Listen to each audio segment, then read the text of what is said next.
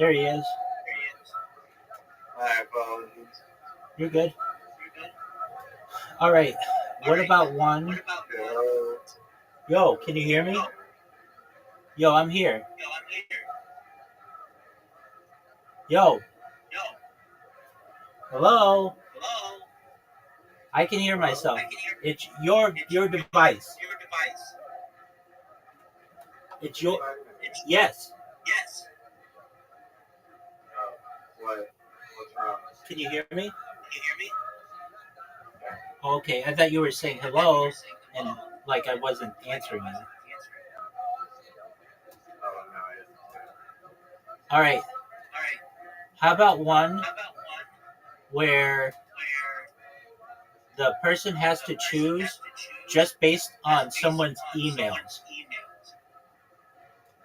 oh wait, I had one. Hit me with it. And I got the social media post is better. I agree. It's called Red Rover, and it's about polygamous relationships. Um, so you got a group of polygamous people all age together, and they have to eliminate like kind of one person from the relationship.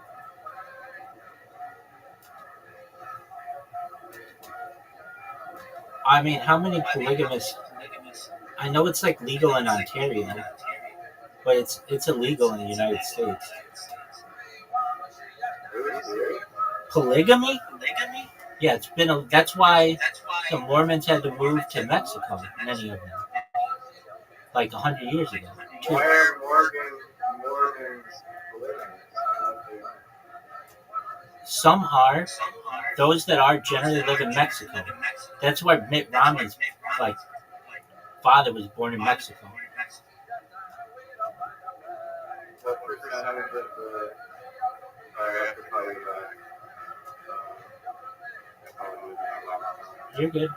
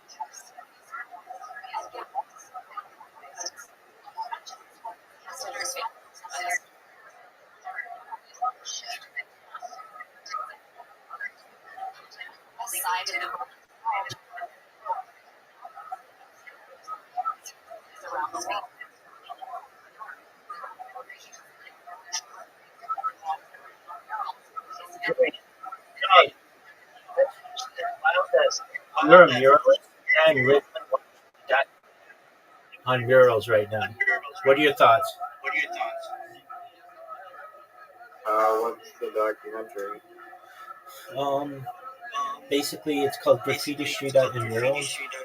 What we learn from public art. I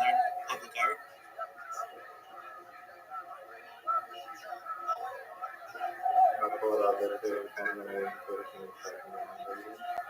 Yeah, I mean it's part of a crash course, so it's like part of 23 volume set on art history.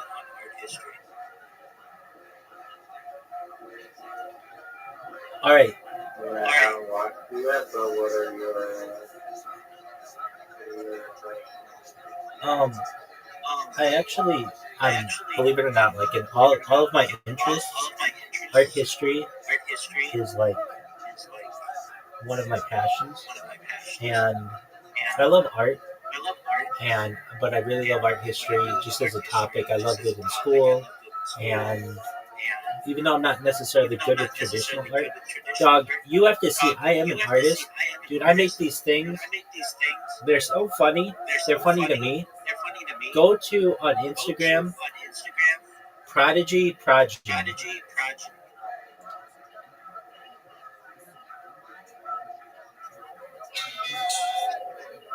They're so sick.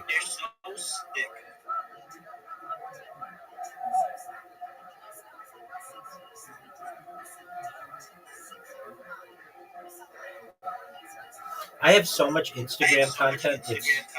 It's pretty ridiculous.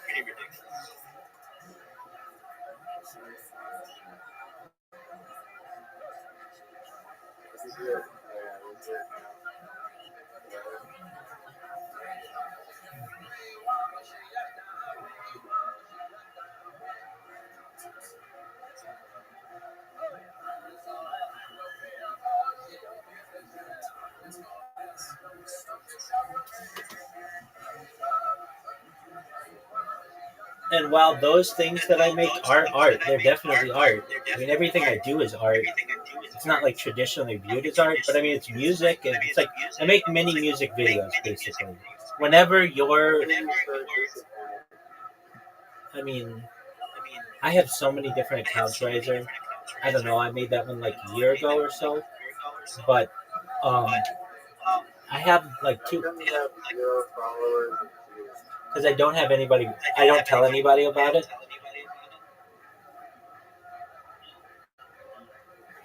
It's just this thing that I do for. No, I don't want to. I don't want anybody to know about it. I mean, I've only shared it with one other person, and it is, and it's cool as fuck, and they're really funny, and I mean, I think they're funny, but I think they're creative as well. I do a lot of air guitar, and I make mini music videos, and I find them to be. I mean, it's what I do. I have this process, like it's like my day is like like watching podcasts and stuff, but I have to do captchas, dude. I have to tell you what Kick told me. So Kick, the streaming platform. Okay, so you know how I spammed it for 8 months straight.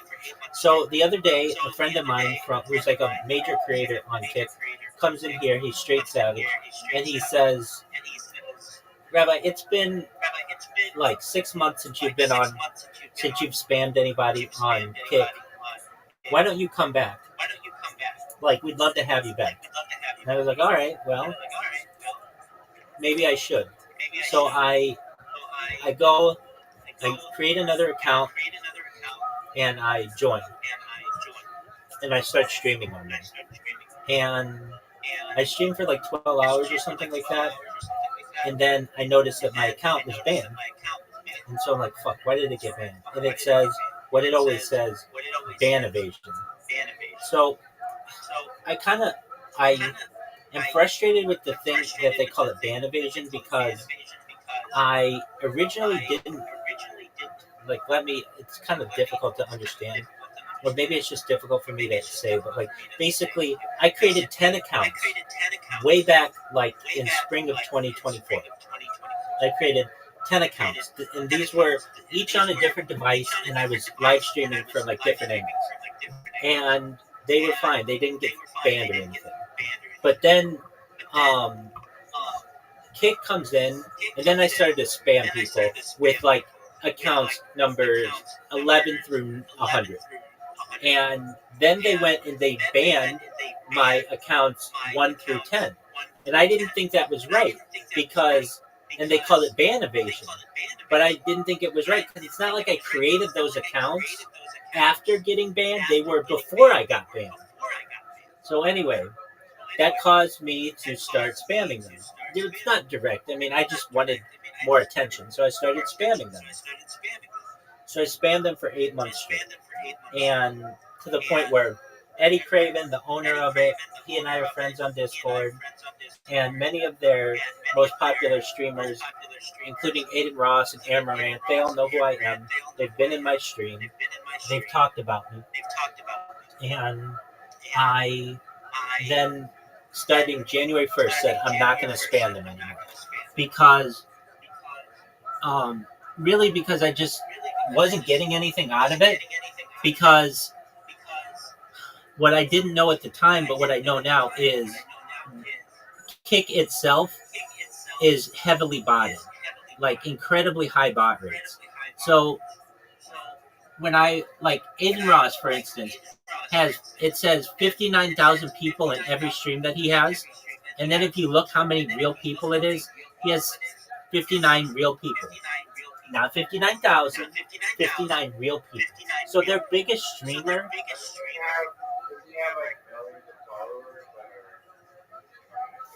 Yeah, but if you go right now on botted.wtf. BOTTED.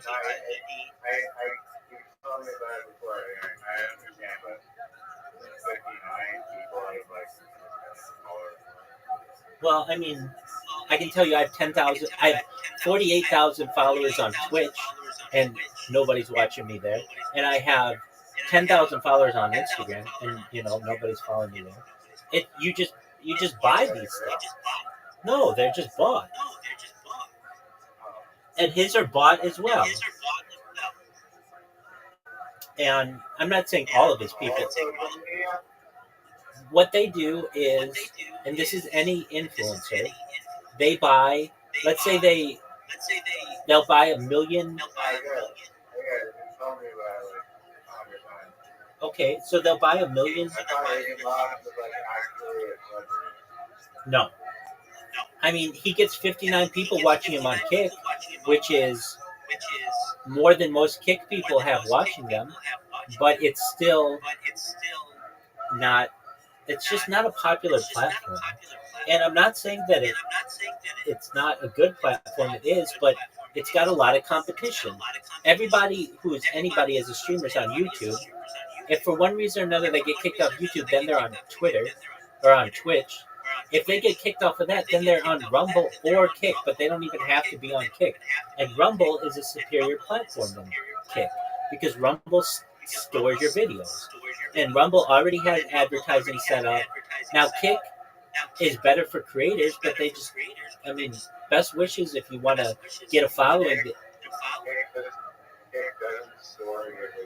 Only 30 days. Only 30 days, and that's not good. I agree. Well, like, Twitch is the same way. They do it 30 days, or if you have a premium account, 90 days. But again, like, I'm somebody who thinks that archiving this is important. And so that's why I chose Kick. If I'm going to spam anybody, why not spam Kick? Because those people only are going to save my stuff for 30 days maximum anyway. So anyway, I recently got banned from there again. And I went to appeal my ban, and they're like, you need to, if you're going to appeal the ban, you need to log in with your original account. It's like, dog, I don't fucking remember what my original account was. So I finally found one that was pretty close to being one of the first ones. And I appeal it. I'm like, hey, I haven't spammed anybody in 6 months. I would like to stream on here again.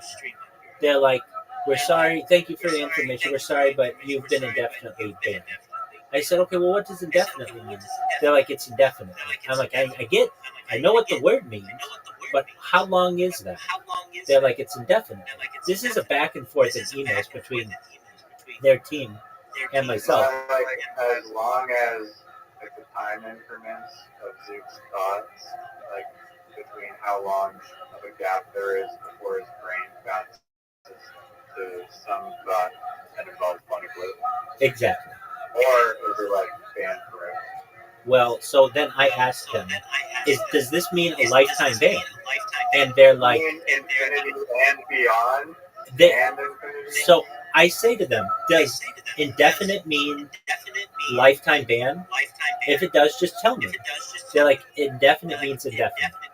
I say to them, I come back to them. Does indefinite mean lifetime? They're like, it means indefinite. I come back to them. Does indefinite mean lifetime? They said, for all intents and purposes, indefinite means lifetime. You will never be let back on our platform. I say to them in another email, do you mean to tell me it's the year 2025 right now? If I survive until the year 2075 and Kick survives until the year 2075, you will not let me stream? They said, that's correct. I was like, wow. So then I sent him a mean email that was like, you have obviously chosen, made your choice, made your decision, and that means there cannot be peace between us. Peace is not an option. So now I'm just going to spare you guys because I have no incentive not to. Basically, you're never going to let me back on, so why not be a bully to your platform? So I said that.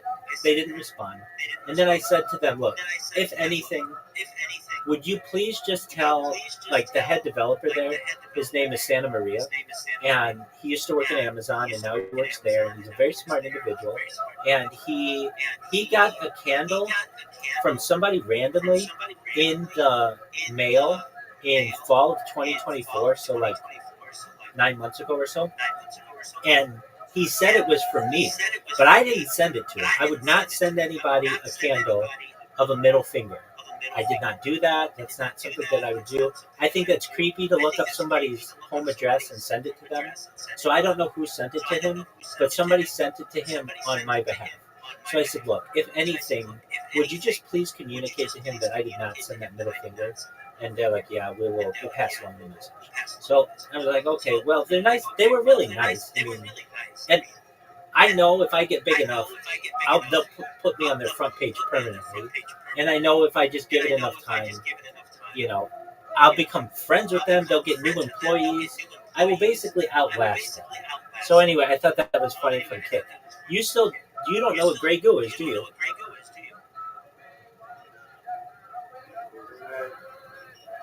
I feel like I saw it on the immortality.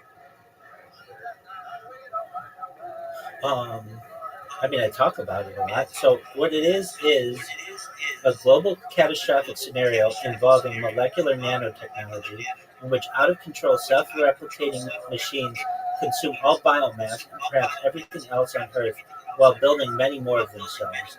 A scenario that has been called ecophagy, literally consumption of the environment. The original idea assumed machines were designed to have this capability, while popularizations have assumed that machines might somehow gain this capability by accident. So I was thinking, like, not a gray goo that takes over the world, but just imagine, like, nano robots that could be like a goo, that could be a plumber. That's what you would need to be like as flexible as a human. It doesn't have to be. You could have a robot that does it. But ideally, if you could have something like a gray goo, it could get into all kinds of like little areas that a human couldn't get into.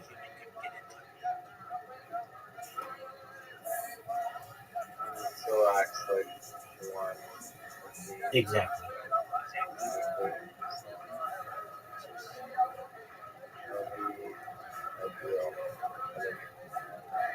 Probably a little ways I mean, they'll probably have it within 20 I years. have to say that. I have to say that, like, this fun, like, finding out who you are, like, you're just. Would you?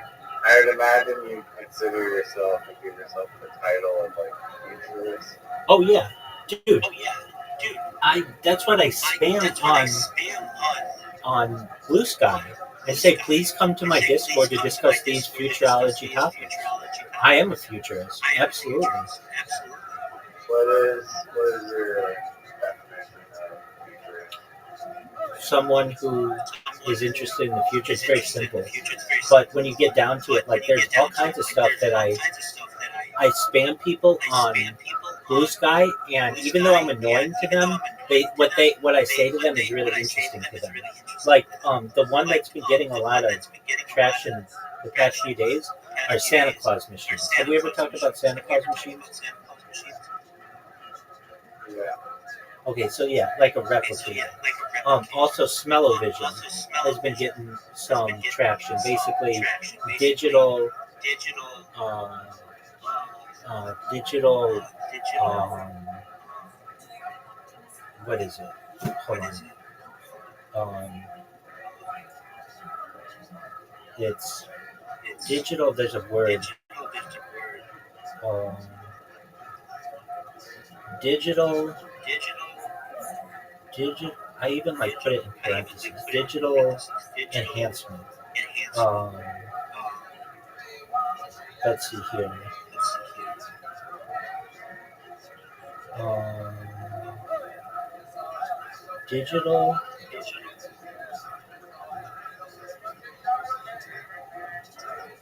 odor projection, basically, um, and an electronic nose that's been getting some traction. Of course, like things that I talk about, like the Bering Strait Tunnel and the Transatlantic Tunnel, those are all of interest to people. I mean, I was just gonna say like it's shifted my focus to ideologies, and I guess I thought about the future to some extent before whenever AI, machine robots, but just stepping down the rabbit hole of like all these crazy future technologies and it's really changed my way of thinking because it'll be like, oh, well, we may not have the solution for this problem yet, but give it enough time, there's going to be some magical technology that comes along and solves that problem. that's right. I appreciate that. I wasn't. I wasn't like this always. I had this dream before I started doing the stream that it just all came to me, and um, I mean, I remember in the dream that like there were things that we didn't have then that I learned about in this dream that were like it's ChatGPT right now, but I didn't know what that. I mean, of course. I didn't know what that was like 5 years ago, and it was like there's going to be an invention that comes about that's going to change things, and it's going to give you all these answers to basically every question you ever had. And I wasn't always that into the future. I was, but I'm not. I wasn't like super into science fiction. If you ask any of my friends, I had like normal interests, but I had this dream that was like, well, within the dream, it was. There was this question that I always had with my parents and my grandparents, and it was like something that my mom posed that if you knew when you were going to die, back then it was like a telephone. If somebody would call you and you could know when you were going to die, would you want to know? And I really thought about that a lot. Like, if I knew on what day I was going to die, would I want to know, or would I just want it to come as a surprise? And I guess I wanted to know because it would allow me to plan. And there were other people I knew who were like not as wanting to know when they were going to die. And so I remember in this dream that it was like if you remember how you used to have that conversation with your family, and I was like, yeah, and it was like and you always wanted to know what day you would die. And I was like, yeah. And then in the dream, it was like, well, what if we told you that you weren't going to die? And I was like, whoa, what do you mean?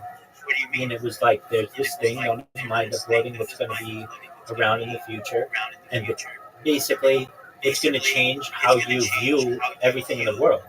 When before you would just be like, oh, yeah, I want peace in the world, you're going to actively work for peace because it's going to affect you and your family and your lineage. When you talk about things like space tourism, you're going to really want to perfect it because you're going to be able to experience it. Or uh, um, um, terraforming other planets. When before it would just be like, well, I hope it's okay for my kids and grandkids and stuff. It would be, it's gonna have an effect on you. And it was like, just every. I mean, I think about this dream. It just changed my life. And I mean, I had a dream last night. I mean, it doesn't happen every night, but I've found like some interesting information that happens in my dreams that I would never be able to come up with, like, just in my regular frame of mind. Like intentions and whatnot. A few days ago, I had an idea for a device. This came to me in my dream. My ears are very sensitive, and if I go fly or go to altitude, like the severe pain, tinnitus, like lots of discomfort, yada yada yada. And there is this thing that you can do that is called hot cups, where you just get boiling water, put it in like a styrofoam top of a cloth, and you hold it up to your ear, and the steam created by the cloth and the hot water, or created by the water, it's held in the cloth. It unclogs your ears as you're descending from the flight.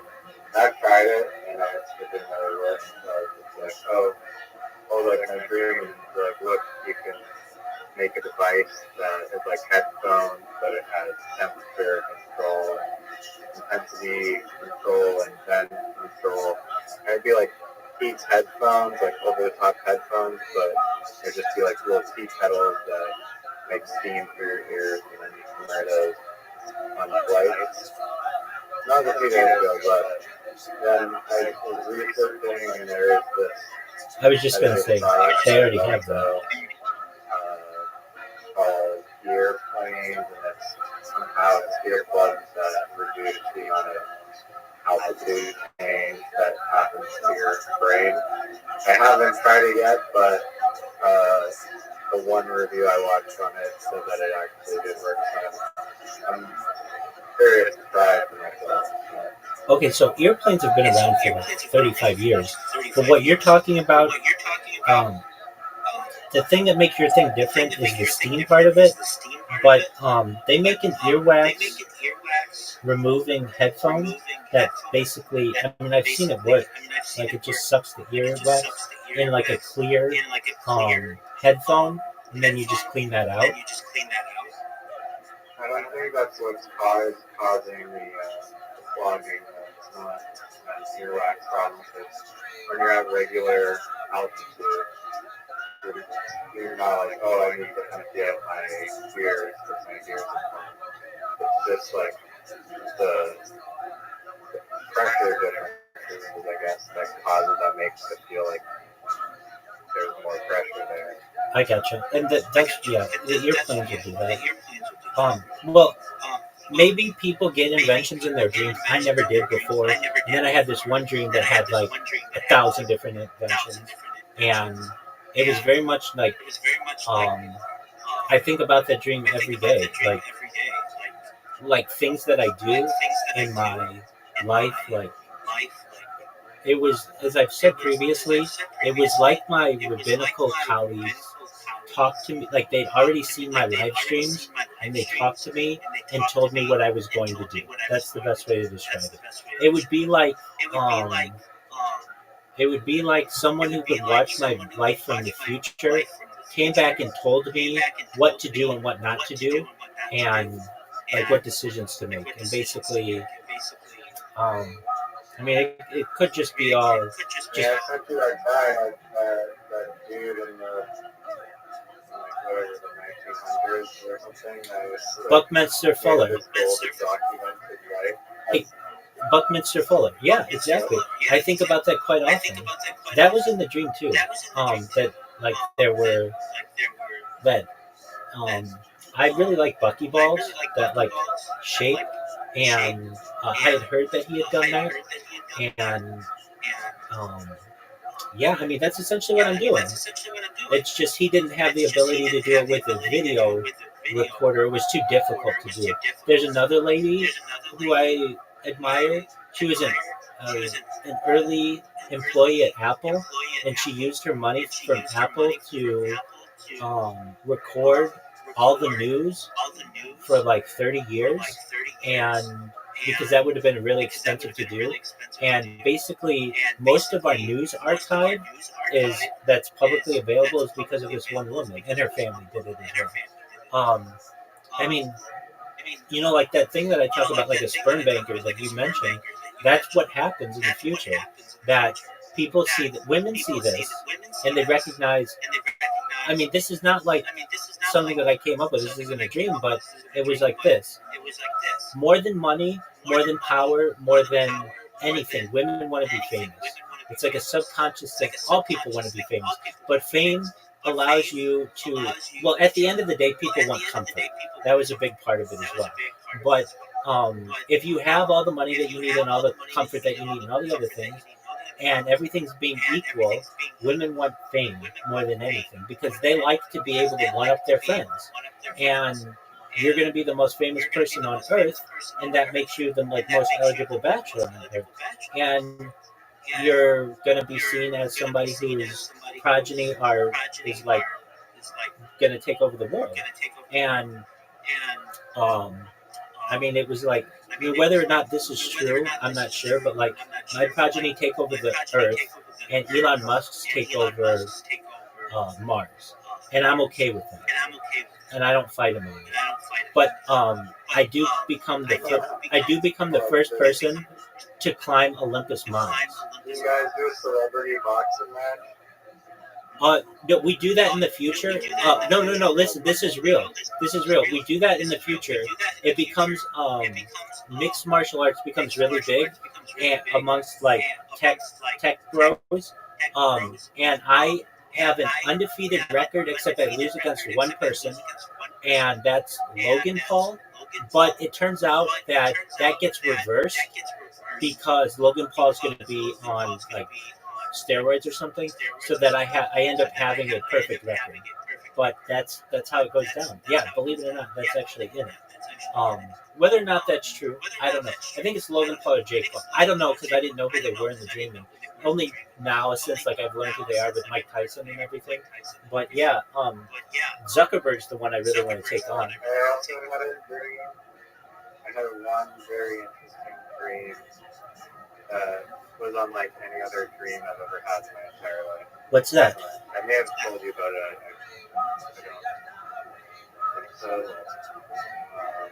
This dream, the only time that it happened where I really heard a song, let alone a song that was the greatest song that there's a couple, there's like 3 songs, or maybe 2, but the first one, I remember as being like the most amazing, incredible, like uplifting, magical, ethereal song I've ever heard. And it was the combination of the sounds that made it so interesting, and I'm lucky that I actually remember it, because I don't remember exactly how it went, but I remember the instruments that I used, which gives me like a blueprint and like a framework to actually try and recreate it, which is good. But it was a combination of this like liminal. It's like this instrument, or it's like this sound that's used in like liminal music a lot, but it's like this kind of like airy, like the synthesizer. I'm not sure what it is, right? But if I found it, I could. Okay, but it's like this airy synthesizer. It's very common in liminal music, but it's overlaid on top of this like amazingly tuned guitar.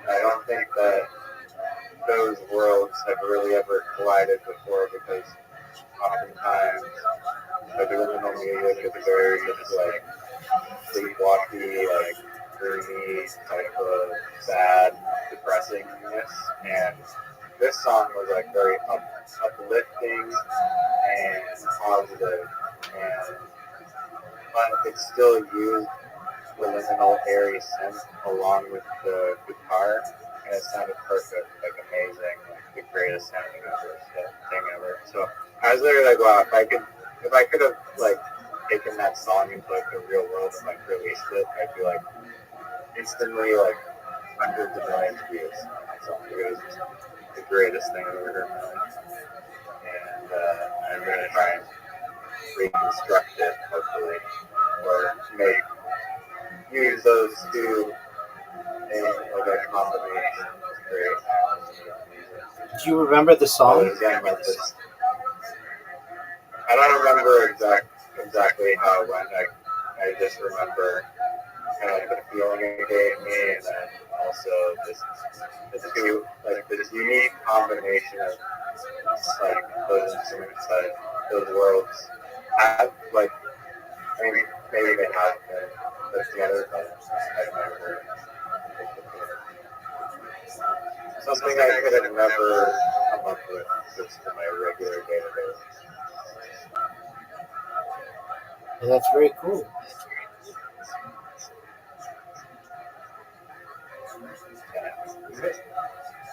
Doug, do you remember? Have you heard sounds? Have you heard sounds in the dream? Because I rarely ever hear sounds in the dream. It's only like visual.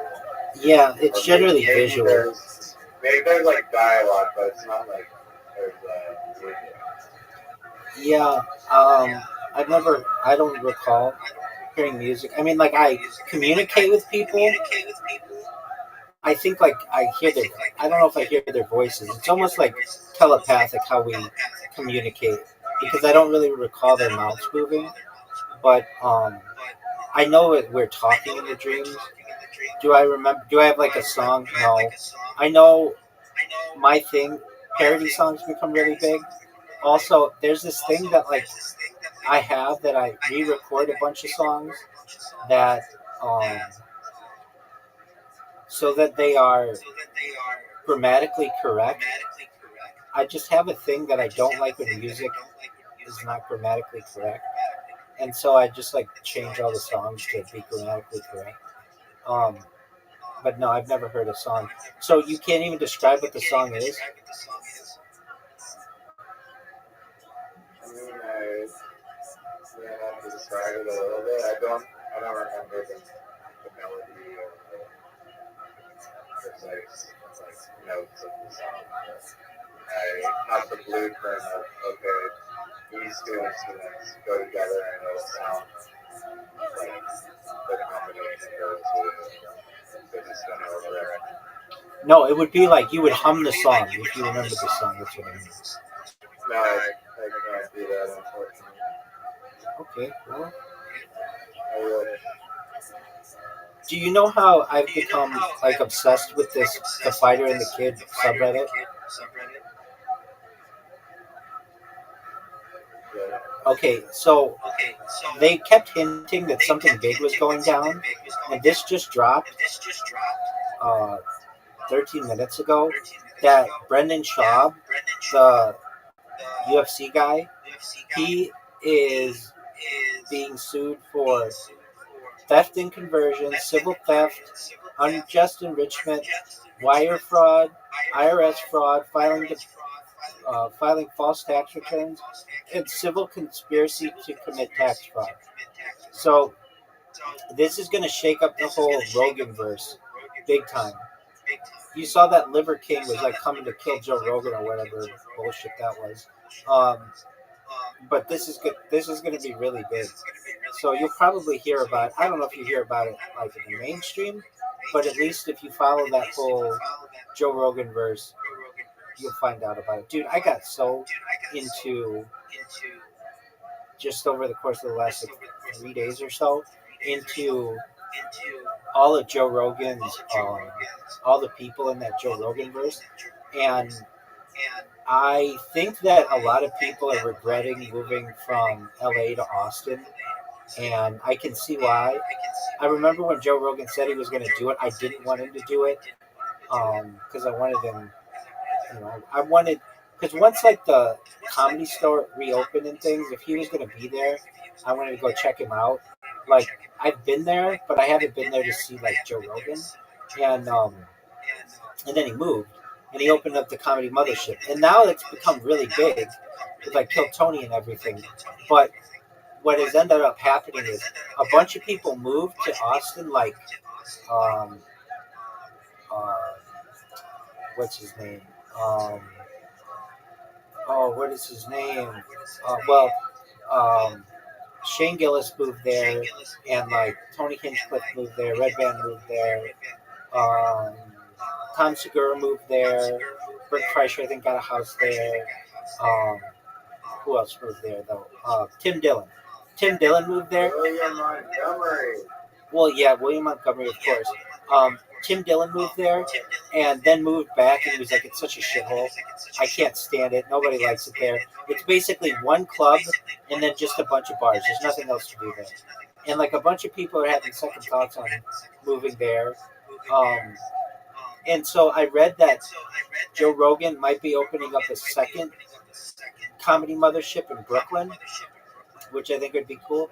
Then I think he's going to do a third one in LA, which would be tight to see. And like I don't know, I think that'd be cool. Anyway, this thing just dropped, and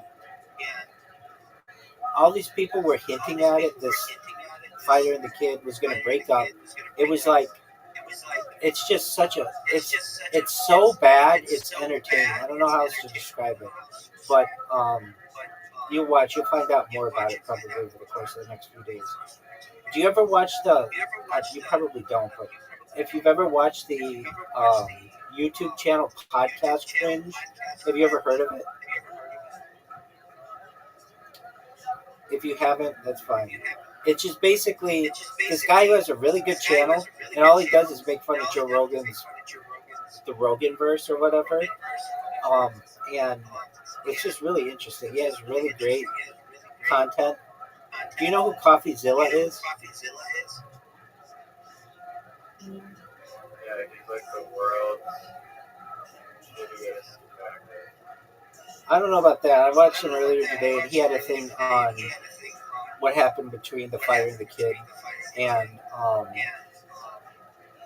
it's just interesting how this whole podcast world works, and how it's basically like a lot of it is just built on like a house of cards. Like basically, all these products that they shill are like not all verified. They're not like FDA approved. They're like startup businesses, and a lot of them fail. And like there's this thing, it's called Cast Media, and what they did like Theo Von's podcast, The Fighter and the Kid, and some other podcasts. And what they would do is, and like what a lot of these companies do, they're like the middle people. So they basically sign new talent, and then they get sponsorships, and then like give that sponsorship to the talent. But that way, Theo Von and Tim Dillon and Shane Gillis, they don't have to go out and get sponsors. They just sign with this company. But how this one company stole like $4 million from the fighter and the kid and Theo Von and some other people. And I just kind of see this whole joke. What's that? You know that guy that I sent? He didn't think he was funny, but I thought he was like funny. This guy was like wandering around. Yeah, the guy at the Dairy Queen. You thought he was funny? He was okay. The guy at the Dairy Queen. Yeah.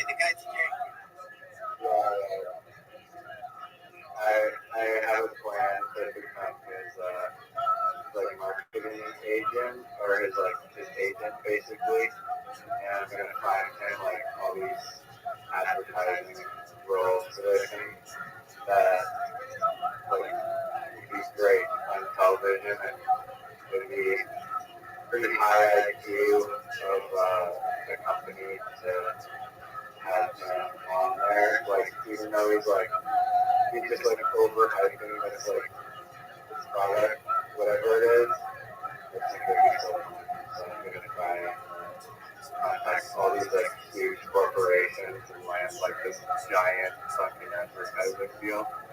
They know that they'll do extremely well. What do you think you can offer him that he doesn't already have? I'm not saying that you can. That's the first question that he's going to have for you. I mean, I'm finding him like work to get on television and work with these like massive corporations. So tons of money made. Okay. For example, like Tim Hortons or whatever. Be a great one. So he is always hyping up Tim Hortons. They're having a new offer, and oh, this is like the most amazing thing we've never seen anything like this in the history of the human world. It's a very good deal. Okay. So you want to be his manager? Agent, manager, yeah, basically just find him these roles and like this Hollywood actor. I mean, potentially it could be in movie roles too. Yeah. I think advertising would be one of the plans. Does he do things other than just like prank things? He doesn't do pranks. He just literally like reviews plazas. Gives us information on plaza updates. Or yeah, you're right. It's not pranks. What I meant to say is, does he do anything that's not corporate? He has a podcast. He has a podcast. Okay. Is it good? Yeah, it's him talking. I like it. I've been listening to it a lot. I was really pissed today because Spotify and my phone wanted to play it. And then the first thing, Spotify is just rating it. Are you excited for William Montgomery's movie? The David Spade. Yeah.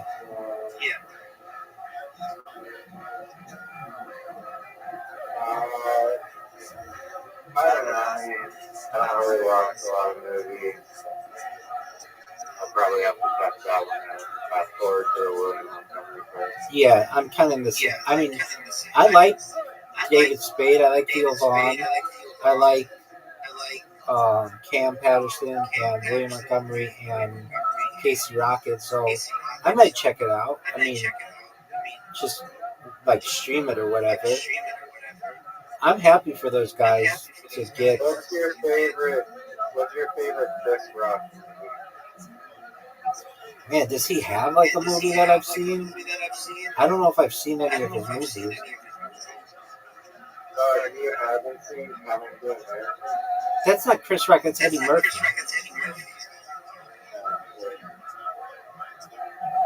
Oh, do you mean? Are you asking what my favorite Eddie Murphy movie is? I mean, Chris Rock is in a few movies as well, but he's not in many.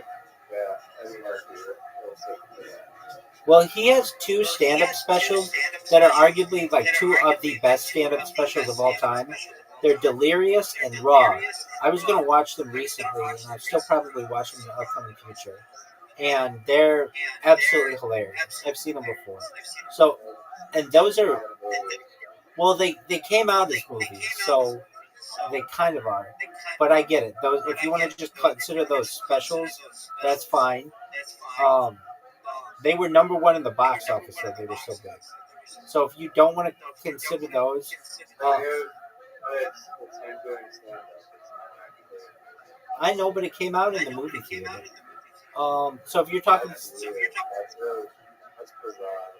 they used to do that because how else are you going to see somebody special? At the time, YouTube didn't exist.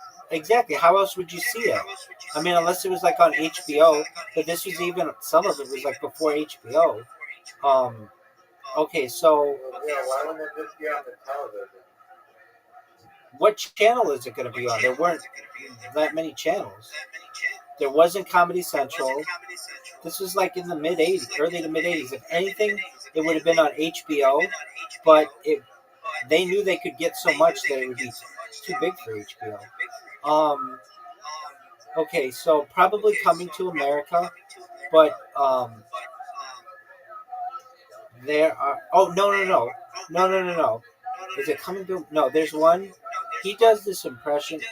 What movie is that? Eddie Murphy is in a barber shop. It's like, yeah, it's Coming to America. Yeah, it's probably Coming to America is my favorite. Though he did Doctor Doolittle. Oh, here's the donkey and Shrek, man. Yeah, he was the donkey in Shrek, but I still like Coming to America more. He's in Later, and Donkey is just the best character in Shrek. I'm gonna go with this. What about Puss in Boots? That was my who played Puss in Boots. And Antonio Banderas.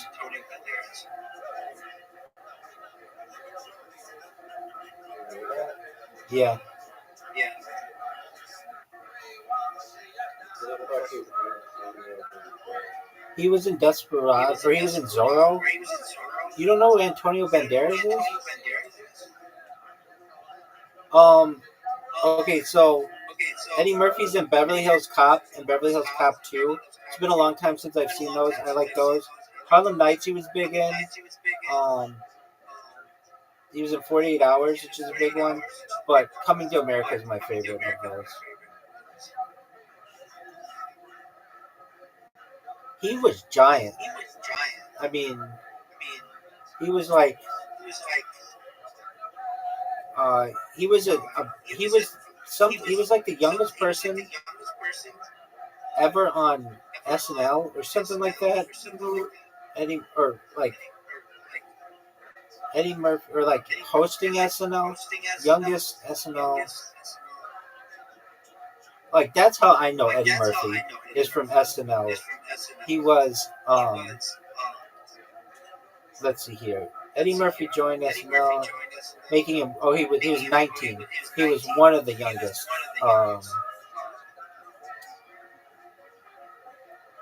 Who's the youngest person ever to be on SNL? Oh, dude, they're so funny. Anthony Michael Hall was 17 when he was on. Wait, yeah. Oh, that was when he joined the cast. Wow. But 19 still really young. Dude, I watched a bunch of Richard Pryor. Do you know who Richard Pryor is? I watched. He did Live on the Sunset Strip, and that came out in theaters, and it just killed people in theaters. And I watched a bunch of his stand-up, like a week ago or so, 2 weeks ago, and he was so good. But what's interesting is, go ahead. I have a question. So the population in the 1980s was roughly the same ish. I mean, maybe, let me see, 1980s. What do you think the population was in the 1980s? In the United States? In the world. Oh, it was like 7 billion people versus 8 billion today. Apparently, in the 1980s, it went from 4.4 to 5.3 billion. Okay, there you go. So there were less people, but it seems like my point is that it seems like in the 1980s or like that era, they were just like so way less comedians, way less, or I'll just say like comedians. And nowadays it seems like there's just like way like tons of them. It's just like the population hasn't increased by like 16 times, but it seems like the amount of comedians has increased by like 16 times. From Do you think that's true? from Canada or anywhere in the United States, anywhere in the world. Everywhere. Yeah. So Maybe I just don't know a lot of 1980s comedians, but it seems like there's just so many, so concentrated, and I get that media was very centralized, so that probably a role that there were just like fewer comedians, but they were like way bigger, and now it's just like way more spread out, but they'll make less money or something. well, yeah. I mean, like, stand-up comedy didn't really come to fruition until after vaudeville, which is like after the 1920s, and it started to make its way into the 1940s and 50s. But television is the thing that really revolutionized it, and then the Tonight Show really made it.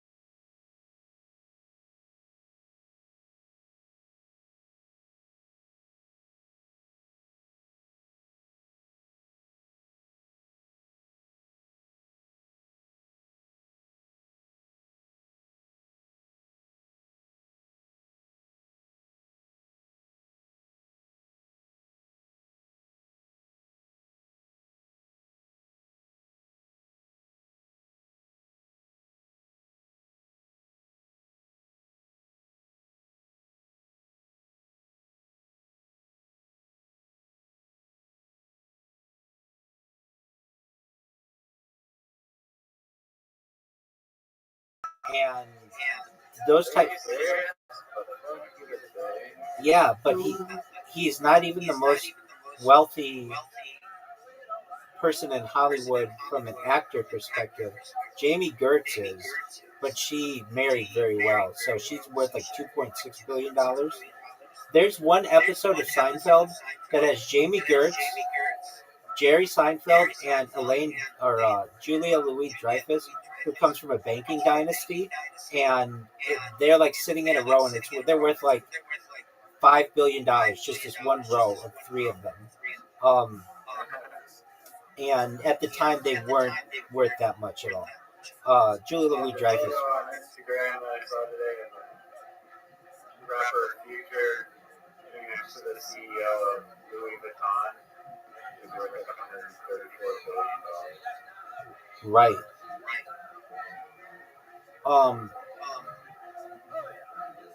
So,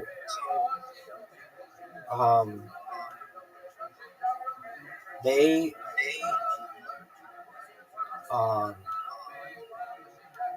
but the thing that really revolutionized comedy was social media, because you could be a no-name in bumfuck nowhere, and if you're funny online, you can get a you can get traction. Like, do you know who Matt Rife is? Unfortunately, yeah. Okay, so he's like the number one comp comedian. Like, he's like number one or number two for what they gross. That'd be William Montgomery. No. I know that, duh. But no, what they gross a year. He made like $60 million last year, just in his tours or whatever. But like the way he started was, um, do you know who Ralphie May was? R.E. Yeah, okay, so you know who Ralphie May is. Okay, cool. So like Ralphie May was doing a tour in like Ohio, and Matt Rife reached out to him on social media, or even like before social media, but it was like yeah, I think it was though. I think it was like Twitter or something, but he might have just emailed him from a website, and he was like, "Please, can I open for you?" And Ralphie May was like, just didn't answer him or whatever. And so what Matt Rife did, he was like 14 or 15 at the time, he was young. He and his mom met Ralphie May's uh, tour bus outside the facility when he was going to perform, or outside the club, and they made him breakfast. And that was like the way to Ralphie's heart, is to like make him food. And so he was like, you know what? In fact, like Ralphie May's exact phrase was like, you've got like, it's like you've got heart, basically, to come out. It was like 5 in the morning, and you guys made me breakfast and orange juice and everything. So he let him open, and then he eventually started taking him on the road with him. Matt Rife was not that good looking, like people think he is today. He had like all kinds of surgeries and stuff, and he was able to pay for those through Ralphie May. Anyway, yeah, that's the origin story of Matt Rife. And like Matt Rife did not have a really nice smile. He had like all new teeth put in, and he was able to pay for all his plastic surgeries, basically from the money that Ralphie May gave him for opening for him and everything. So Ralphie May is legitimately like, I've heard a lot of stories about him, and just how generous he was is like an understatement. Like Joey Diaz has this story that Ralphie May used to just like he would come into town and he'd be like, "Hey Joey, like come meet me at this place for lunch. I'll take you to lunch or whatever." And Joey'd be like, "Well, I can't. My car broke down or something like that." And Ralphie May would be like, "Don't worry about it. Tell me where you're located right now." He'd give him the address. He'd go down there. He'd pay for like Joey's car to get fixed or get new tires and everything, and then they'd go out to sushi. And then before he was done, like he'd leave him with like $1,000 worth of weed. And then like he would always take care of people really well. And I would listen to interviews of Ralphie May. Ralphie May grew up really, really poor. Ralphie May's origin story is fucking amazing. I mean, I know it really well. He was at a Shakey's Pizza in somewhere in Arkansas, and they had an opportunity. He was in high school, I believe, and they had the opportunity to do stand up, and he went and he did stand up, and he did really well, and he got a blowjob next to a dumpster outside of Shakey's Pizza off of Highway 271 or something like that, and he basically said like it changed his life, because he was like, I could go to school. He was going to high school and college at the same time. So he was a smart individual, but just like probably like just made fun of a lot for his size and stuff. And so then he started doing stand up in Houston, Texas, and then from there, this is a really beautiful story. He was starting to tour, and he was in Hawaii, and he was doing a show in Hawaii, and he gets a call from Jay Moore, who's another comedian, and Jay Moore's like, "Look, they're going to have this show on NBC called Last Comic Standing, but you got to be in LA by the weekend, basically, to be able to do it." And Ralphie was like, "I can't. I'm in Hawaii right now, and I've got to do these shows." And they're like, "Look, if you want to be on this show, it's going to be on national television. You got to do it." And he didn't have enough money, so he was married at the time to a lady who's also a comedian, and she went to her mom and they had to put it all on like an emergency credit card. And so he flew to LA, did the show, got on the show, actually ended up getting second place on the show. He did not win it, but that made his career. And then he made all this money from that. And the guy who won, his name is Dat Fan. He was the. I remember watching Last Comic Standing because it was pretty big in the United States. Like, hey, they're gonna have a comedy show, everybody's gonna watch it.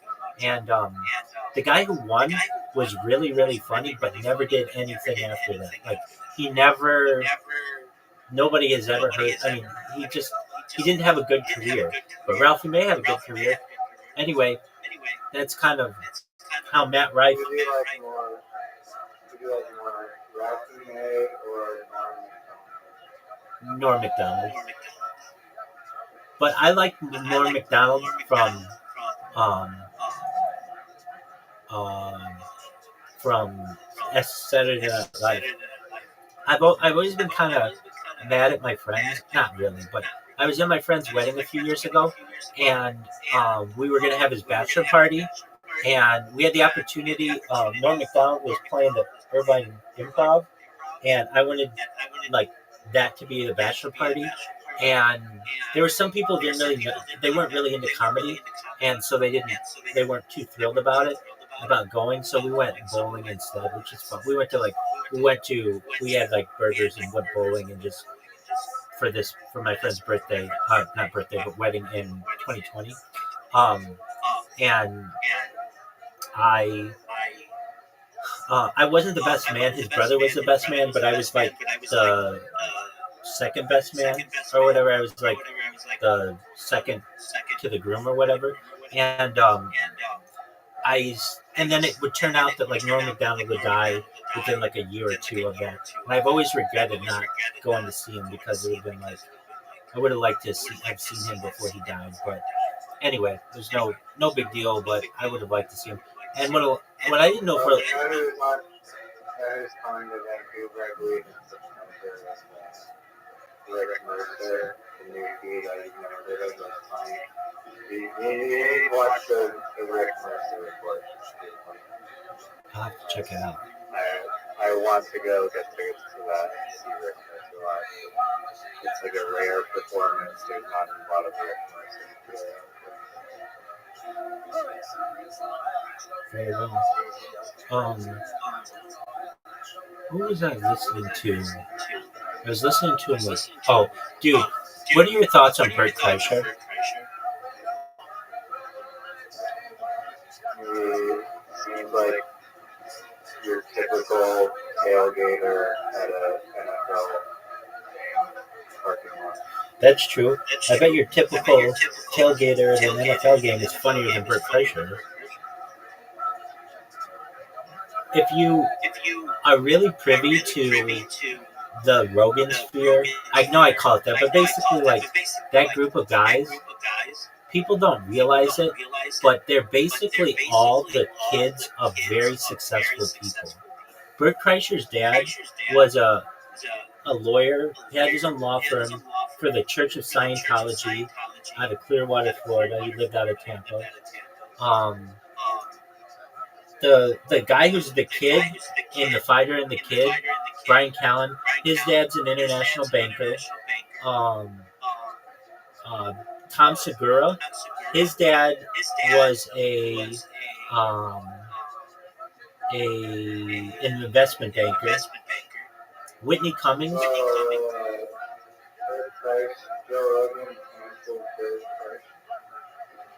Wait, what?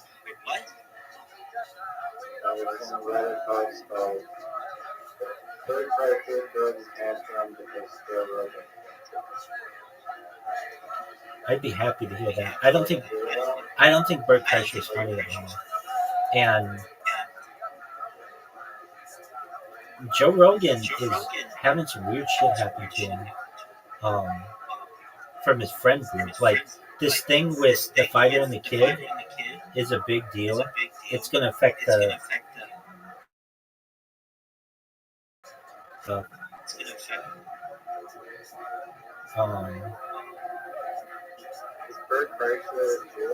no.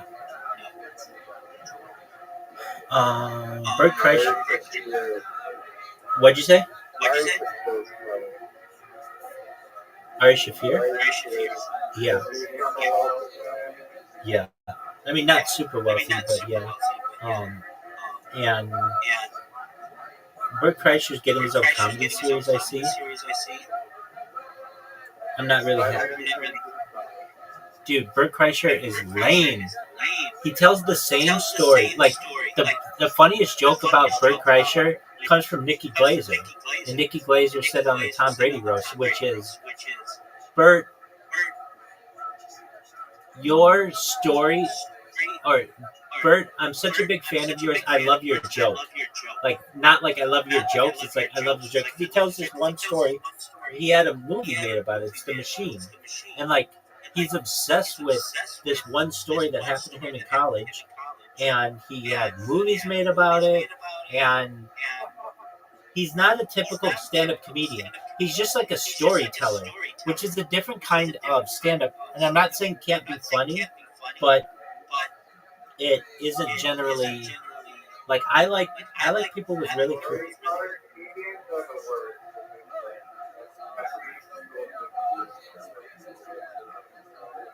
Exactly. It doesn't show a lot of talent, and then he just takes his shirt off, and it's like, okay, that's your story. I mean, like there are some comedians who are just joke after joke after joke after joke. They're like machine guns, and that's hard to do. But when you're just like telling a story, it's boring to me. And um, Bert Kreischer also talks about his family, I think inappropriately. Like he'll talk about his daughter's first period. Like, can you imagine how embarrassing that is? Your dad's going out just because he needs material and going and just talking about like a very personal issue like that, or just things that happen. I don't find him very funny. I mean, it's just like like some people can have boundaries, I guess, and he just has no limit, no boundaries. Um, I There's the thing, like, in order to be a stand-up comedian, I'm not saying it has to be this way, but it's really hard to be a stand-up comedian if you come from a really poor background. And you wouldn't think so, but it is, because stand-up comedy pay. Yeah, he was able to do it, but he had a wife that helped to support him. Like, that's the thing. If you ask any of these stand-up comedians, like the popular ones, what is like how can you be a successful stand-up comedian? They say, number one, be prepared not to be paid a lot for like the first 10 years, and number two, date or marry someone who has a job, because basically you won't be able to make any money. And it's true. The popular stand-up comedians that I've named, they all come from wealthy families. Whitney Cummings.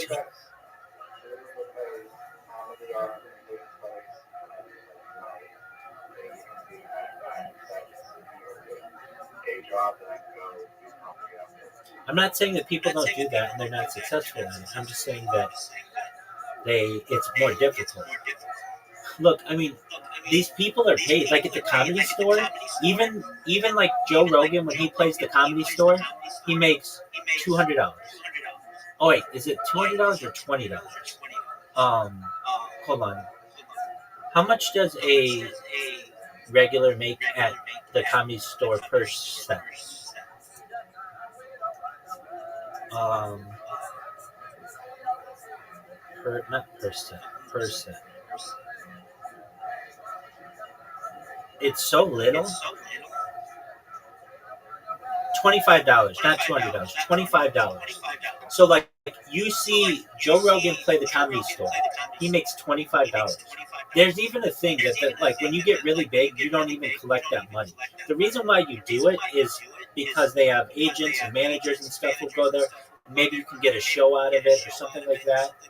That's why people do it. But the it's that's incredible. It's like you don't make a lot of money doing it, at least at the Comedy Store, and that's like the biggest place. The reason why Joe Rogan, he wanted to change things, and so he doesn't run the Comedy Mothership to make money. He runs it to just break even, and he gives a lot of the money back to the people who play it.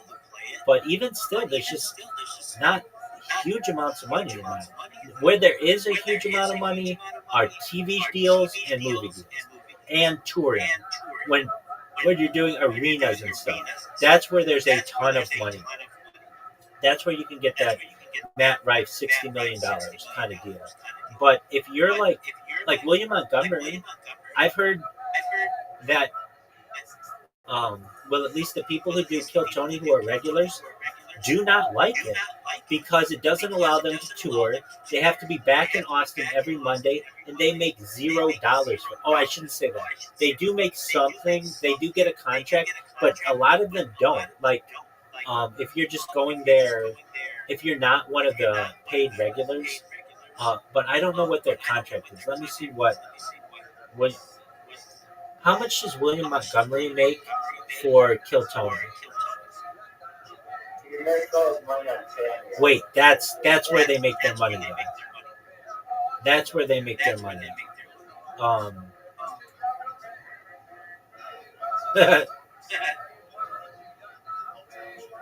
You know how he makes those jokes about being sponsored by Kirkland and everything? ChatGPT takes it seriously, and so they are like, for instance, it is suggested that he earns at least $3 million a month from his Kirkland sponsorship. That would be $36 million a year, and I think we both know he's not making that kind of money. But it takes it as serious. That is hilarious. I know David Lucas did not like he was a regular on Kill Tony for a year, but he didn't. He said that he didn't, or maybe more than a year. But he said he didn't like it because. Now I'm sure he did like it. He's just saying this, but they don't pay you, or what they pay you is like $25. It's very, very low because you have to think they're not doing that much work. It's literally like 1 minute of work. So, it's like not a lot. They don't have to pay you a lot. Though it's a lot of work to get that 1 minute, they don't have to pay you a lot for it.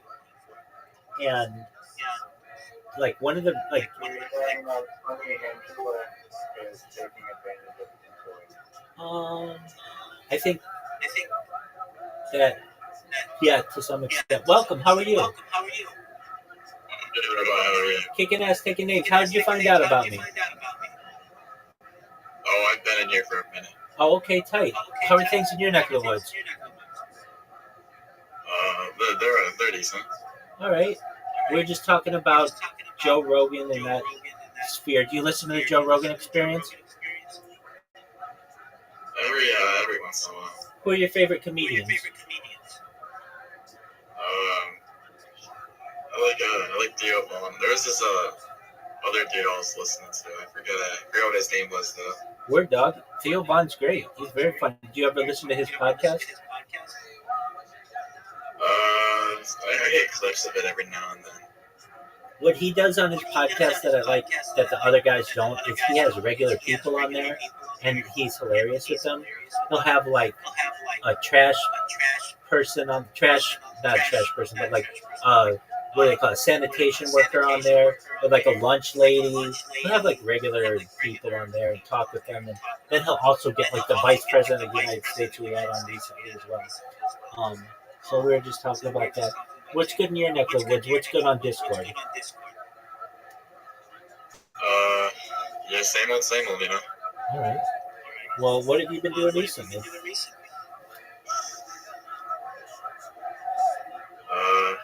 Yeah.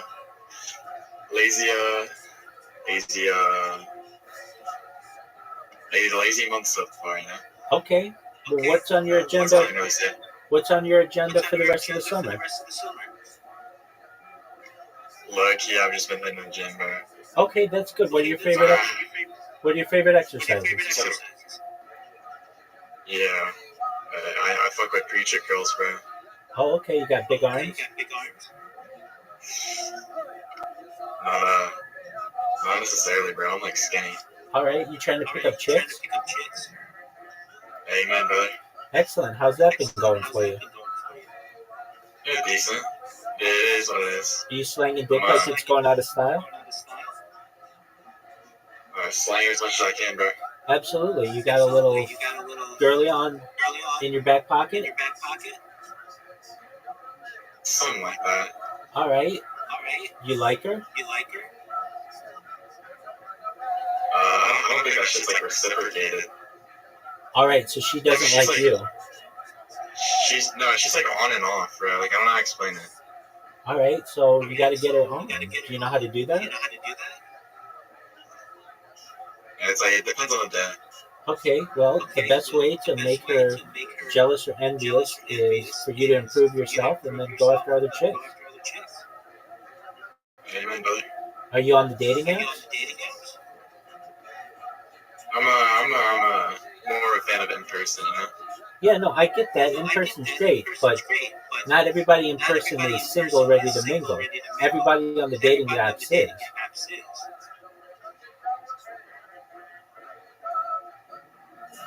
Do you ever do the dating apps? I've done them every once in a while. All right, do you have much success? I mean, when I'm on them, yeah, decent amount. All right, so this girl who isn't giving you enough attention, why don't you go find some hottie who does give you attention on those apps? I mean, it's a fair point. Definitely. I'm just calling them like I see them. Basically, you have an amazing opportunity. You are young, in shape dude. I know you think you're skinny, but that's great. That's a positive. And you're just going to get a bunch of chicks to swipe right on you.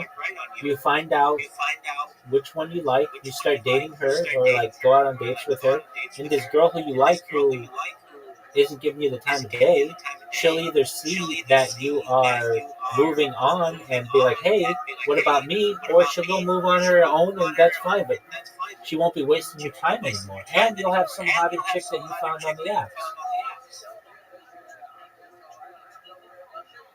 Amen. That's what you should do. How are you going in the scene, Rabbi? Oh, well, I consider myself to be perhaps the world's most eligible bachelor. I just have to go viral. So for me, I don't date.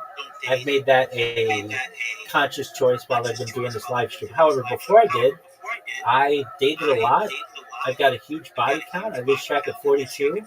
I date all kinds of chicks. But the one thing they all have in common is they're intelligent.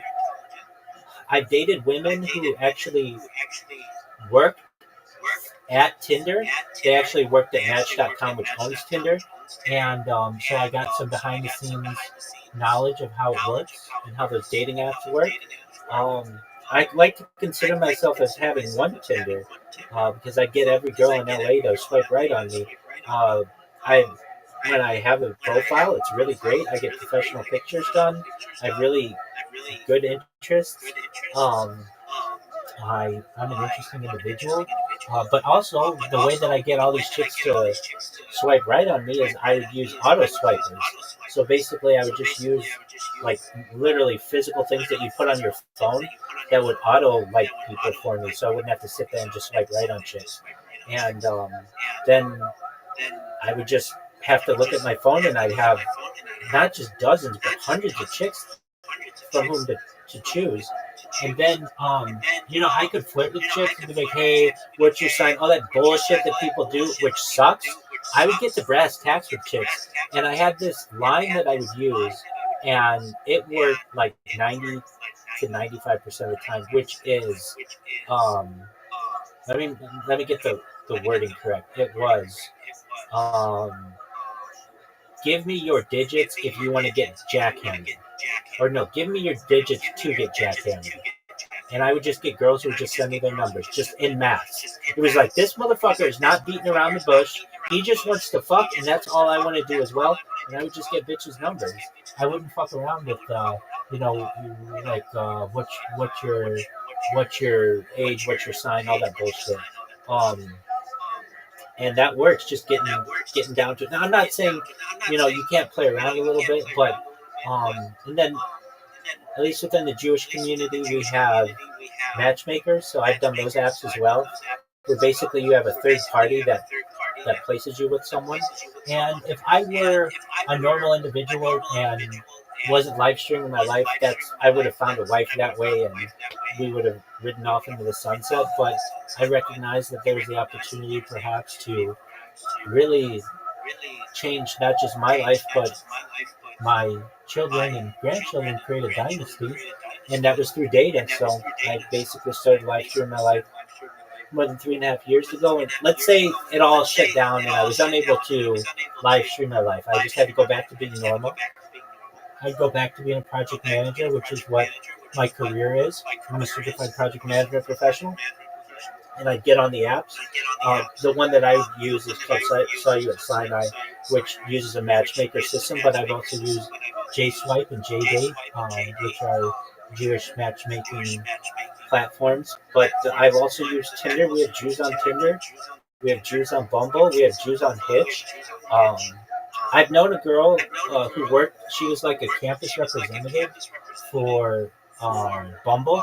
That's the one where the girls make the decision on what to do. So I've gotten some insight on that. But like, if I were to give you uh, my advice for those apps, you need to have 5 good pictures or so. One of them of you doing an action, like something exciting or a sport or something, like on a boat or playing basketball or even golf. Just something that shows that you are active.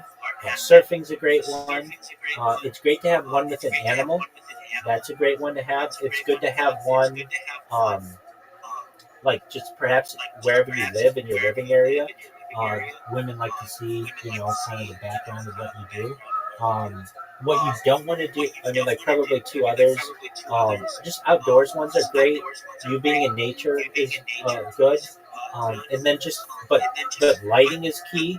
And I've even paid professional photographers. There's this fucking app that like Instagram advertised me and they wanted like $70 to literally use AI to enhance the photos for dating night specifically. And they're like, it's like Photoshop you onto like these like 4K like professional photos and you could choose like settings like year after whether it's like business or like casual in the fall. 64 goddamn dollars to an AI swap app. Yeah, I mean, I've paid professional photographers to take pictures of me, or at least made arrangements to do it because I recognize the value of having good pictures, and that's really, really important. Another thing is to not have outdated pictures, so recent photos are important, and like clear pictures are really important. Lighting is really important because you want to give your best um, visual as possible. I wouldn't necessarily think that AI is the way to go. People can discern that it's AI, but also if you're like, let's say surfing from AI, and then the chick is like, hey, you don't have that body. Also, do you surf? And you're like, oh yeah, I don't surf. I just tried it once. It's like you were able to stand up on the board. Yeah, I mean, I don't know if you want to. I mean, of course you don't want to do it. You want to be as honest as possible, or within reason. And then having a good description, an accurate description. Like I, I know one that I would have. This is one that I did like way years ago on Plenty of Fish, but um, my username was "Want to help me save the world" or "Want to help me change the world" or something like that. And I got girls who were just interested just in who I was because of that profiling. I mean, anybody can go in there and just be like "Big Pimp 69." Okay, that's cool, but it doesn't really tell you that much about like doesn't really tell the girl that much. And then just like I don't know what's your career? What do you do for a living?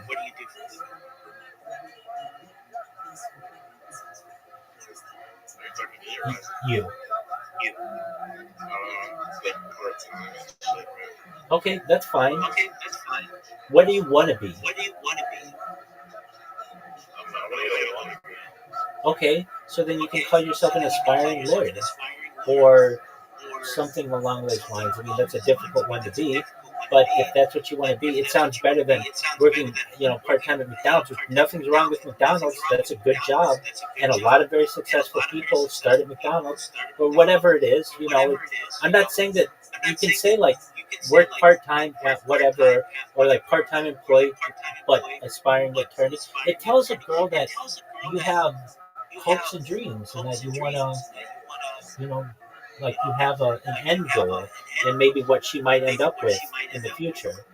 I'm not saying though that what you're doing, you can't be successful by just saying I work part time at Blockbuster Video or that doesn't even exist in or whatever. You can get laid that way too. Um, you know, but like the pictures are really important. Your description is important. How you are you 6 feet tall? Like 5'11".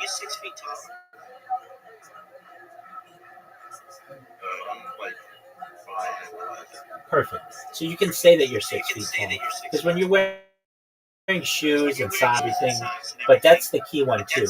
You'll get 50% more chicks swiping right on you if you're 6 feet tall, and or taller, and like those are the big things. I mean, if you're working out, it shows that you care about yourself. So you'd be like, employed. That's a big one. So you could write like if I were going to write yours, I don't know you, but basically you could write employed, aspiring attorney, love to work out, and over 6 feet tall or barely. There you go. I mean, frankly, that's going to be better than 70% of guys that they're going to see. And if you have good pictures, If they read lawyer, they're gonna be like Donald Duck, like Scrooge McDuck. Yeah, absolutely. I mean, but you're gonna have the word aspiring there, so you're being honest with them, but they're gonna know that hey, this person has they're goal oriented. I mean, that's another thing you can say. I'm goal oriented, and I know, you've got this other chick who you were seeing or whatever, but if she's not into you, don't waste your time. You're young. You have the opportunity to score some really hot chicks, and that other chick, and like the thing is, you're gonna make her jealous, and she's gonna come running at you. Like right now, she has no competition with you, so she can dangle you. But the second that she knows that she's got competition for you, she's gonna be all over you, like bees on honey.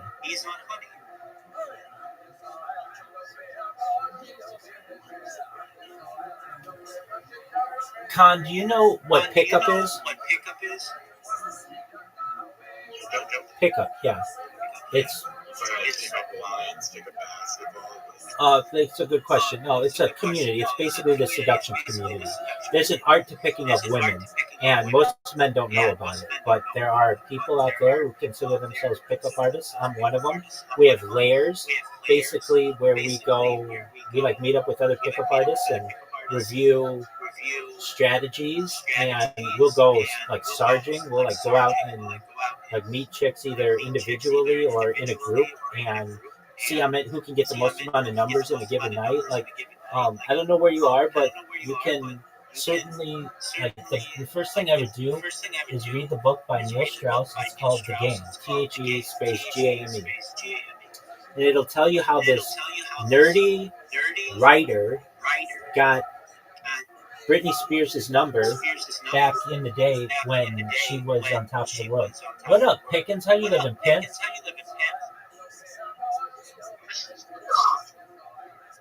Pickens, what's new? What's good? What are you up to, my man? You're watching YouTube? Excellent. Pickens, how old are you? 19. Okay, very well. What are you watching on YouTube? Emergency response. You're what? Emergency response. Oh, okay. Is that fun? Very cool. Pickens, how'd you find out about me? I was in here a long time ago. Remember? No, man, I've got like almost I was, 1,800 people in here, so I don't remember them I all. was here with Eli. Okay. How did you find out about me? The Eagle server. Oh, okay, that's a popular one. Okay, very well. Do you like gaming? Yeah, What are your favorite games? Roblox importantly. Okay, very well. What's on your agenda for tonight, Pickens? Watch YouTube. All right, well, that's a popular thing. I was doing that before everybody came in, and I will do that probably after everybody comes in. Do you like podcasts, Pickens? Yeah, What are your favorite podcasts? criminal talk. Like, True crime? trial. Like, trial podcast. Oh, okay. Do you want to be in law enforcement, or do you want to be in a No, trade?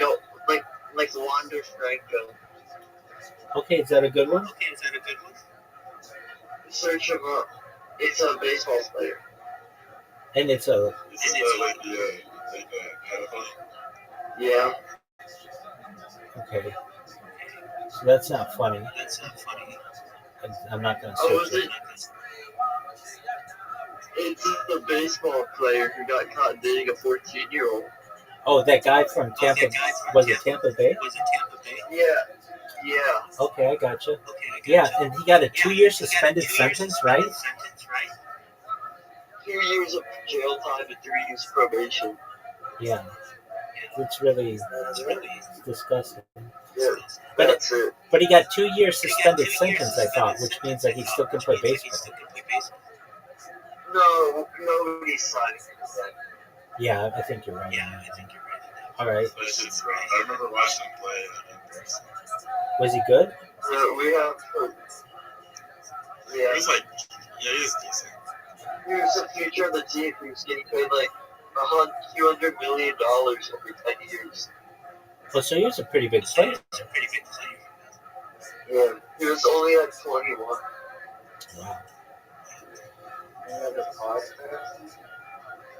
No, it's like he was on the podcast because he was like in a trial. Very well. He was in a podcast. How do you feel about what's his name? It's like George something. It's like George DeSantis, like that. He was like a congressman in like New York, like one of the boroughs. Right. And now he's getting like arrested for like what is it, like tax fraud or whatever. Right. And now he has a podcast. I Yes. George Santos. George Santos. Right. Did he serve his time? I think he's like currently serving his time.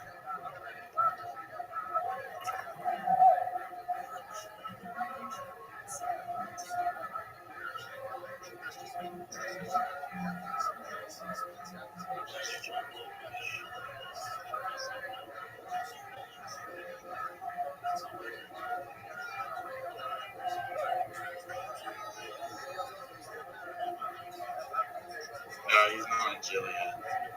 He got sentenced to 87 months now. There you go. So it's just a matter of time.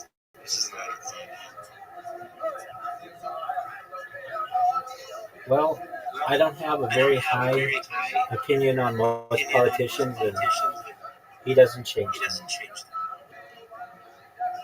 Alright, well, I think we get everybody. Absolutely. You're always welcome here. Get yourself a new little lady friend if you can, and if not, get the other one, okay? I'm going up to Orlando for the weekend, so I'm gonna get some chicks again. Please do. Keep us updated, okay, my friend? Will do. Take care, buddy.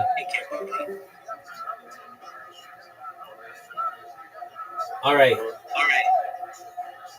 Back to you. Where were we? Oh, we were talking about Joe Rogan and comedians and stuff.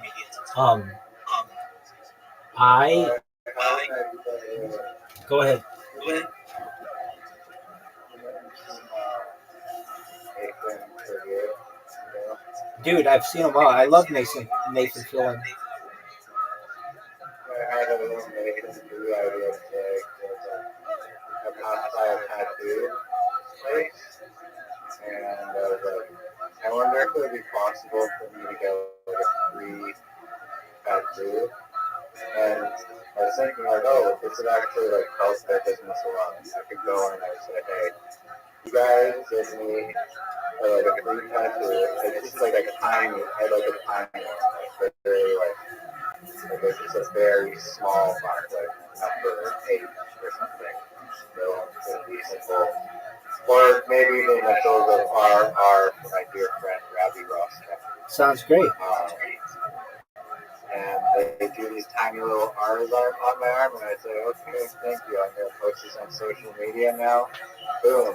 Come get your free tattoo from this place in wherever, the tattoo shop. Okay. I mean, those tattoos cost virtually nothing because they're so small.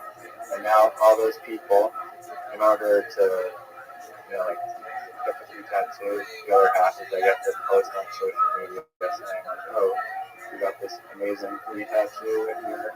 Come get yours. I don't get it. So let me make sure I understand. You have no prior association with the tattoo shop. You go there and get a small RR on your arm. You post that to social media.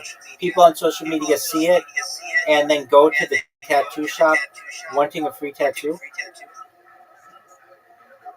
Yeah, but the idea is to promote the, like, that's just like an in, and then once they're in the tattoo shop, then they go, like, oh, I actually want a bigger one that's a full, my entire neck done by the sauce.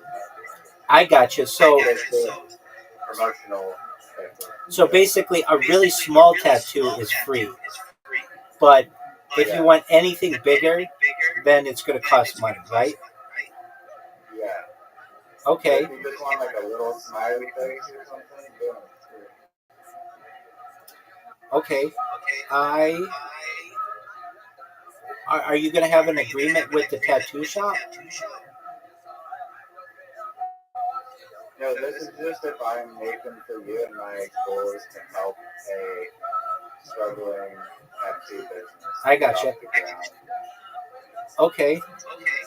Then when the people come in and they're like, where's my free tattoo? Won't the tattoo shop be like, they'll know about it. So they'll be like, yeah, it's a free tattoo if it's smaller than 1 inch.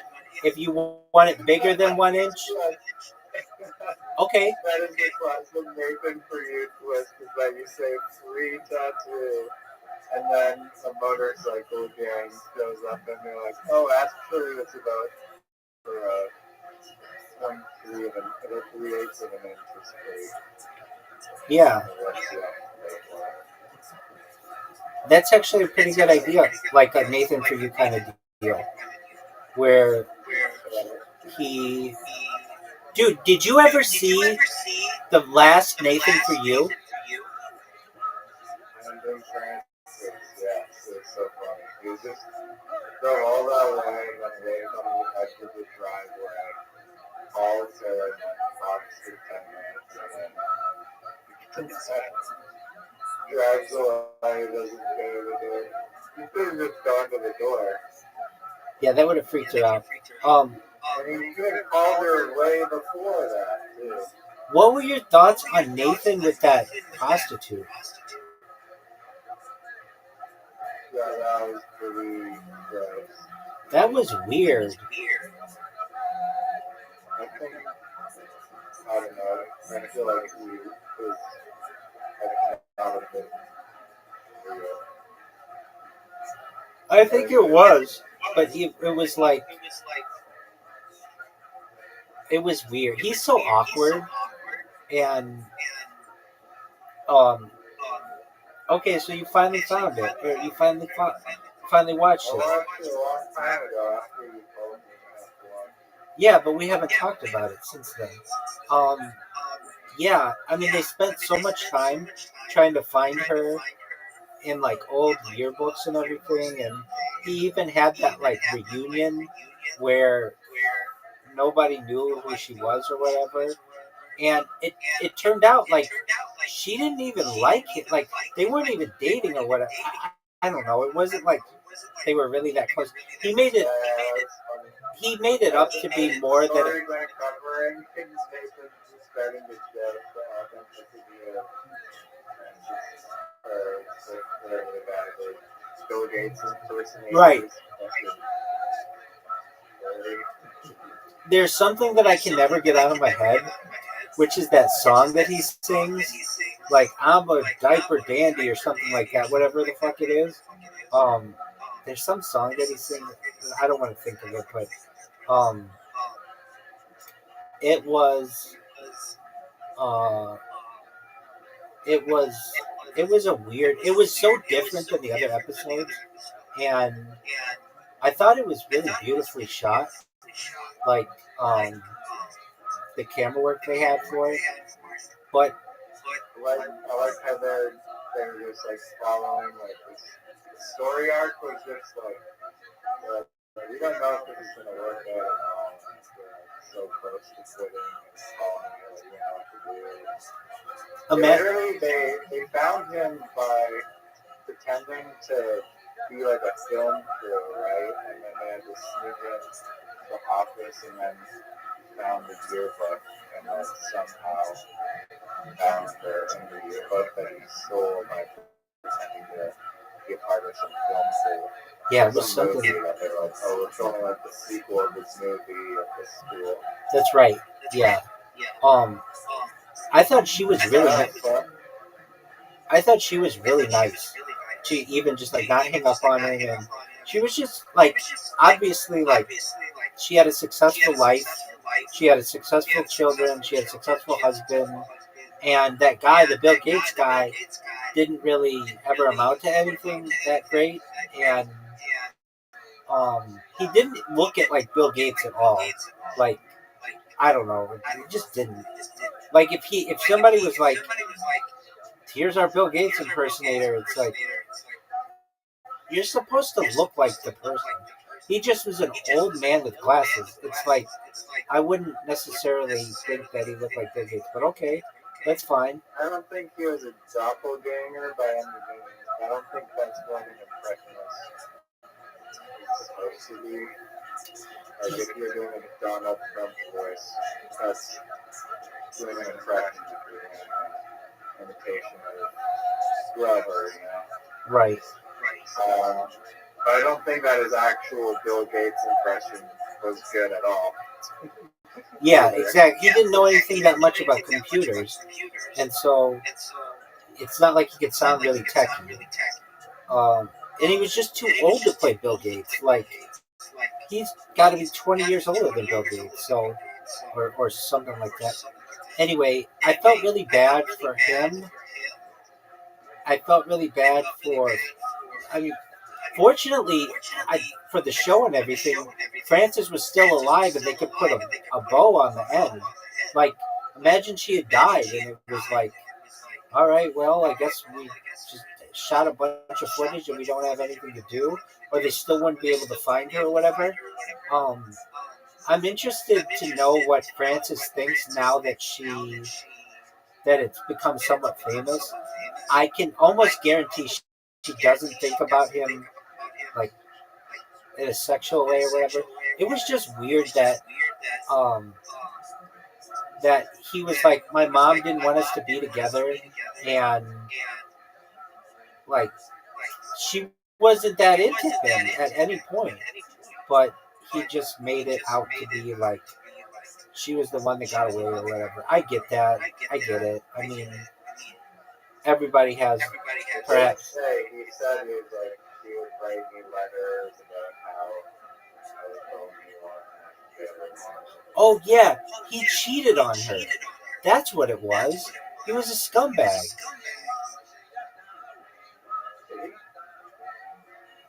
He broke her heart. I think so. Yeah, with some other girl. I don't remember that part. Hold on, let me look that up. Nathan For You, the final episode, Finding Francis. Did the guy cheat on Francis back in the 1960s?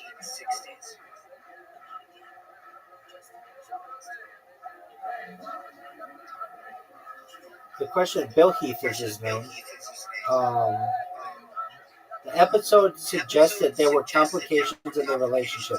Specifically, Francis's letters, which Bill discovers later, accuse him of cheating with Gloria, indicating that there may have been infidelity involved. Yeah. So, do you remember that? That in Francis's letters, she accuses him of cheating on her with Gloria. Okay. Right. That's funny. Apparently, William and Heath even lied to get on to make him believe that he was a professional Bill Gates impersonator for 5 years when he wasn't. So the guy is good at twisting things. Right. And that should have been pretty obvious because who the hell is hiring on that? Who even hired the Bill Gates person? Exactly. And if you're going to hire an impersonator, I think an impersonator should look like the person. That guy, he didn't look like Bill Gates. He looked like an old man. And Bill Gates was kind of like middle-aged. Bill Gates looks like an old man. But No. I guess this was like a while ago. I mean, he had it was a while ago, and I don't know. Bill Gates still looks a lot younger than Bill Gates. Okay, so exactly. I felt bad for Bill Heath. Do I know? Is this correct? Did he die? Oh man, that would be sad. I wanted to call him. It's Josh. No, he.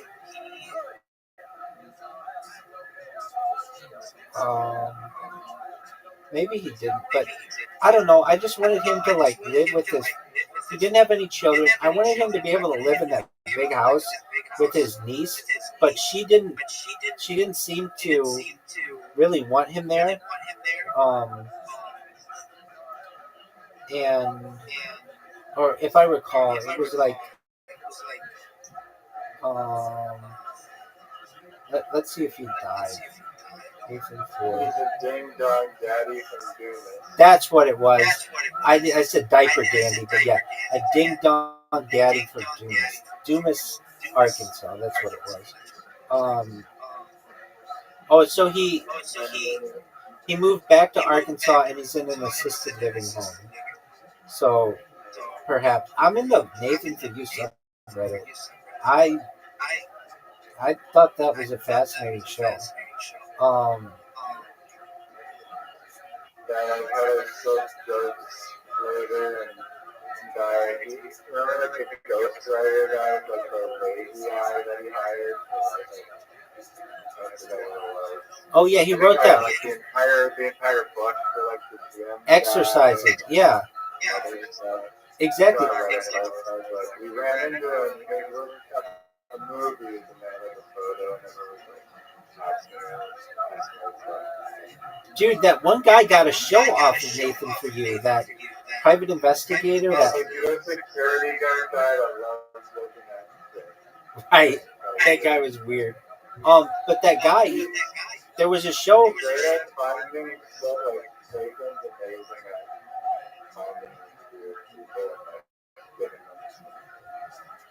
One of my favorite characters. I never saw him. No, the detective guy. That's what I keep saying. Yeah. The security guy that did a pilot. Oh, I didn't know that. But the Nathan For You investigator, that Wolf guy. It was. His show is fake as fuck. Cry Wolf. I never saw it, but that guy had he was in Playgirl, and he was like really proud of it, and just he had a really good personality, and I I liked that guy. I mean, I never saw his show, but I thought he could probably be pretty funny. I probably should check his show out. Um, There's a new show that is just on Jimmy Kimmel recently for a second season of it. I haven't watched it. It's called The Rehearsal. And it's almost like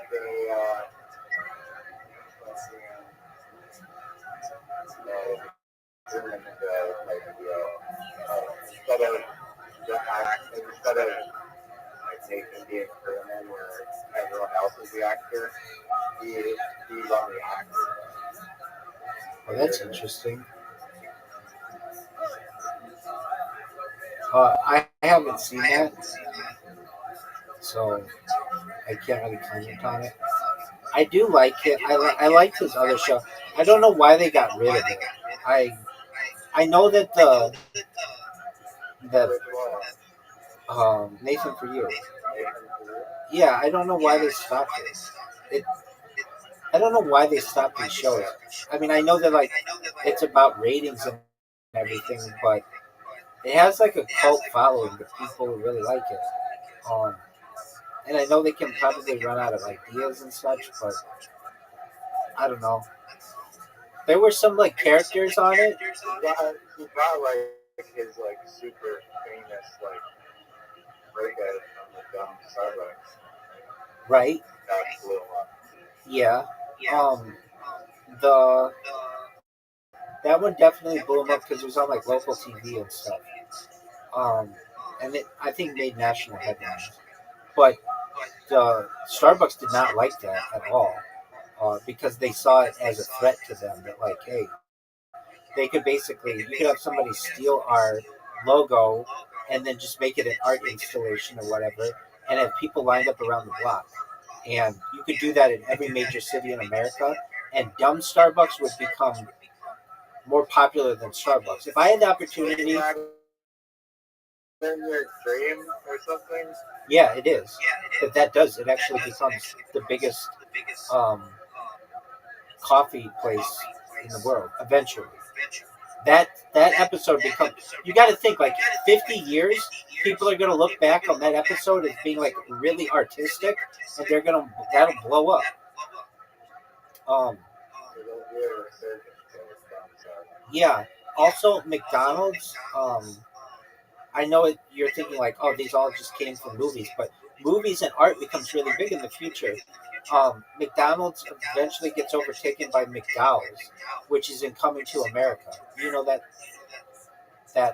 brand? McDowell's. Yeah, it's like an African American McDonald's that they have in that movie. Um, Haven't seen it in a long time. Hungry Jack becomes really big. It actually takes like Burger King takes over McDonald's, but then Hungry Jack is the thing that actually becomes really popular, which is Australian Burger King. But people find out like, oh, they embrace it. They embrace like the fact that Burger King can't be in Australia because there's already a Burger King there. So there's a Hungry Jack's, and Hungry Jack's, because it's Australian, it has a huge attractiveness to the United States, and it becomes very popular. What else was like Dunkin' Donuts becomes huge. In and Out goes national. That's already happening. Um, what else? The one that wins out over anything though is Hardee's and Carl's Jr.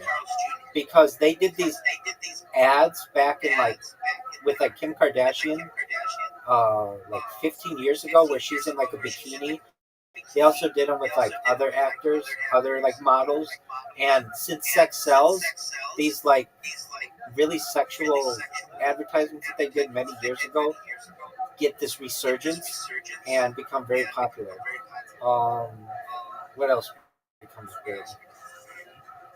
Arby's becomes really big because like the term like roast beef pussy becomes like more common, and so whenever anybody thinks of Arby's, they think of, or whenever anybody thinks of like roast beef, they'll think of Arby's. Did you know that Arby's, it's spelled ARBY apostrophe S, but it's really like a short for RB, like roast beef? Did you know this?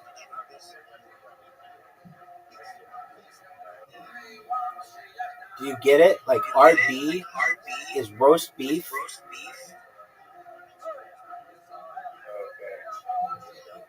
There you go. What else becomes big? Long John Silver's becomes big, not for any real reason except they did this ad. It wasn't even an ad. It wasn't a commercial. You know how you would know this. They get like people to draw on windows, like just like art on windows with like a marker, and there was one, it became a meme. There was one. Welcome, Mr. Aquarius. How are you? Hello. What's good? How was your day? Good. Lovely. Are you ready for me? Yeah, let's play some games. You got it. Riser, would you like an invitation? What's the game? Bowling? No, there you go. Nope, we play bowling. Do you want an invitation? No, I'm not gonna go. All right, Miss Aquarius. It's just the two of us. I'm sending you an I'm invite. not good at any guys, but I'm better at. All right, Miss Aquarius, you got your invite. I'm here. Good job. Riser, can you, dude, he's been in here, but he comes in at like 6 in the morning, and I don't have time to be up all night with him. Are you on regular hours? Yeah, for like the last week, and I'm trying to maintain that. So I told him, like, he comes in, he'll come in at like 3 in the morning, and then again at 6 in the morning. You know, he's trying to become an exotic dancer. Guys strike. And so he's been going to the gym a lot, and so he usually, come on, not get down. He usually comes in before he goes to bed, which is like early morning Pacific time. And thank you. Magic Mike IRL. Oh yeah, I think he's got a good chance at it. He's It's a pretty safe job because I don't see robots replacing human strippers anytime soon. yeah, it probably is for. I mean, you can only do that for so long. What, dance on a pole?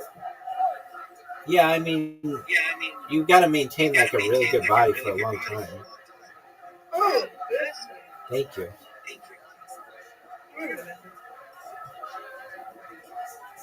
Get it, Miss Aquarius. Oh, what a strike! That was a big strike. come on. Not what I wanted. All right, I've got to get this here. That's a spare I wanted. That was good. All right, Miss Aquarius, last frame. Coming in with a strike. Ooh, that was good. All but one. Look at you, 64. You've got this. Oh, yeah. Nice spare. Miss Aquarius with 66. Get this strike. Put it out of reach. Oh, you did. You put this game out of reach, Miss Aquarius. Beautiful. Thank you. You're welcome. That was great. Ooh, I could come back. Let's see here. Let's go. No, not with that. Not with that kind of round. Oh wow. Good job, Miss Aquarius. You win, I win, you win. That's right. All right, I'm gonna send you an invite for one more. You should have the invitation. Come on, Rabbi. You gotta get it this time. I know. You've beaten me 3 straight games if you count yesterday's. At least. Maybe more. Ooh, You've been on fire. You had that game. We're undefeated. That's right. You had that game where you had 104, and you've been really good since then. Yeah, too. Come on. I'm trying. You got a spare? Get another one. Or a strike even better. Okay.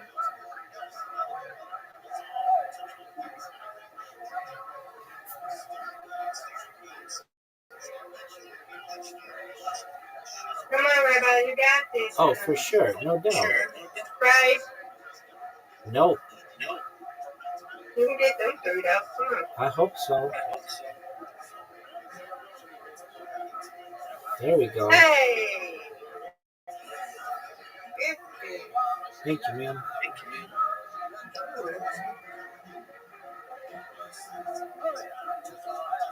Oh, look at you. Look at you. That was Come on, Rabbi. great. You got it. You got it. Match me. I tried. I was looking like I was going to do it. Get it. Got it. Yes, yes. But you, my friend, got a strike. Get it. 2 in a row. Oh, almost. I don't know about that. Oh, no. You got it, Rabbi. Let's go. Let's go. For sure. Come on, Rabbi. Get it. No doubt. Get it. Uh-oh, this is a tough split. Maybe one of the toughest splits that we can have. Just get these 2. Oh, it only got 1. All right. Get this.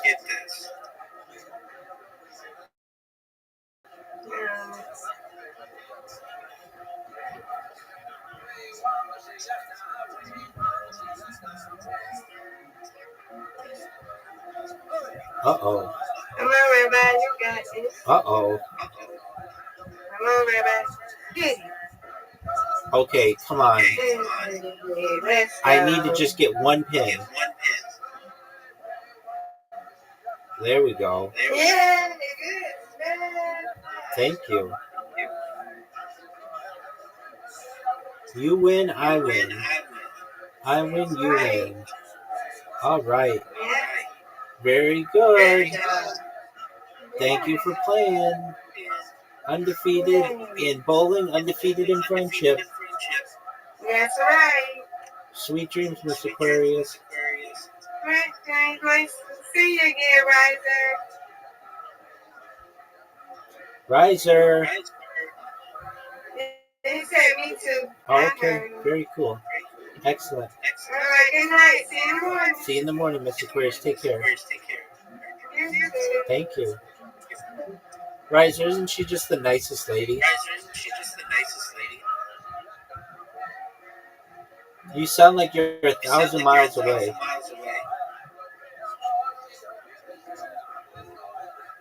Oh, you're going to the bathroom, you said? Okay, well, take your time.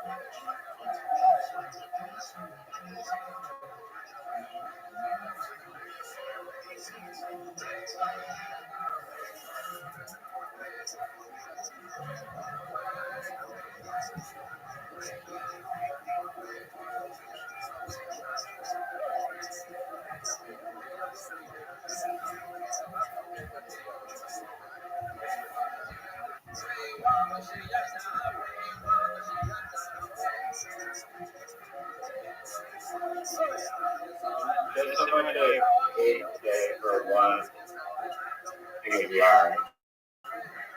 How much did you pay today for one? Is it a spool? Yeah, $5. it's $27. Why so much? I don't know. It's made of like, I don't know. But yeah, it's pricey, but luckily I dollar cost average and found. Guess how much I paid for the second spool of yarn. $5. $0.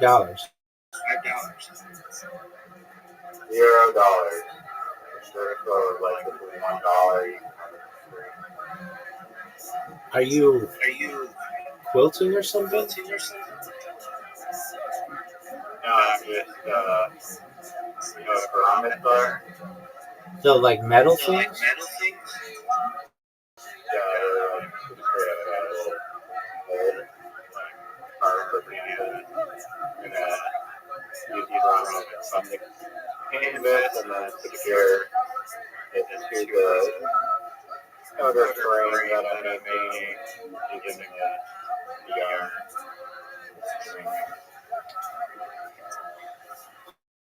All right.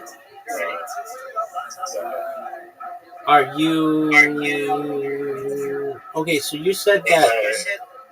you count the dollar cost average, I think that's probably ripped off on my yarn. No, what was it? $13.50 a spool. Yeah, and maybe the 27 is the I think it goes. What were you asking? Do you like Bert Kreischer?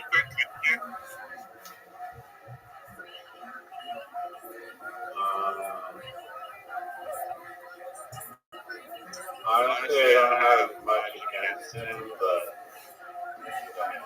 you know what they supposedly found this it's like a crop circle, but it's like a bunch of rocks that are in like this weird formation, and it's in like a Kootenai lake, which is like somewhere in BC, but I'm not sure if it's AI or not. Yeah, I want you to give me a whole lecture on what's the category of this thing anyway? Like art history? Yeah. It's not like, like art history. So what specifically, or what things in art history do you like? Is it one, like crop circles, or those art history? No. Is it like Mayan art? Is it like all kinds of historical art? Okay, you're asking what kind of art history do I like? Yeah. Oh, yeah, I like architecture. In general? I like architecture a lot, and I like modern art. If you want to know my favorite art,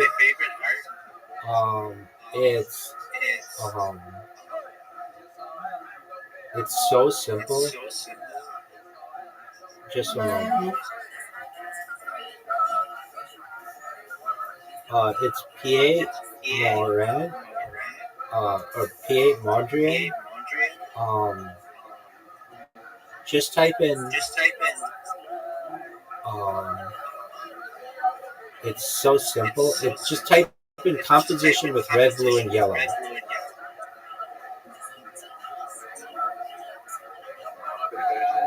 Composition with red,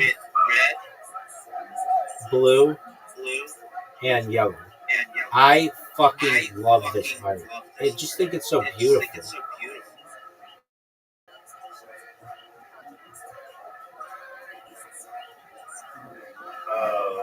There's the squares with the boxes. I fucking love it. Isn't that weird? Yeah, it's just so simple, but it like uses the primary colors, and I don't know, it's just really happy to me. Like I look at it and it's just It's just, I like it. And the reason why it was popular in the 1930s is like no one had done anything like that before. And when I see it, it's just like I just think it's absolutely gorgeous. I just I don't know. I like colors, and those are like the primary colors, and I just I love it. It's just its simplicity is something that I really like. Um, This is like where, like, if I saw this in an art gallery, I would be like, this is the most boring, non-stimulating art. Like, when it's just like so minimalist. Like, there's some minimalism stuff where it's like be okay, but like this one where it's just like I feel like if anyone could do it, it's like really not great art, you know? but here's why it is because no one had done it up until the 1930s. Nobody put these together like this. Hey, here's another thing that is just my opinion, but just because it hasn't been done does not make it the thing that you're doing just automatically amazing. You know, I'll give you an example of this. There are these, I saw it on Instagram, I believe. There was this guy, and it was like this reel on some like art page with like millions of followers, and it was like this artist like makes these like portraits by like smashing glass with a hammer, and he does these like, oh look at this jellyfish that he did like smashing like a piece of glass with a hammer. And it's like one, it just doesn't look like it's good, but like I feel like everyone is just sucking this guy's fucking dick because he is like doing this like weird thing. And is it creative? I guess kind of, but like is it actually good what he's doing? Do I like the output? And I'm just like, no, I really don't. Like I personally would not make one of his things in my home. I could not care less about it. That doesn't mean that he's a terrible artist. That's just my opinion. If that Can you like summarize it? What do you mean? just because something hasn't been done before does not make it good. I gotcha. I gotcha. Um, I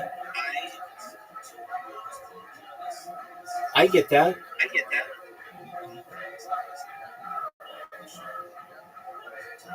So I mean, there's going to be a guy that just drew triangles and filled them in primary colors. So that guy deserves millions of dollars. So that hasn't been done. I don't necessarily think that it.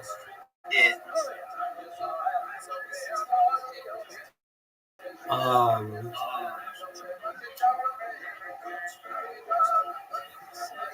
I mean, it would have already been done to some extent. I get what you're saying. I actually probably would like that, so I might be the wrong person to ask about that. No, it's the right person to ask. You're more than welcome to disagree. It's not a, I'm going to get offended by the argument of liking minimalistic primary color. I'm more like blown away that you actually do like it. I'm the complete opposite. Are there any other minimalist artists that you enjoy, or other artists? I like that. I like the colors in that one a lot. Um, are there any others? You know, people talk about Jackson Pollock, and they really like it. Um, yeah, there's one. Actually, it's different, but I've seen it recently, and it's like, okay, so what would I find? How would I look this up? Artist, um, paint, buckets, string. It's yeah, here it is. Wait, is it this? E, um, let's see here. I'll find it. Art, artistry. Yeah, here it is. Swing tape bucket. Yeah, this is so beautiful. I love colors, so um, yeah, here it is. This kind of art is just so beautiful.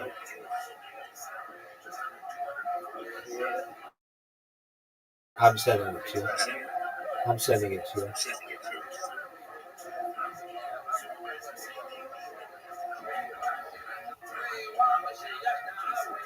There's a video. This is from um, Business Insider.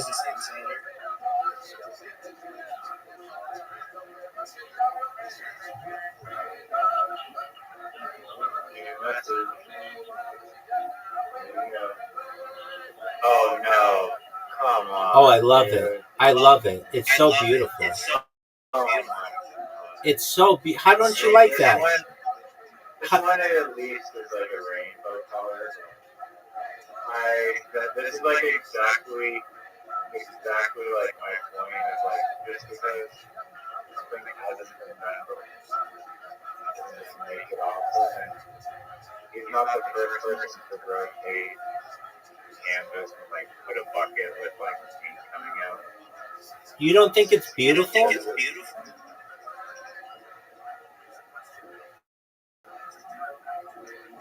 Personally, for me, I don't.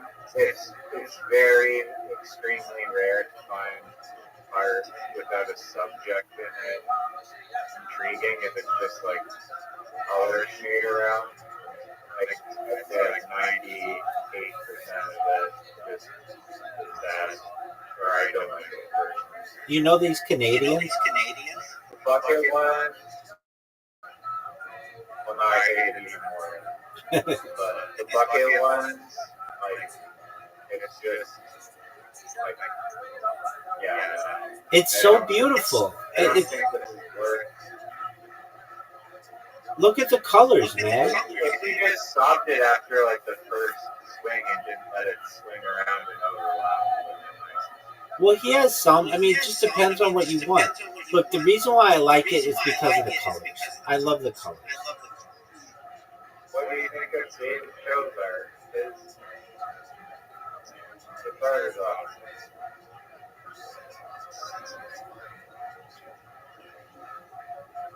awesome. Let me see his art again. It's been a while since I've seen it. I'll send you a photo of his David Cho, CHOE.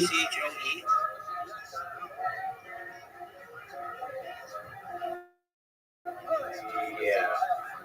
It's Look up mural. David Cho mural.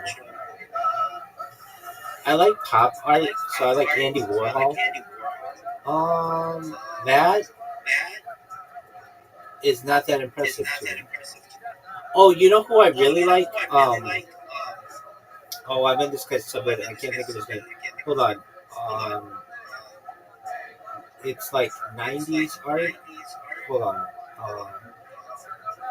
90s artist, white figures. It was really popular. No, it's Keith Haring. Do you know Keith Haring art? He died. Yeah, it's very popular. It's very popular. And it's going to become really popular. Oh, literally sitting there. Yeah, it's not. It's closed, yeah. Oh, man.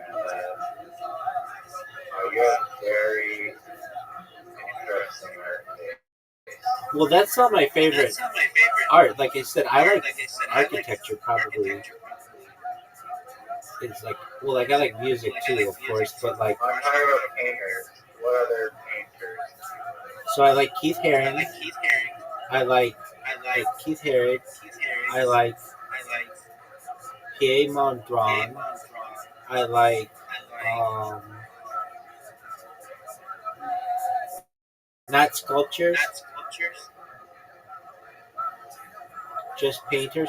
I like Georgia O'Keeffe. Do you know who Georgia O'Keeffe is? Looking at her work. Because all her shit looks like pussies. Are they supposed to be that? Or are they supposed to They're like flowers, but you can see like vaginas in all of them.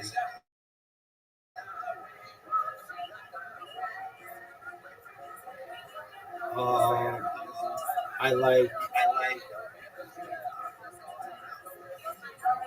whatever that paint bucket guy is, that Canadian guy. I fucking love that. I just think it's so beautiful. I like brightly colored art, and I'm not afraid to say it. I don't understand why people don't like use it more. Like you can use literally any fucking color you want.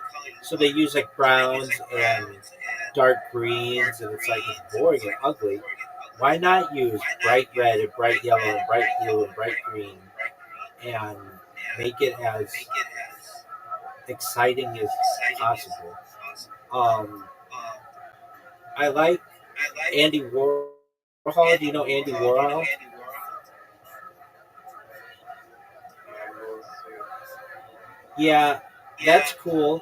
But I really like his Marilyn Monroe's, and I just love the color that I love pop art.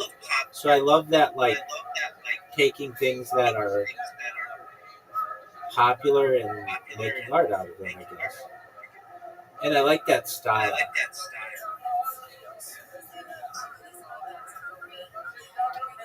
Who else? sending me a photo. I want you to give your feedback on our very bright.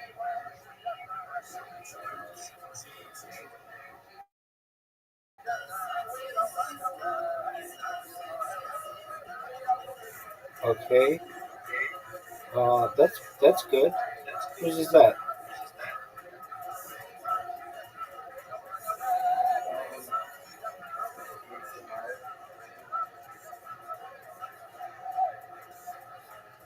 It's not my favorite because the colors could be brighter, but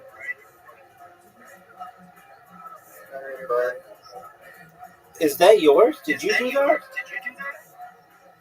No. Yeah, that was gonna say if you did that, that would be really good for like a someone I knew. Um,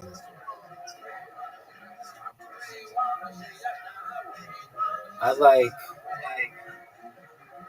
I mean, I named the art that I like. There are. I'm sure there are other artists that I like. I just don't know their names. Um, but again, I like architecture, and I know that some people don't consider that art or a different kind of art, but um, I'm becoming more and more an architecture junkie. Like, not necessarily Have you seen the video who.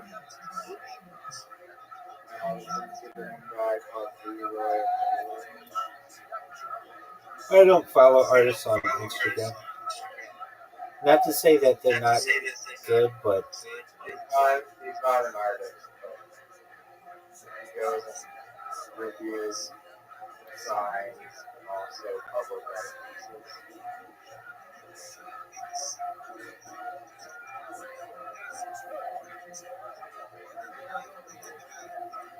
um, who is it? I'll send you it.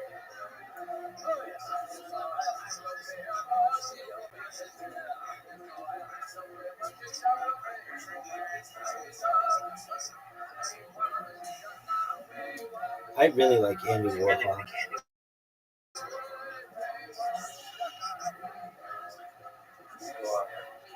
His stuff is so brightly colored, and it like the popularity of it connects with me, and it's like symmetric and um, sometimes is like multiple of them. I just think that they're They're beautiful, beautiful colors. Colors are just amazing to me. Um, like of um, like impressionist painters. I like Monet. I like Manet. I like pointillism a lot. So you know, like what? There's another artist that I like, but I don't know his name. Wait, like famous pointillist. Naturalism is cool. Yeah, it is cool. Um, okay, so Surat is cool, but oh, like I don't know. They make these hot dogs. I've never had them, but they're like advertised all over LA. Uh, what are those hot dog, coffee hot dog, coffee hot dog art? Uh, it's Has anyone actually had a coffee hot dog? I've never had one. I don't know what they are. They're not kosher, but they're not. They're not. They just have this pop art style advertisement. Okay. Um, pop art point list. Um, pop art point list artist. It's like a lot like like comic books. Oh yeah, here it is. Ray Lichtenstein. Look up Ray Lichtenstein. Right?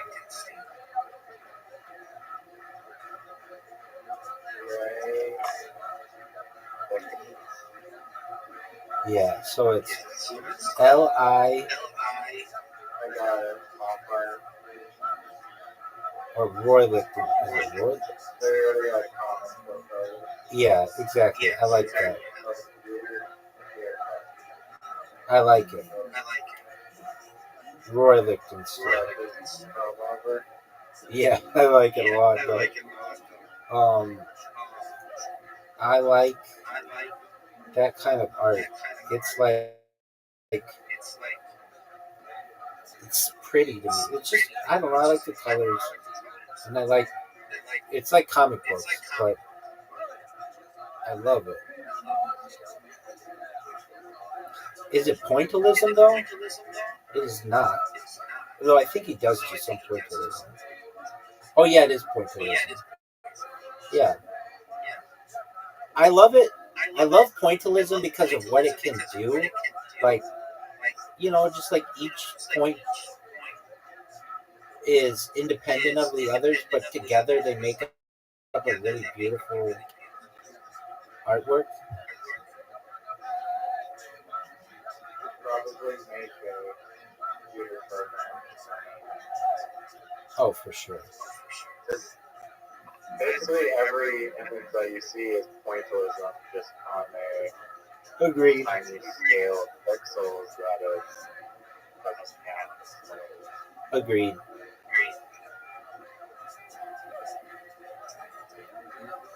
And like, I guess the difference is just what the human eye can perceive the negative space in the middle. But yeah, you're right. Like every piece of art technically is pointillism, or every piece of like. Like an RGB color thing. I guess I don't know how it Of works. like It's not drawing. really, I don't know if that's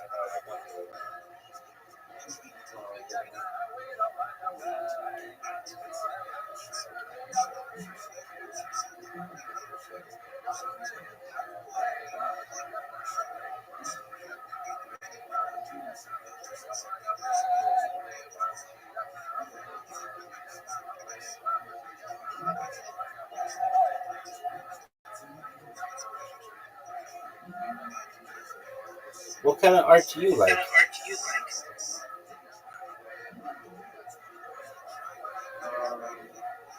consider graffiti art. Yep. Graffiti.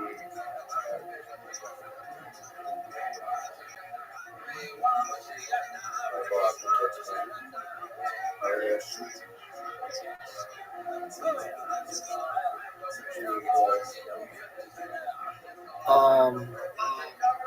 There's a kind of like Besides prodigy doesn't really great. that's some good shit, man. You're funny. You're funny.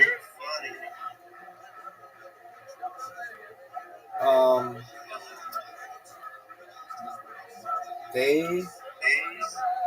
I think that graffiti street art becomes really popular in the future.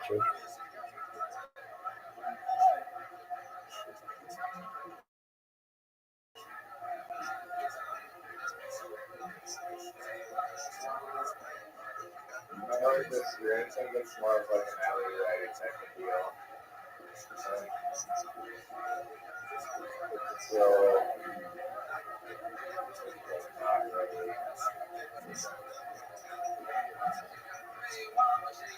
It's kind of grimy.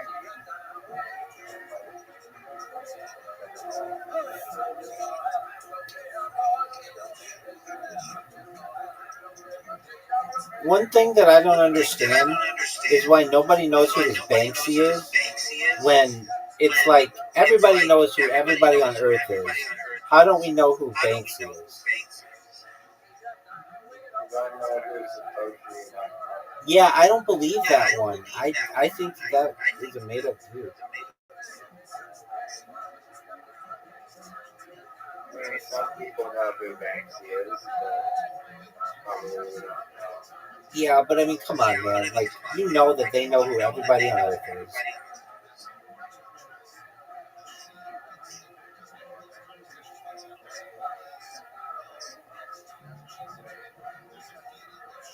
There's this kind of art. I do like some street art, like graffiti.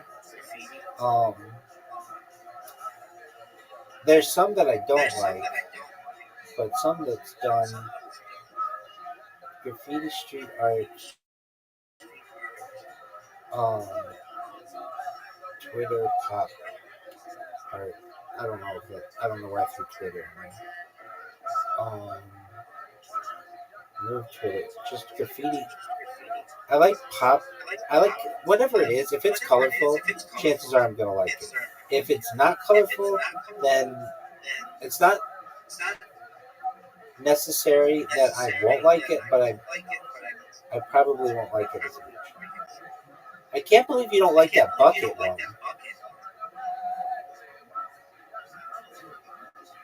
Yeah, it's just not, well, like the form, it's not like a very, like, intricate form.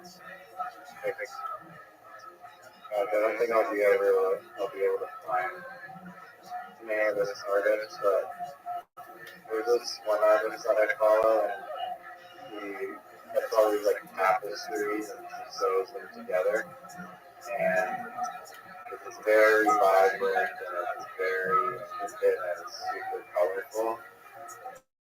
And sells businesses for a lot of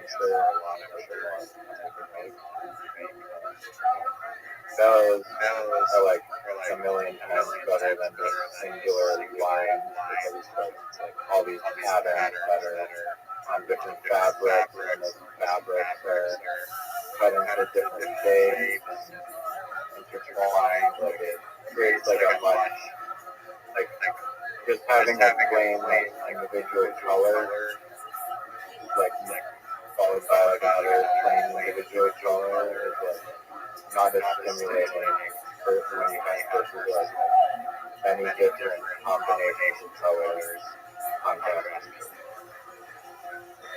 Okay. And I fucking love pop art. There's this. how do you define It's a good question. Generally, it has a popular subject and very brightly colored.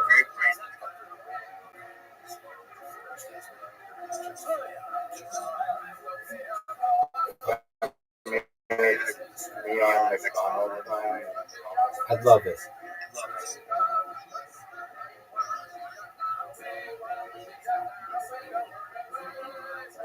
Yeah. Um, I fucking love pop art. Like I'm looking, I just typed in pop art into a search engine, and I'm like, I love every single picture that I see. Like every single one. It's like I love them all, which tells me like this is my kind of art that I really do. I love it. It's beautiful to me. It's just there's like not a single art work that I see. If I just type in pop art, there isn't a single one that I don't like. Like I like all of this. Like it causes me to look at it and like scroll back up and look at it. It's like oh, it is just it's gorgeous. It's absolutely gorgeous, and it's my favorite. I I don't know if it's my favorite art, but it's. I don't right now know of an art that I like. It's so. I like pop art. It's my favorite. There's so much you can do with it.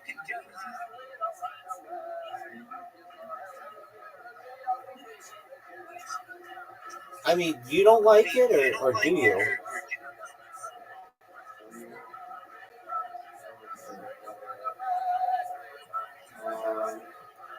It's very like comic booky, Marilyn Monroe. Yeah, it's amazing.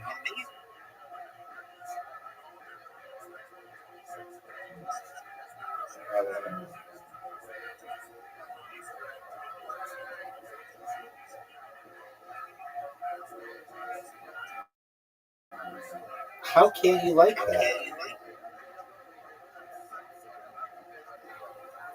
I think there's some good ones. Some good ones. Every single one of them is amazing, and you know it.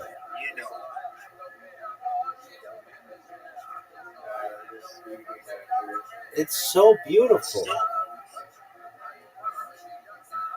I I really mean this. I didn't know how to describe it. I did, but I just didn't use the right. Be like Andy Warhol or whatever, and then eventually, it's like I like pop art, but I absolutely love pop art. It's very 1960s, and I don't know. I just think that's a cool time. There's this kind of art. I don't know how to describe it. Okay, it's it's similar, but okay. There's this song. It's called Sunday. It's a really cool song, but it's the art in the song. Let's see here. What the fuck is that song? It was popular a couple of years ago. It has something to do with Sundays. Um, just one moment. Sunday song.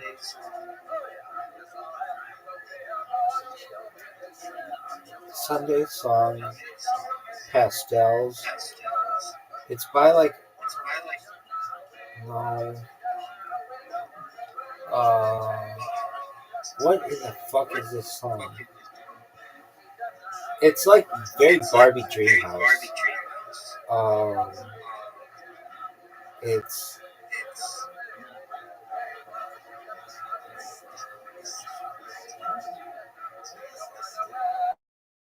pastel colors music video. Sunday Best, I think it's called. Sunday Best, and it's by um, no, it's just a song. Song Sunday Best. It's very Barbie Dreamhouse, but I like that. Oh, it's called Surfaces. Have you ever heard the song Sunday Best by Surfaces?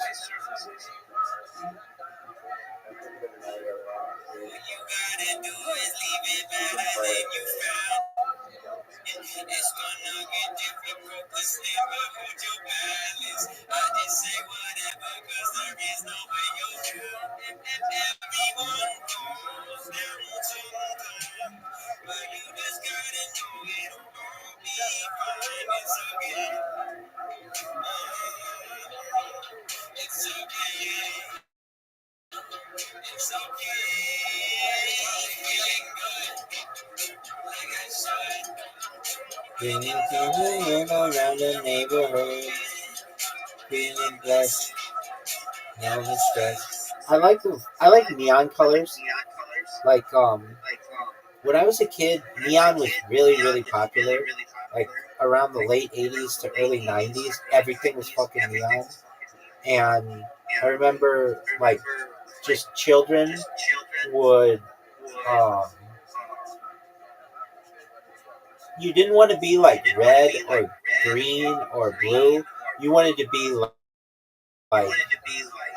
hot pink and electric yellow and like those kind of colors, like shocking green. Like everything was like really. I would want to know if your company was making the K style silhouette because it's very vibrant, amazing colors, super potent colors. There you go. And it's fortunately it's going out of style. I think it's correct. Yeah, that kind of coloring is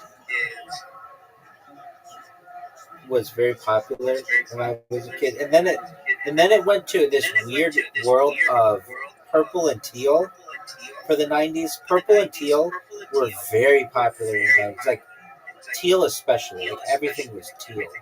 It's like that Dixie cup like logo. You know that it's become very popular, but it's like that logo that was on Dixie cups and that was all over.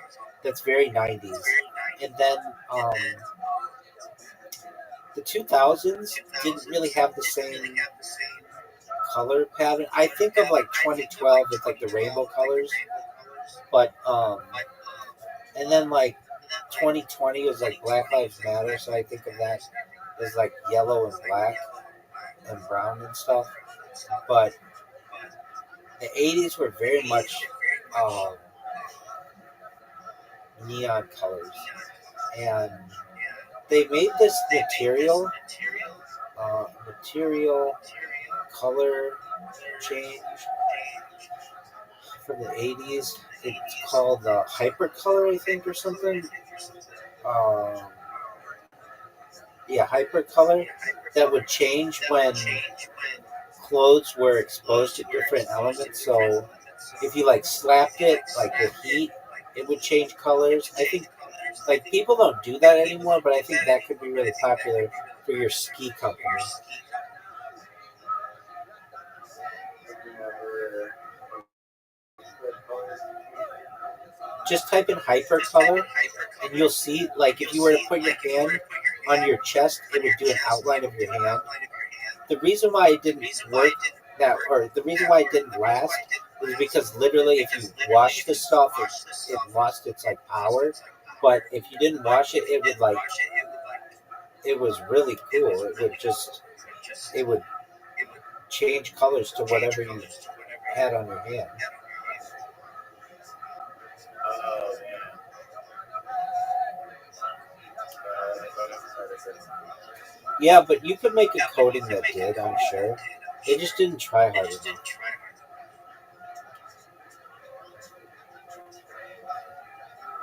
definitely small. Like I can do it for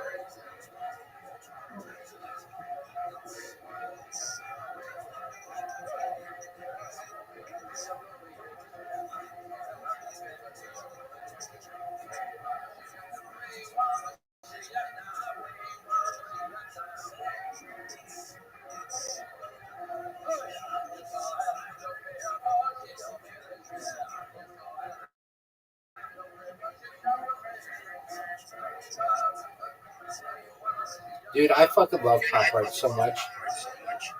It is so amazing.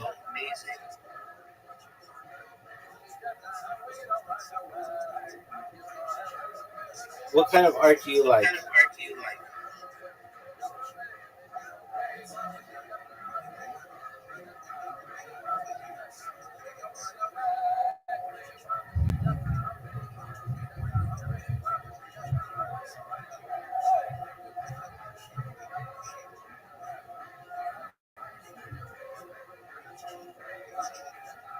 What kind of art do you like?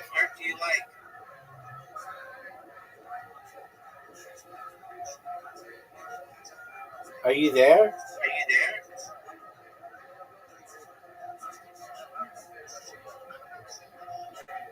Riser.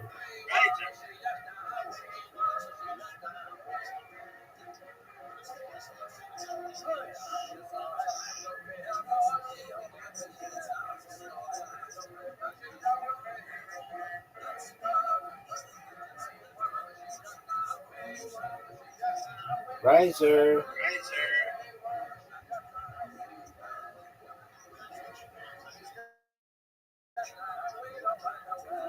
Riser.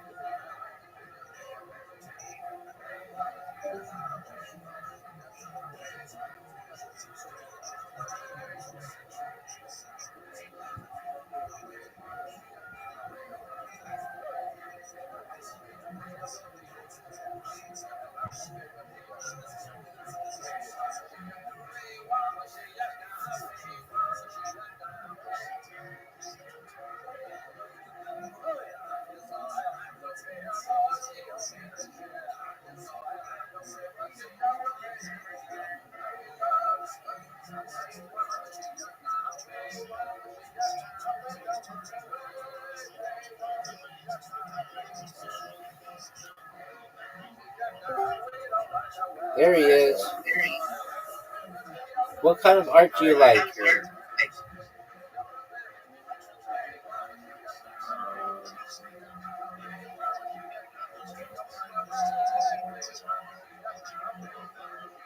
Not sure.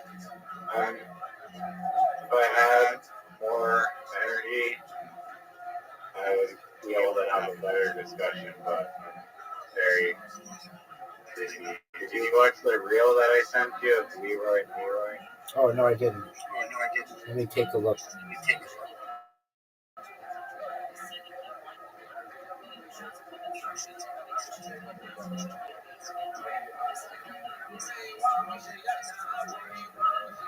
Okay, it's a big blue ring. When you're in Calgary, you gotta check this out.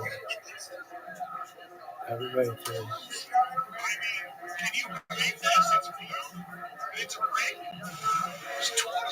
The big blue ring costs taxpayers like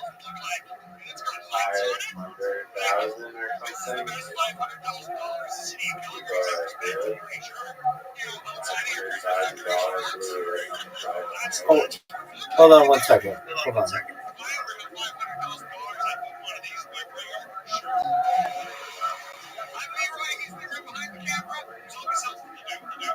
Wait.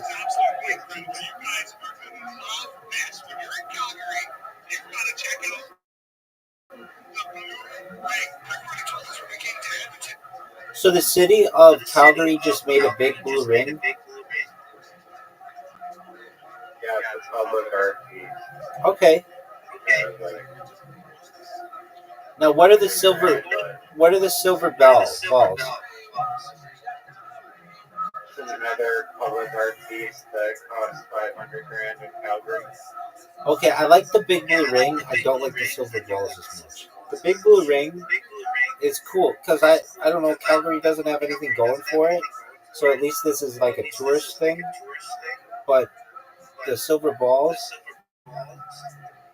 that just looks like a pile of rocks.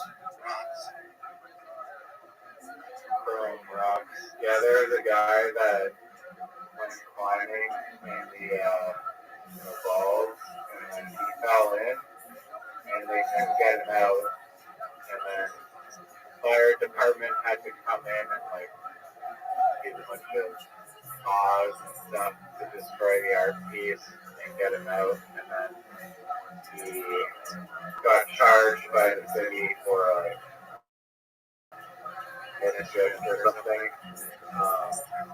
It turns out that there was a like inner like hatch thing that could have been opened, but it did not contact or read the blueprint, so they like just destroyed it and hit it with paper.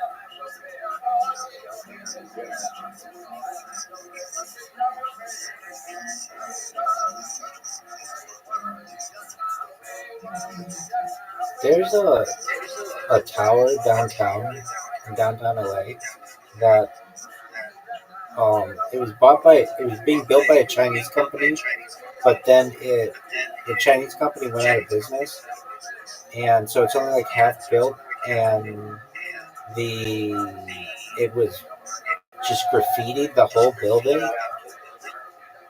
Yeah, I know what one you're talking about. Yeah, but they came up with a really good nickname for it, and okay, so graffiti tower is not the nickname. It was called um they I've got to find. I'm gonna see if I can find it. Um, graffiti tower. It's called graffiti skyscraper. Yeah. Um,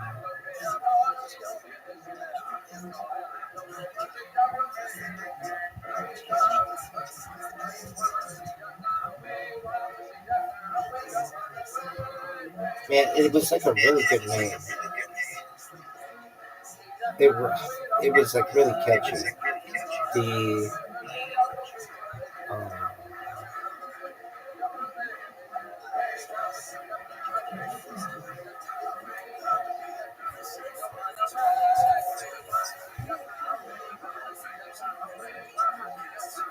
it wasn't Tag Tower, but it was better than that. It was like a really good nickname. I forget. I think I heard it on the radio. Um,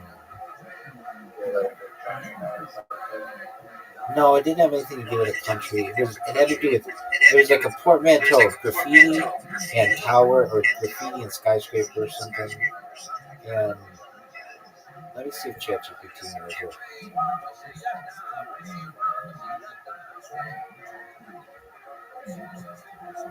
Yo, dog, what is the nickname of that graffiti tower?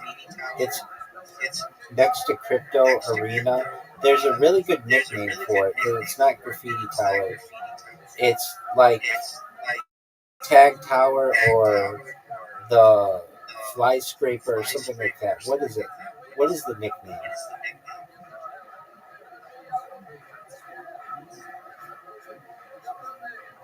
It's Graffiti Towers. Hey, Graffiti Towers. Graffiti Skyscraper, Graffiti Towers. No, it had a better name than that. And um, Graffiti Tower,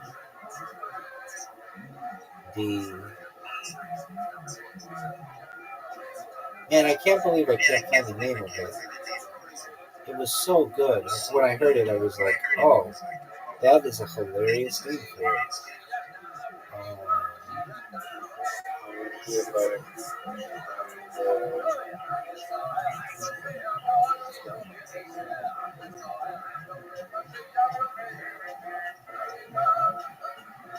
high rise.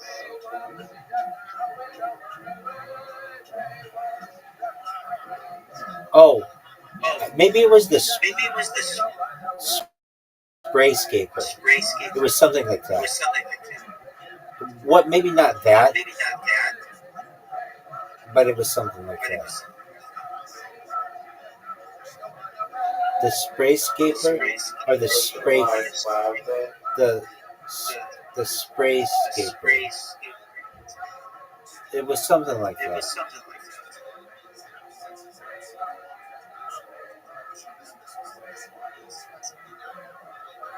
Or maybe it was just a sprayer.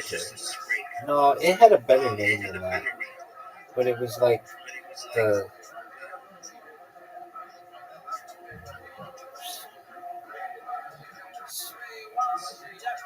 I don't know. The graffiti tires. Skies. Oh, it's the Sky Spraker. I think it's something like that.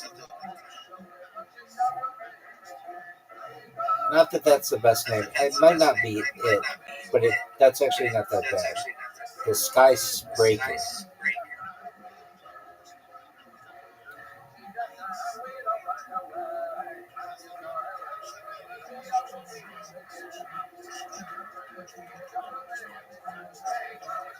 But I don't know if that was it.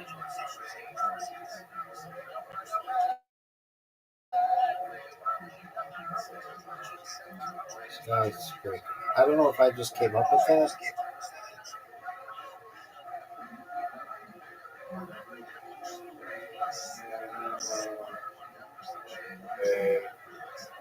And then they finished it off. Yeah, and they have the There shows completely covered headstone. and they have to have the LAPD there 24/7, and I feel like the Chinese company should have to pay for it. I mean, I get it. I get why they don't have to, and they run out of There's business. buildings, there's other buildings that are covered in graffiti, yeah. Not like that. Not like the whole building of like a skyscraper. I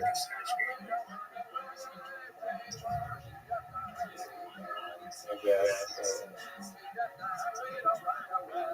Still, like, there's buildings that are covered to do Los Angeles. Oh yeah, for sure, but not like high rises. That's the only one like that.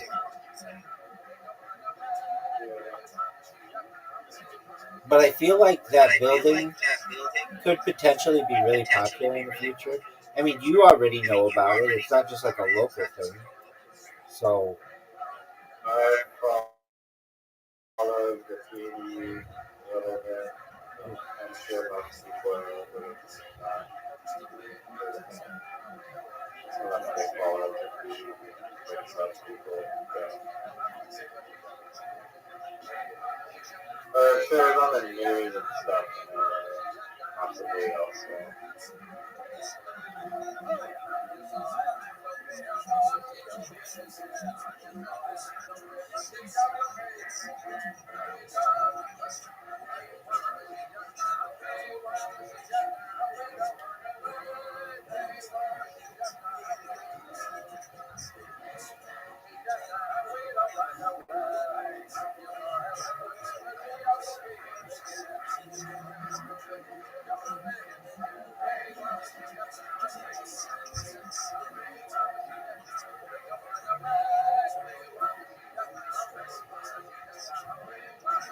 so what kind of art do you like?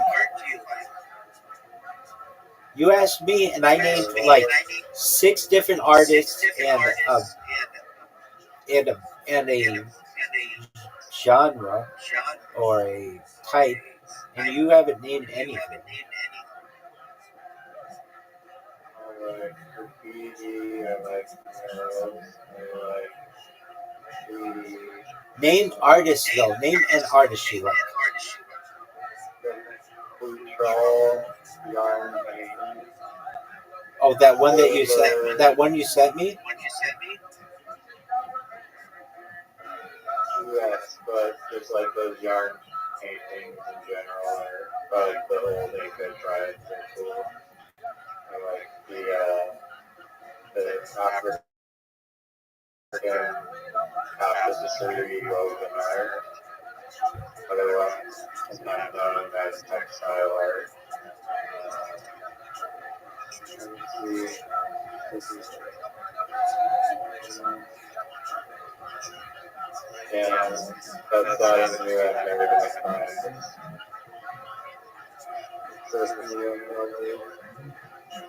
They're like the most insane hacks you guys.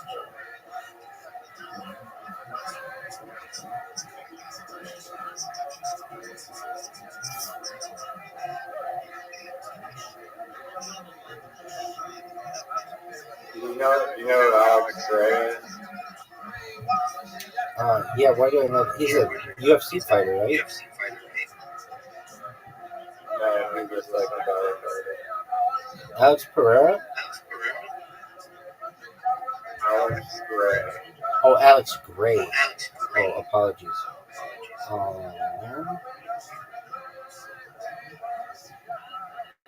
You might like his art. Yeah, that's cool. Oh, I like that a lot.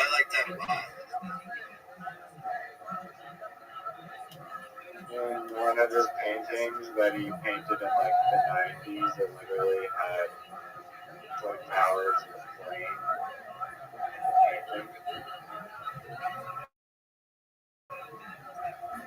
Like before it happened.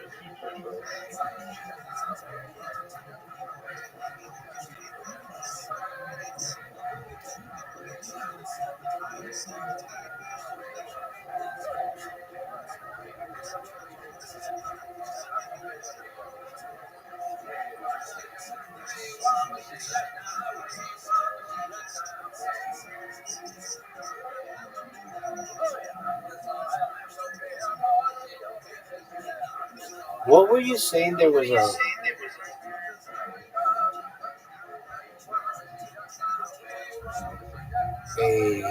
crop formation out of rocks?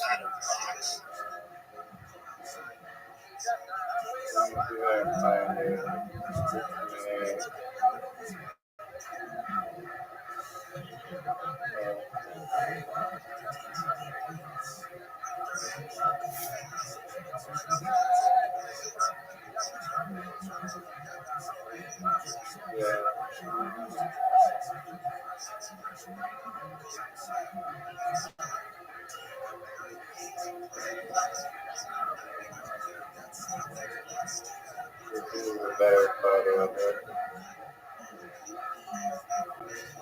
You can see Facebook groups, right? Little kids. No, just tell me what to Google.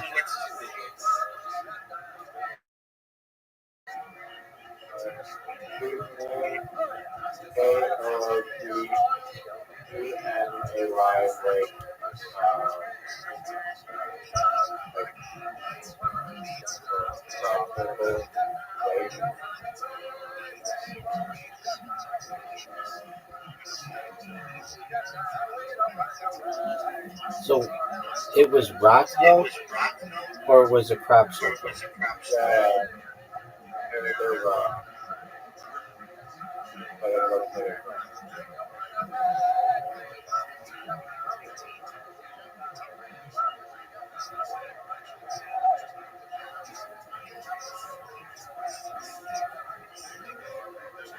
And it's underground, underwater.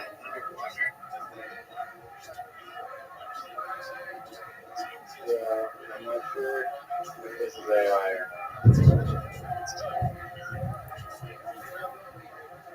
There's a Reddit post.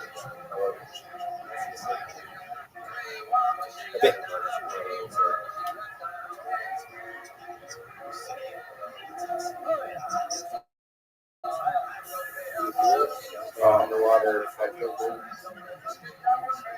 Okay, let me look at that underwater petrol.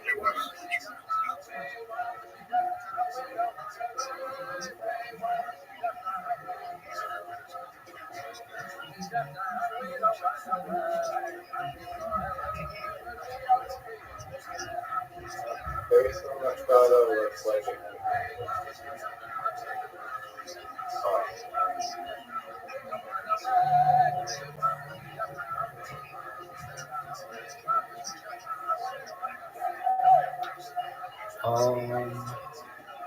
I'm looking at it, and it doesn't really look like anything. What are the mysterious? Look, okay. Oh, now I see it. The strange rock formations are located near Chaco Mall in a part of the lake which only is underwater for part of the year. Oh, that's interesting. I've never seen something like that.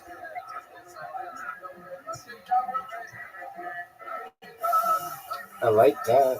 Whether it's natural or um, artificial, that's cool.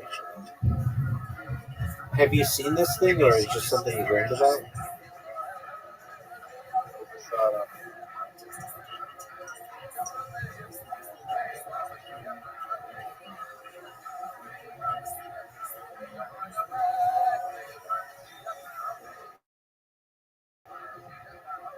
If you had the opportunity,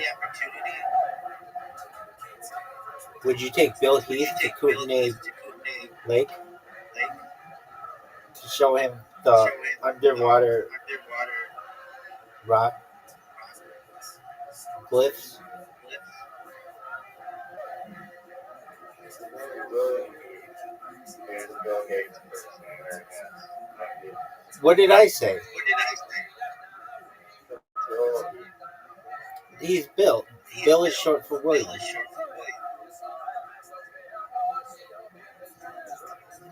Yeah, dog. Bill Clinton is William Jefferson Clinton. Bill Gates is William Gates.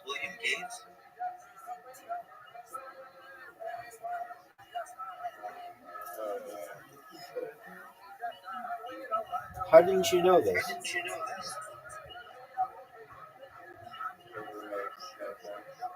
It goes back to like medieval England. It was like a joke. It was like seen as funny. So like someone with the name Richard, they would eventually call that person Rich, and then as a shorten, and then Rick, and then it just, and then they would play on it I have one for you. to be Dick, and What that's is Bob short for? Robert. Same thing. Robert was shortened to Rob, and then they make it so that you had like a nickname.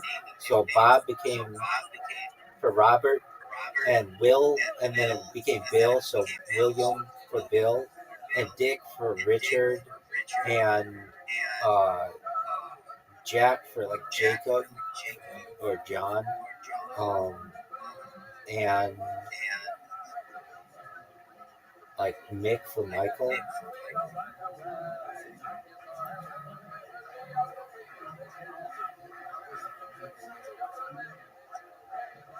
Did you really think that Bob for Robert was like tough?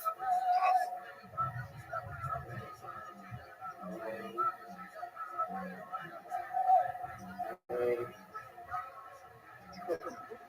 don't know. Like the ones that are weird to me I just wanted to know if you knew it. are like Liz for Elizabeth. That one isn't that obvious to me. Another one is Peg for Margaret. That's an interesting one. I think like Dennis. It can be like Denny. That one makes more sense. Oh,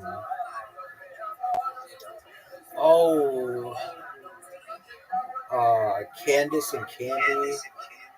Um, there's there's like a weird one, like I don't know, there's like Dot short for oh I know one. Dot was short for Dorothy. That's a weird one. And Trixie for Beatrice or Beatrix.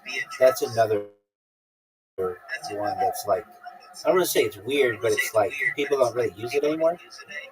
But it used to be very popular. There's another one like that too. I was just thinking about the other day. Um, Trixie. Um, what was it?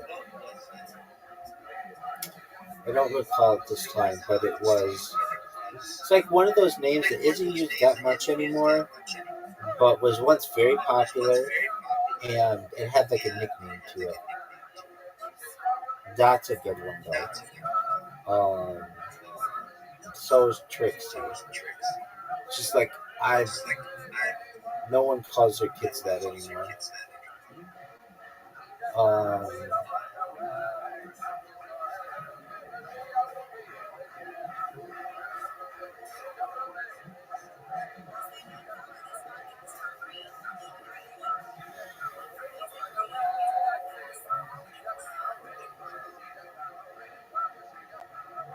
I'm gonna look at it. What is a list of names that are not really used anymore, but were once really popular?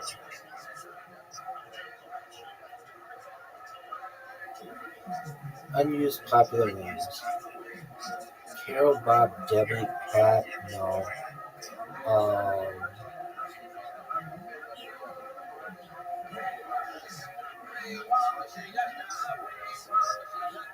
no, these aren't like.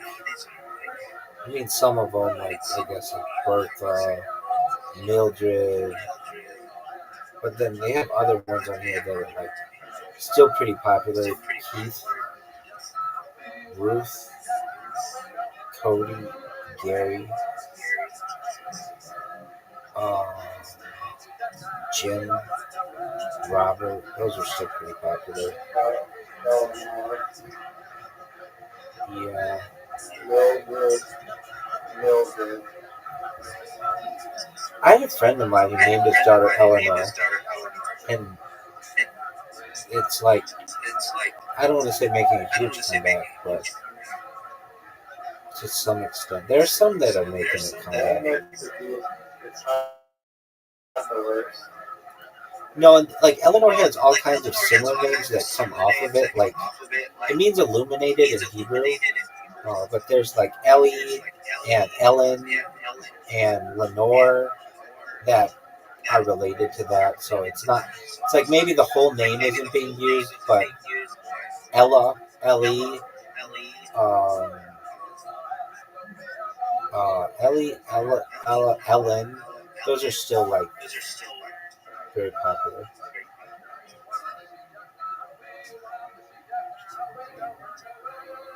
Super uncommon vintage names. Um,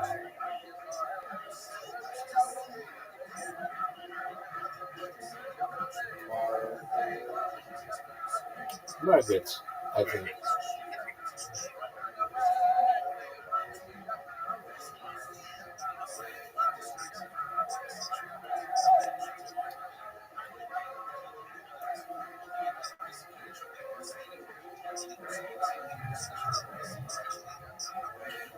Um,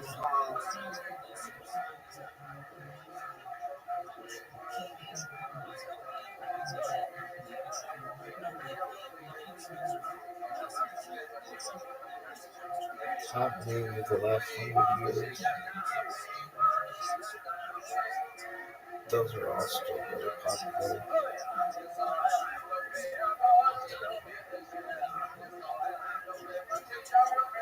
Oh, maybe it was Larry. Lawrence and Larry. That was one that was like.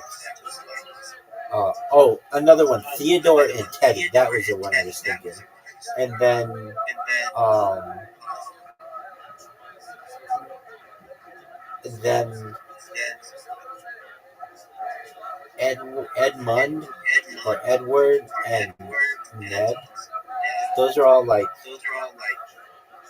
they're just nicknames, but they don't make sense because we don't find it funny to use like a rhyming nickname like that anymore. But apparently in England, like 500 years ago, that was fucking hilarious.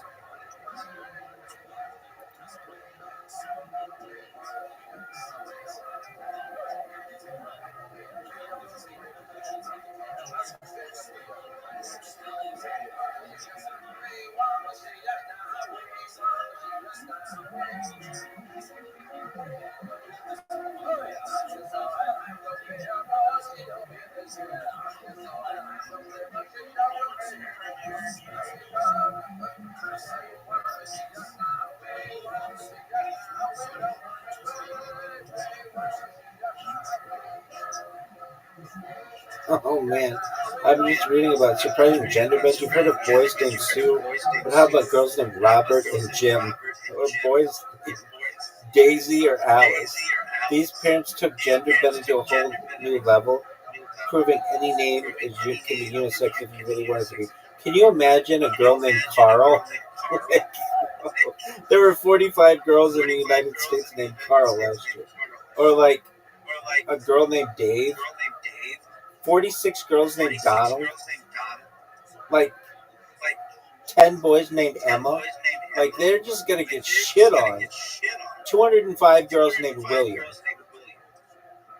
205 girls named Robert. 54 girls named Richard. Like,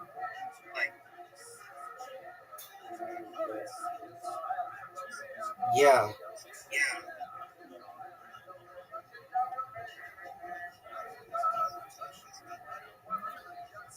I mean, Richard is still a pretty popular name, but anyone I've known who's like under like 40 has, if they are going to shorten their name by anything, it would be by Rich. There aren't. I'm trying to think if I've ever known anybody named Dick. Dick. I've known of like professional people who go by Dick, like uh, Audio sector is European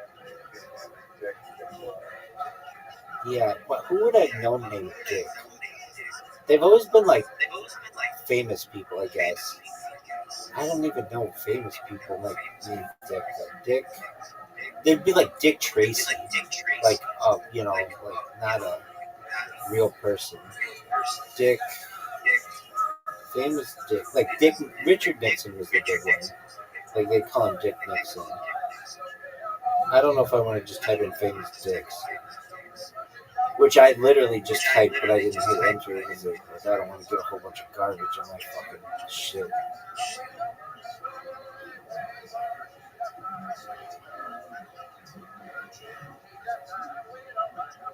Oh, cool.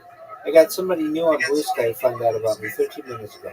Apparently, Rabbi Rothschild is a character on here. Good to know. I've never encountered him until now. It's always good to meet new people. I am just torching this fucking platform so badly.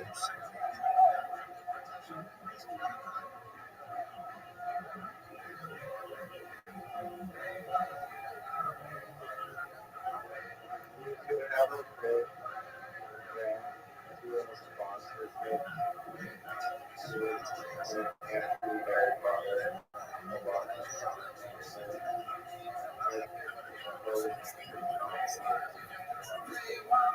A sponsor?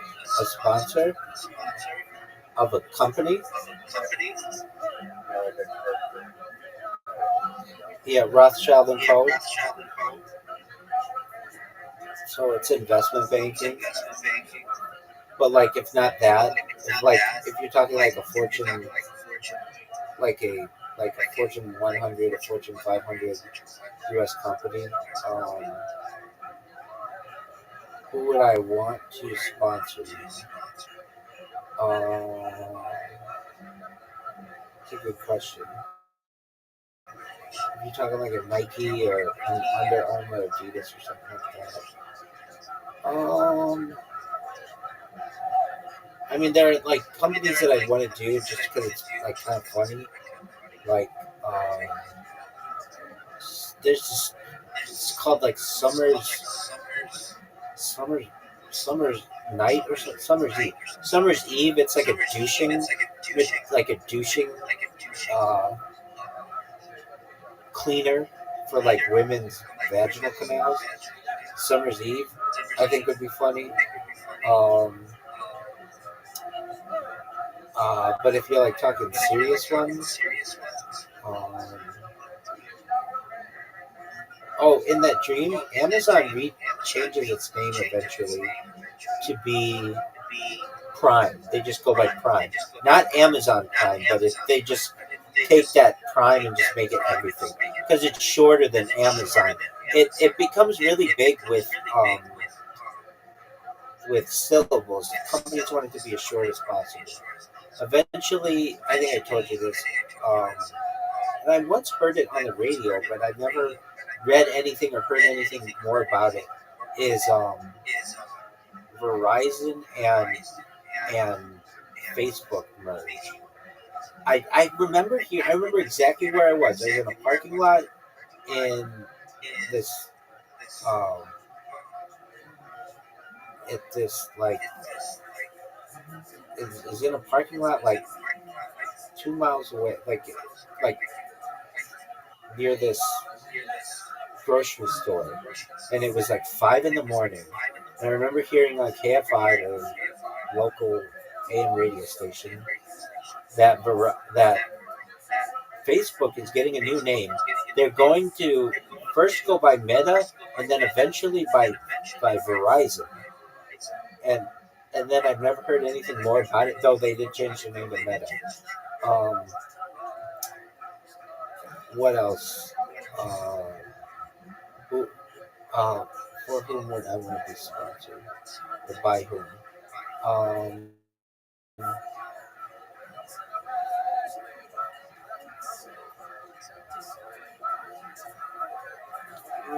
JP Morgan would probably be pretty cool. But if you're talking like stuff that people know, like popular stuff, Alphabet would be cool. Amazon would be cool. Um, Pantone. Do you know what Pantone is? They're the company that like make all the colors. I would like Pantone. I'd like Crayola. They like are the ones who define what colors are. Like they have the Pantone grid. Um, they do like they have a color matching system. We submit a design to the shirt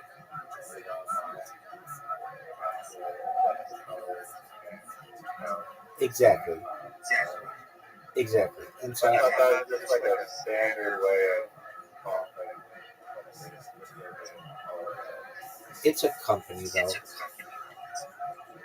Um, that's like having like milliliters. that's hilarious. You're very funny. Yeah, you're exactly right. It is like that. Um, I'm sponsored by Milliliter. Oh, that is what I mean. It really is. It's like being sponsored by the metric system, Pantone. But yeah, uh, that's kind of like a unique one I would choose. When Um, I was playing hockey, like we got our jerseys that are like printed by some company who's known as the jersey well. And on the back of each jersey, so there's like a stop sign that is supposed to tell other players to not hit you from behind and like kill you, basically. But the company that printed our jerseys printed the stop sign backwards, so it's a Fox. hilarious. Wish I still had. I might still have that jersey somewhere. Fox jersey. That's hilarious. Um, I guess like there are foods that I like that I would want to be by which I want to be sponsored. Um, but like I don't know. I like the Sriracha company. I've seen that on clothing. It's called like Hui Yo Frongs or something. I have some right here. Um, it's You know what Anderson is? Canison. Capsaicin? Capsaicin? Capri Sun juice. Capri Sun? Yeah, I know what Capri Sun is. I've never heard of that until like people have mentioned it in the last 2 days. It's like some healthy juice or something. It's not healthy. It's just sugar water. The thing that makes Capri Sun popular is its packaging. It's like in a remember that packaging that we Kool-Aid. Kool-Aid. What about Kool-Aid? It looks exactly like the Kool-Aid kind of straw that you snap. Right. But Capri Sun had it first.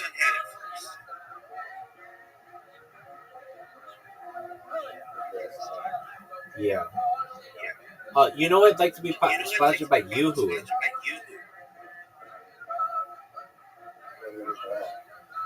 Like chocolate water. That is disgusting.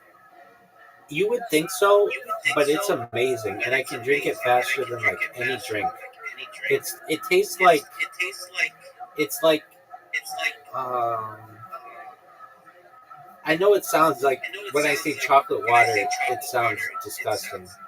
It's just like chocolate milk, but a little bit watered down chocolate milk. But it So comes. it's not really like water. No. It's I should have said it's like watery chocolate milk as opposed to like chocolate milk and water. But that becomes popular, and that starts getting offered in fountain drinks. And like like a fountain drink, you can get Yoo-Hoo, which you can't currently get, but that becomes popular. I would like to be sponsored by Yoo-Hoo. I'd like to be sponsored by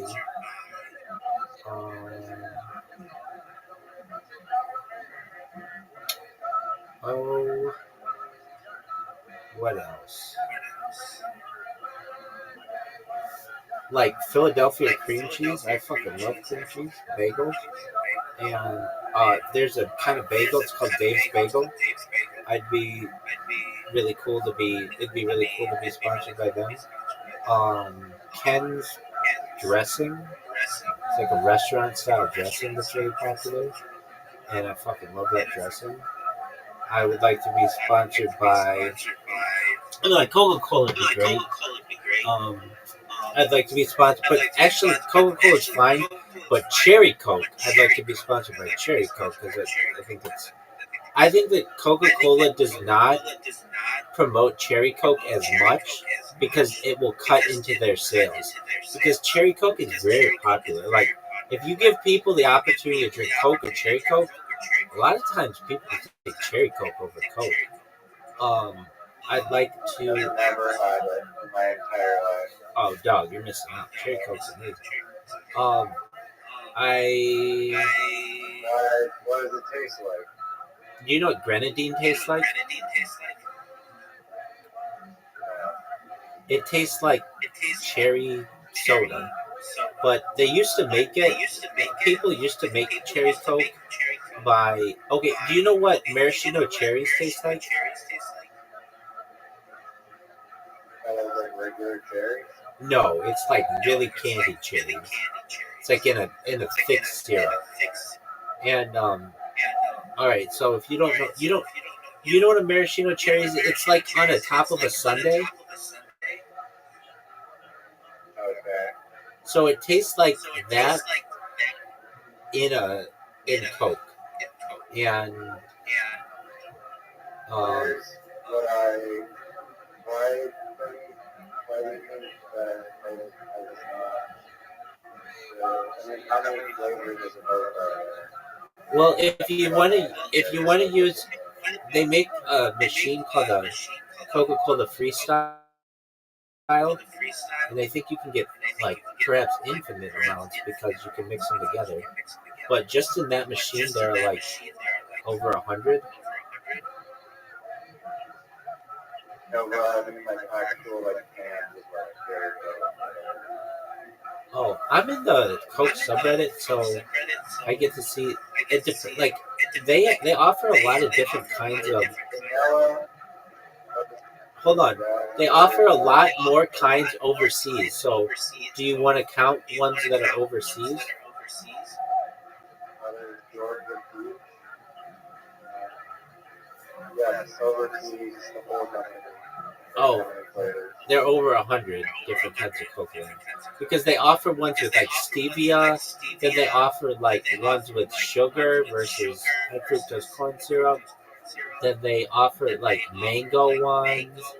They offer one around the holiday season that's like spice. It's called like They spice. promote on Coca-Cola's website, they promote Coke Berry, real sugar, version. Like the first thing that you see when you scroll on the Coke's website. Not even regular Coke. They promote Coca-Cola Berry. So I think that you're asserting that they're not selling Coke Berry in these stalls. Okay. I mean, it's just not offered in a lot of like fountain drinks. It's pretty rare. Um, what else? So That's orange, green. yeah. Well, and then they discontinue them a lot, and then they'll bring them back. They make like a Yeah, the Oreo Coke. What the fuck is that? yeah. People said it was terrible. I mean, I just remember what people said on Reddit. They would get all excited for it, and they're like, "This tastes like garbage." Um, Can't imagine that. I can't believe they actually would even try that. yeah. Here's an interesting one. Why is Coke brown? Like of all of the colors to choose, they chose brown. You would think that they'd make it like red, like their fucking logo, or clear. And you can make it clear, but I think it has to do with it's supposed to have a like technically if you give it a taste, it's supposed to be like a caramel taste, and so they make it that color. But it doesn't have to be. It can be any color you want. I want to say that it's like I think technically it looks good in a glass bottle. Again, like with the red label and the brown, it's clear and cool. I think it would probably look better black then. It looks. I mean, it does kind of look It black. does kind of look black. No, you're right. But it's like, then why not just make it black? Dog, why is it brown? I'm sure this has been asked like a million times. Why is Coke brown and not a different color? It is due to the caramel coloring, which gives a beverage a signature dark color. The color is not a result of the ingredients themselves, but rather an added coloring agent. Companies have found that customers expect cola to be brown, and clear colas have not been as successful in the market. Like, that's weird. Like, I bet you could change people with that. Because I think it'd be better to be clear, because it doesn't stain your teeth, and if it gets on clothing, it's not, like, staining. That's a sort of thing. Yeah, I would like it to be clear in the future. I don't know, I feel like it would be weird if you, that's a big transition society has to I think they'd get over it. If you told them that, hey, it's not going to stain your teeth and it's not going to stain your clothing, I think that's an easy selling point.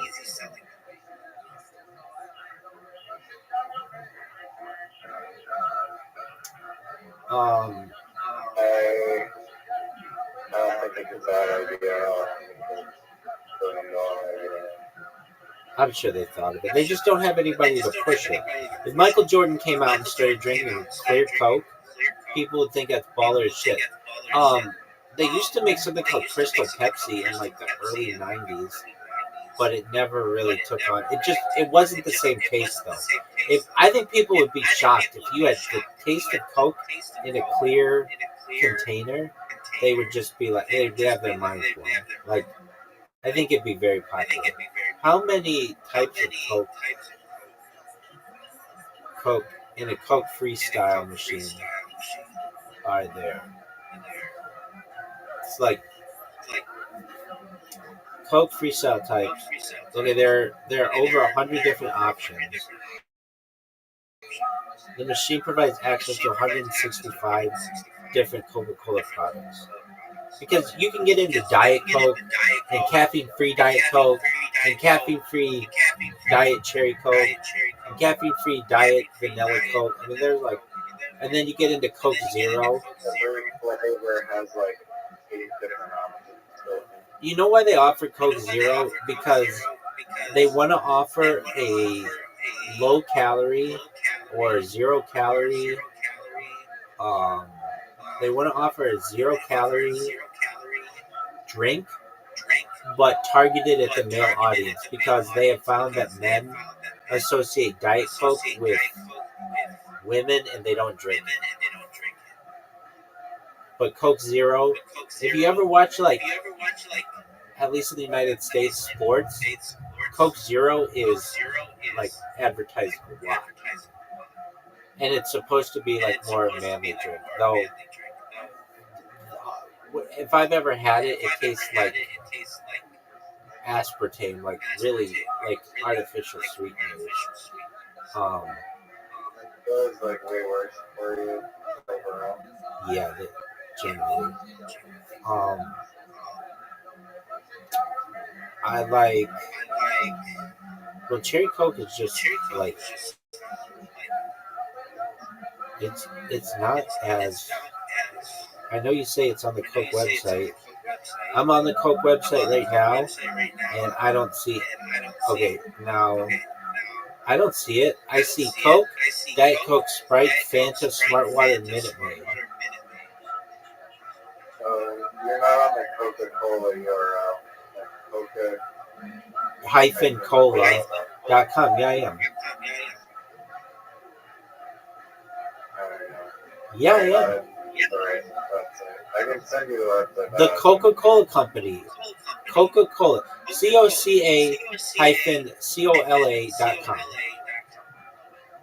Yeah, no, I see it on the main page. That is not on the main page. If I go to explore brands and hit Coke. Wait. I have to explore the brand. Okay, so I would expect it to be under Coke. But it's not like it's on the front page of Coke. Okay. I had to go to flavors. Dog. You are now we're deep into it. No, that's okay. That's okay. But here's another weird thing about it. If you look at the Cherry Coke label, it looks just like Coca-Cola. Like it looks like Coca-Cola. The cherry is really small. It's like not that easy to see. It's pretty easy to see if you have eyes. No, but I mean, even the color is like barely like almost the same. Like I'm used to type in 1990s Cherry Coke brand or maybe logo. It was purple, and then it was this really cool, like, I think you'd like it. It's very like hipster, not that you're a hipster, but it's very like I don't know if you'd like it, but I kind of think you would. I don't know. It's kind of like graffiti, like yeah. It just was a lot different than what it currently is. It currently looks like Coke, and people get it messed up a lot because the labels are very similar. Like, I know you're like, well, it says Cherry Coke on it. Yeah, it does, but it's. Also the color purple on it also should tell you that it's not a regular Coke. Yeah, but it's not like that obvious. Like, it's not like a different color. It's like, or it is, but it's not like okay, looking at them, like the Coke Zero is like the Coca-Cola is in black, and I don't know. The Diet Coke is like in silver. The orange cream is is different. I, the cherry Coke is, I don't know, orange cream. That's new. No one's had that. Um, they have California raspberry. I've never seen that, and I know it's called California raspberry, but I've never seen it anywhere in California ever in my entire life. Where the guy Like the Oreo Coca Cola one is distinct. It's like way different, but the cherry Coke is it's not that different. Um.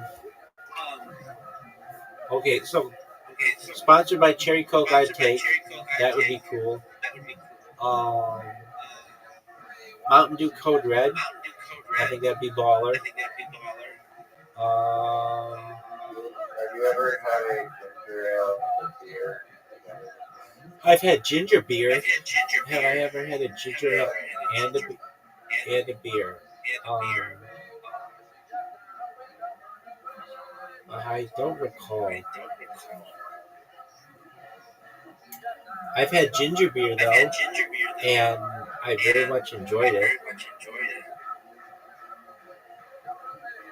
It's like a Japanese thing.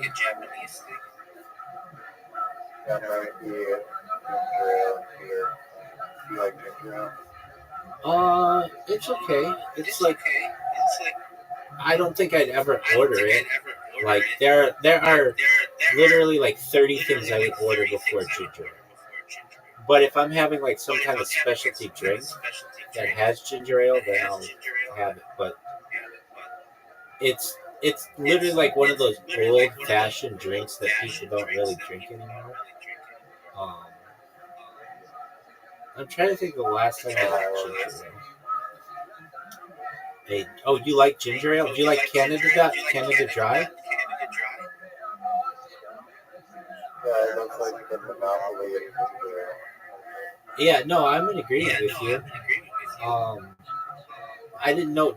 Is that a big thing in Canada though? Do you drink that? Yeah, is it a Canadian company? That I don't know. Or is it owned by, it is, no, it's not a Coca-Cola product. It's owned by Dr. Pepper, which is American. Dr. Pepper Schweppes. Keurig Dr. Pepper. Keurig Dr. Pepper Schweppes. Yeah. I. Who else would I want to sponsor me?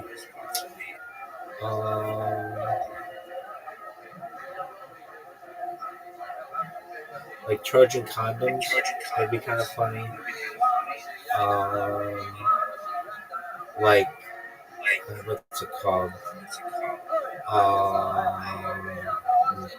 There's like a lube. I forget. It's like a popular lube. It's not like Adam and Eve, but it's something like that. Astroglide. What else? Want to be sponsored by? I'd like Home Depot sponsorship as like the orange. I know. Rockstar. Not the drink, but the video game company.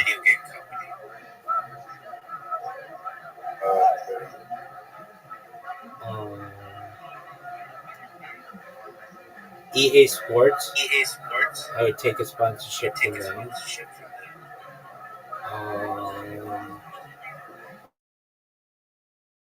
Hitachi. I would take a sponsorship from them because they make the magic wand.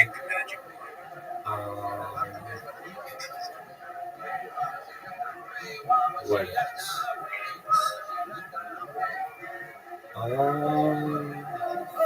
Tesla would be cool, but not for the car, but for their robotics. Boston Dynamics would be cool. IBM, I would really like IBM. Microsoft would be cool, but I like IBM even more than Microsoft. I think there's something cool about like an old brand like IBM. I mean, it's not that old, but I would like to be sponsored by William. oh, that's hilarious. Yeah. I want to be sponsored by Dumb Starbucks and McDowell's and Hungry Jack. I'd like to be sponsored by strip club like Zoo or Right. There's a berry company. Like, 3 axle scabs for life. yeah. It's called Driscoll's Berries. It's really popular. I'd like them. Chiquita, which used to be United Fruit Co. That would be cool.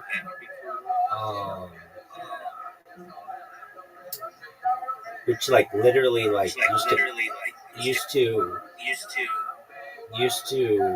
like is more powerful than the governments of like Nicaragua and Guatemala and stuff.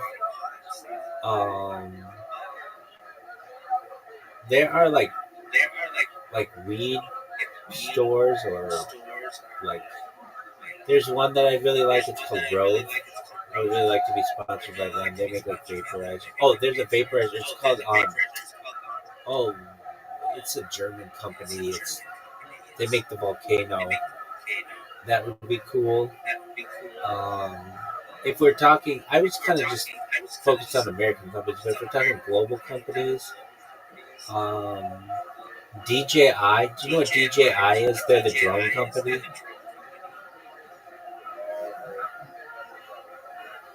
I just saw. There was controversy over DJI drone company, how they're navigating the Ukraine war and stuff. Oh, that's interesting. Do we enable these soldiers in Ukraine to hack the drones so that people get intel and bombs?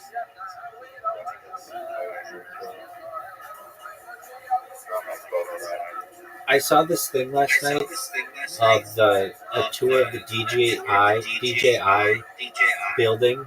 Its headquarters in Sichuan or Shenzhen, I believe, and it's like this huge tower. It's 2 towers, and it's like the first in the world where the 2 towers aren't the same size. Like usually towers are the same. Like if you're like a twin tower, like both towers are 100 stories or whatever, but one is 40 stories tall and the other is 44 stories tall, and they have like this sky bridge between them. The first 4 floors of the DJI company are like it's like a store. It's like an Apple store, but for drones. And they also take like the history of the drone, and then if you buy one where you can like test drive it, test fly it on the roof of the building, it's like a really innovative company. I'd like that one. OpenAI, that's the one that I probably would say. OpenAI, because I use ChatGPT so much. Guggenheim Partners, they just bought the Dodgers, or they just bought the Lakers, and they own the Dodgers, so I would go with that.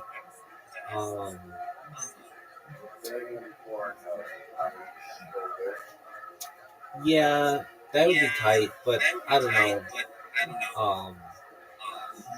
Those Canadian companies, you gotta be careful with them. Sponsored by Ford. That would be cool. Reddit. Reddit would be cool, but that's Condé Nast, which is owned by some other company, so that would be really cool. Yeah, I would want to be sponsored by Subreddit, the Fighter and the Kids subreddit. Nathan for you subreddit. Not even the Reddit. Like, I want to be sponsored by the subreddit. That would be amazing. I'll be sponsored by the Voodoo subreddit. Right. Let's see here. What else? Yeah, I have a method of eating watermelon that I think other people have done, but to my knowledge, there's no term for it. It's basically like you cut the watermelon in half, and then you start eating it like with a spoon and just using the Like a watermelon bowl? as a bowl. Yeah. And you just keep scooping it out. But there's no actual term for that process, so I've eaten it that I way. was thinking of just calling it Bowling? bowling, like you bowl the watermelon. I think it is called that. I've eaten watermelon that way. You can't call it tuning, but already Yeah, bowling or watermelon. But I guess bowling is already. Why bowling is there's nothing to do with bowling. It's sport. or maybe it's just called half. How to cut a how safe is it to eat half cut and wrapped watermelon? No. I've eaten it that way. I like it because then you can drink the watermelon juice or whatever, but it's like it doesn't get on a plate. It's like a almost like a coconut. Yeah. I'd like to be sponsored by Lockheed Martin and Boeing, L3, Harris, Halliburton, British Aerospace, El Al. I'd like to be sponsored by Raphael. Oh, it's that company that makes like the waterproof shoes. Like they made them before like every other company in like the 2000s. Like they made it to make something. Gore-Tex? Skechers? Skechers? I guess, yeah, I believe.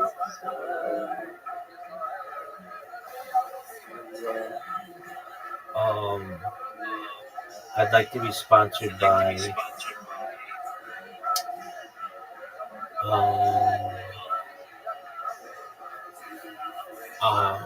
what is that company that Joe Rogan used to buy?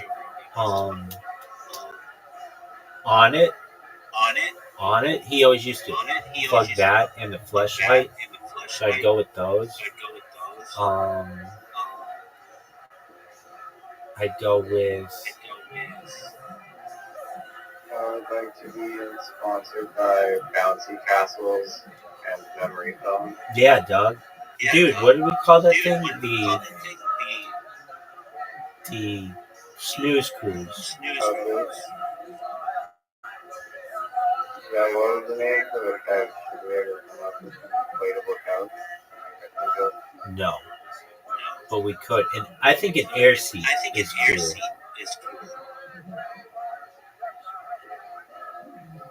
Yeah, air seat is actually quite a good name. Thank you.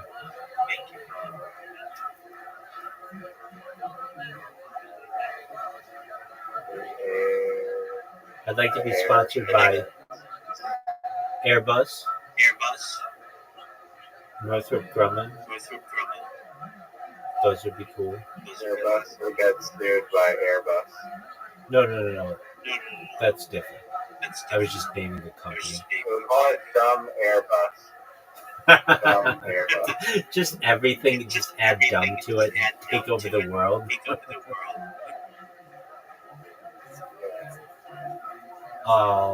Hershey's Ghirardelli.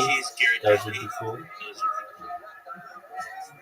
They make a Dubai chocolate now, which is apparently. This is actually a realistic sponsor potentially is Belton Allentown spray paint or any golden paint supplies. Like Rust-Oleum? Petroleum is not great paint or murals. Okay. It's good for destroying property and making things bad. Very good to It know. has I believe it quite it's a male half adapter versus other painters female half adapters, and the female ones are like a lot easier.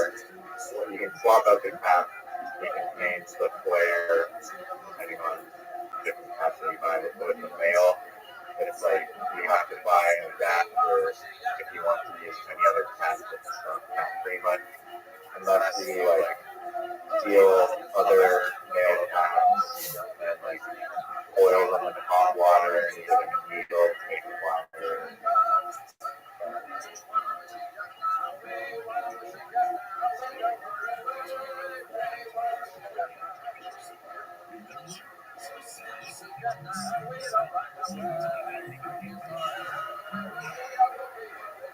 Samsung would be really cool. LG would be cool. Mitsubishi, Toyota, Honda, Suzuki, all of those companies. They're like 9 Japanese car companies. They're like Nissan. Do you know the reason why like Japanese car companies like it's strange? You think that like China or Korea or Thailand, Vietnam, anywhere in like Asia would have like car companies, but they're all seem to be concentrated in Japan. Yeah, it has to do with like after World War II, they transitioned their business strategy and focused on the American market. And the United States, since we were favorable to Japan, since we had bombed the shit out of them, was open to importing their cars, even though it was fought by the American government or the big three American companies, big three American automakers, General Motors, Ford, and Chrysler. And China does not allow imports of its vehicles into the United States. We felt bad for bombing them, basically, and then let them scale. It was to help their economy. Let me make sure that's right. Why does the Japanese auto market dominate since World War II, but like China's does not? Korea's does, like they have Daewoo and Hyundai and stuff.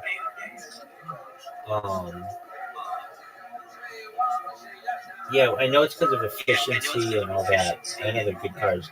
The question is, Japanese is not achieved a single dominance as China. No.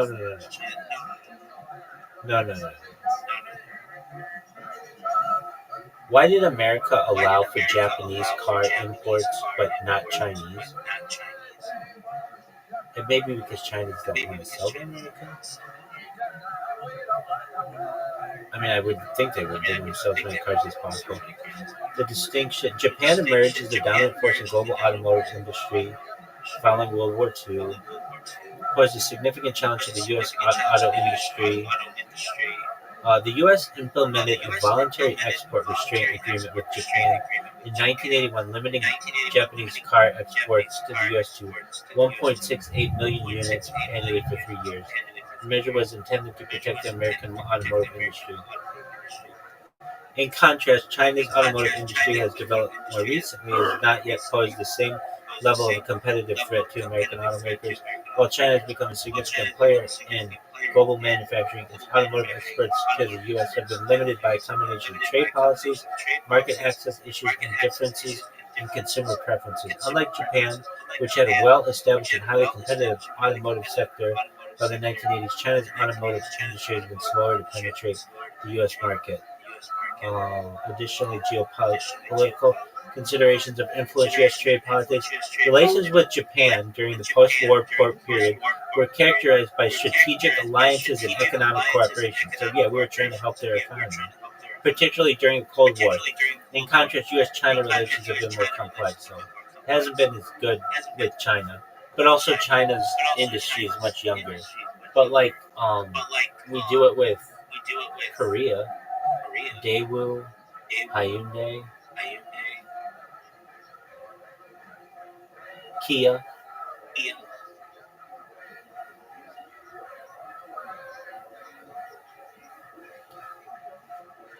Yeah, that makes sense.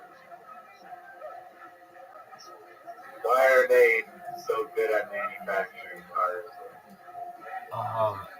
It's um, I mean, like if you want it in one answer, I think it's because of their Six Sigma system.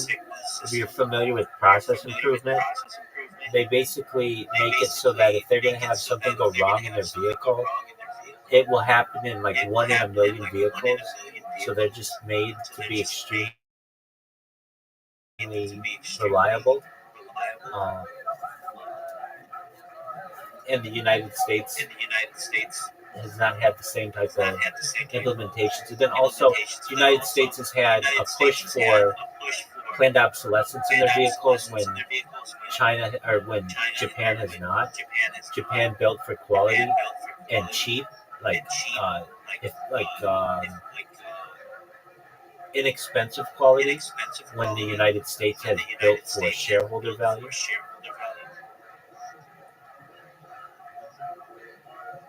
Let's look up the why are Japanese cars so reliable in the United States, but American cars are not.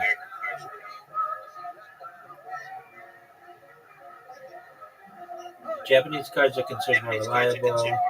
One is manufacturing, which emphasizes continuous improvement. What I just said, Kaizen and process focuses on minimizing waste through the Toyota production system. The system ensures that small, ongoing positive changes lead to significant improvements in quality and reliability. Additionally, Japanese automakers like Toyota and Honda prioritize long-term reliability over performance, resulting in vehicles that can last up to 13 years or 200,000 miles with fewer repairs.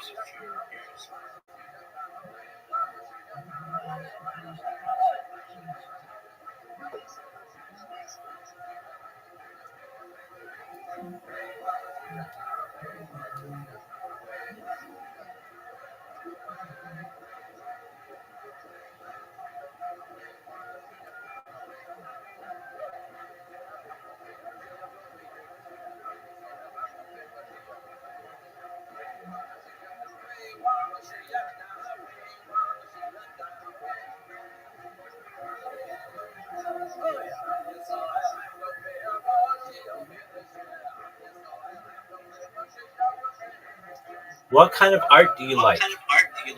What is the name of it? Um, African bead art, That's cool shit. African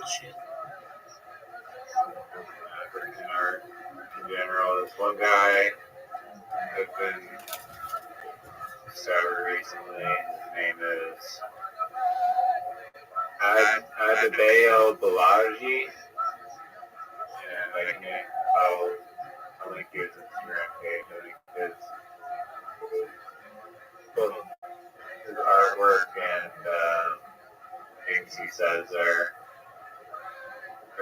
very interesting, and I hope that he makes podcasts one day. He has great ideas, but In the past 3 days, his art's very cool. But I was listening to an interview with him, and he was like, the person was asking, like, oh, like, is your art like influenced by like your African roots at all?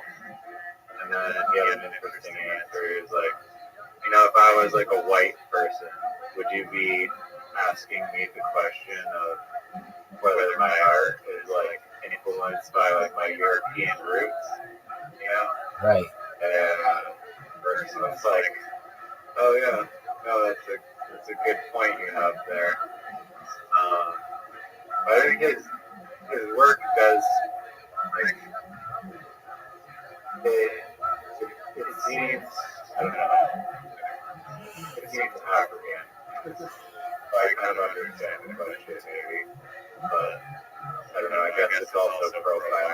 same time to maybe say that, but Right. his work is very interesting,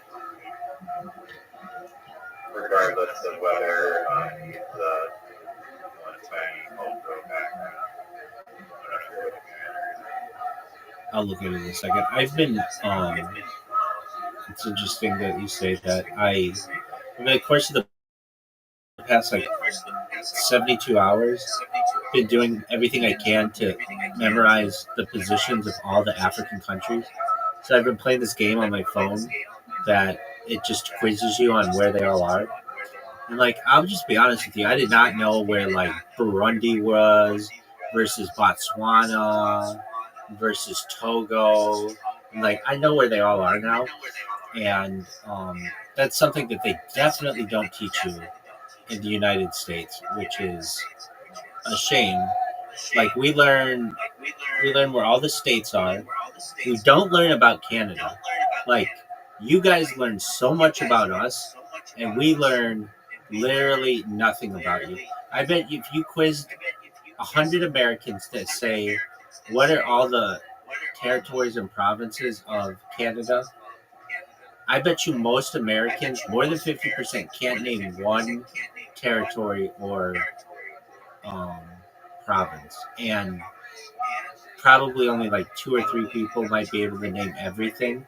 I mean, I know there are Canadians that can't name them all, but especially without getting anything wrong, and those would generally be people in bordering cities like Seattle or Detroit or Buffalo. But your average American could not name. Michigan Knights, yeah, they know that they're next to Ontario. They can't name anything, and then South America, we definitely don't learn anything about Central America, because the thing is, it's dangerous to have an educated populace, so they don't teach us about geography, especially because then we'll care about the people who live there, and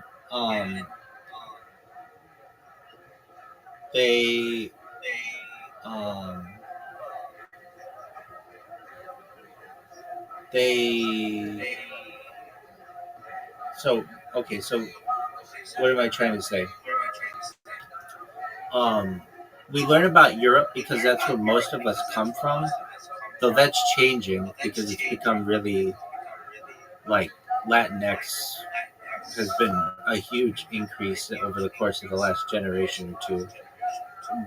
But we don't even learn Europe that well. I bet you most people in America can't point out where Liechtenstein is or Estonia. We just don't learn that. I think,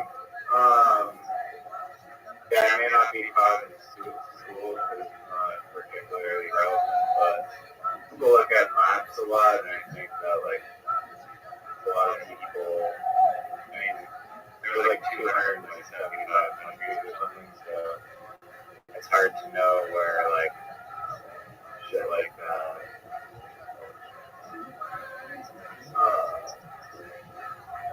me without Nauru. Do you know where Nauru is?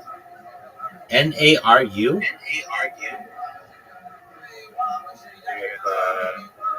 Well, don't look it up. Do you know where it is? Naru? Don't look it up. Do you know where it is? Am I spelling it correctly? I'll tell you after you tell me if you know where it is. I don't know what you're saying. You're not saying Nauru. Yeah, it's a country called Nauru. Where's Nauru? Okay, you don't know where it is. N-A-U. Yeah. Wait, you keep changing the spelling on it.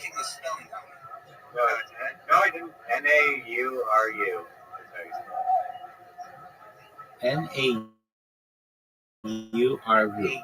Nauru. Where's Nauru?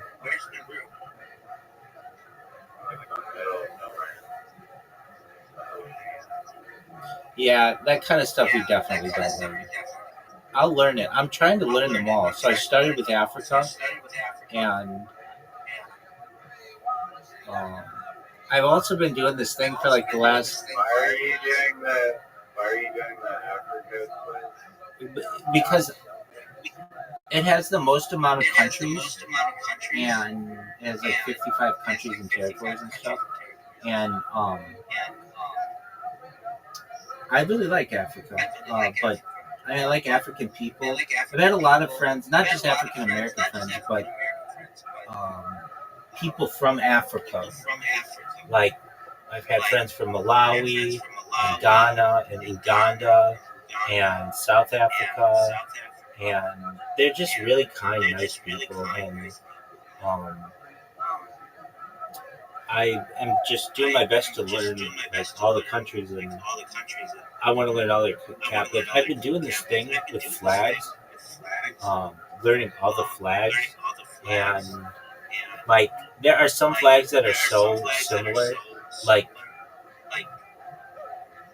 Poland and Indonesia are just flipped. One's white on top and the other's red on the bottom. One's white and red, one's red and white. And like Monaco and Indonesia are the same, but just a different color red, slightly. I mean, there's just like all kinds of really intricate um, differences that I've been studying. I So I've been doing flags, and so I've got basically all the flags down. Though there are some like islands that still they're not like even countries; they're just islands that I've been doing.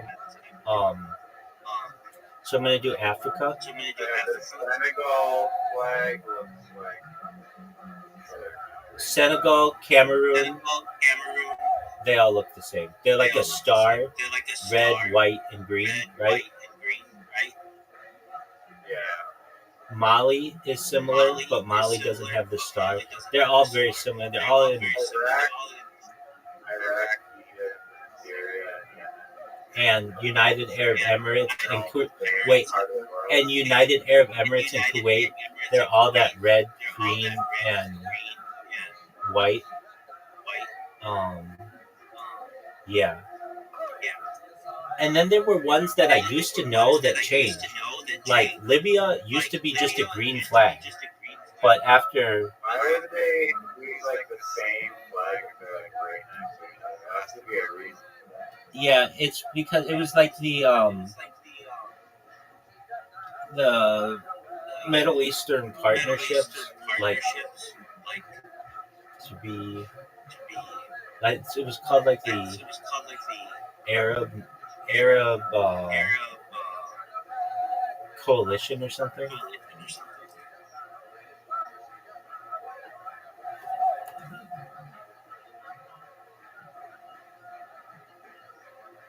Why do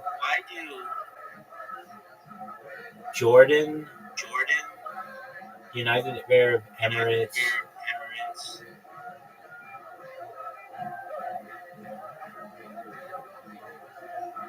and other countries have such similar flags?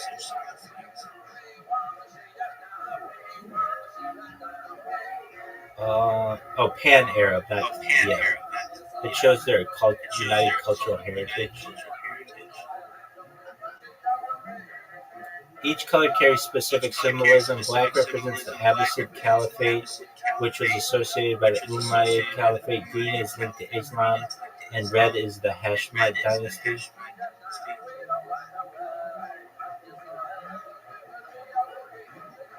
I think the provincial flags look cooler than country flags. Yeah, I like city flags. Cities have flags? Oh, fuck yeah. What? Fuck yeah. Cities have their own flags? Definitely. And people fly with pride. LA's got a really cool flag. It's red, yellow, green. New York's got one. It's like What's the first flag? I actually know this. It's Nepal. No. Yeah, Nepal has the oldest. I just know this. I know this is a fact. Nepal's number. Oh, hold on. Nepal is one or two. Denmark, actually, Denmark might be first. No, I think it's Nepal. Continuously used. What are the oldest flags that are used by countries? Um, Yeah, Denmark apparently is the oldest one still in use. But that wasn't like the first flag to ever exist. no, that would be like banners from like earlier than the Roman Empire and stuff. But no, there's something to that. Something to Nepal being maybe older than Denmark. There's like they don't really know how old it is necessarily. Why does Nepal have like a triangular? It's an excellent question. Because it's the oldest, the only non-rectangular flag. No, that's not true. Switzerland. Why does Nepal have Well, triangular. triangular flag? Also, the Vatican has like a square. It's the only country that's not rectangular. The design has historical and cultural significance. The flag consists of two juxtaposed triangular figures, creating an irregular pentagon. Okay, it's believed to symbolize the Himalayan mountains. The flag's unique shape reflects Nepal's historical resistance to adopting the regular flag that has been prevalent since the 19th century. Okay, is Nepal the oldest flag continuously used by a country? I read something like it. There's an argument to be made. So the flag of Denmark is older, 1625. Flag on the Nepal has been used since 1743. While the Nepalese flag is unique in that it's the only non-quadrilateral national flag in the world. It is not the oldest continuously used. It's very old though. There's a reason why I said that. I mean, I knew it was Denmark, but there's something to the age of the flag in Nepal. I don't know. Maybe. Is there an argument at all to be made that the flag of Nepal may be the oldest flag continuously used by a country?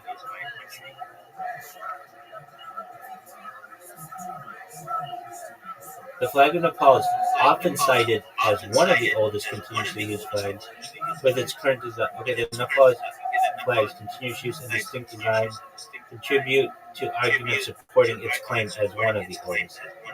Well, it's just saying it's one of the oldest.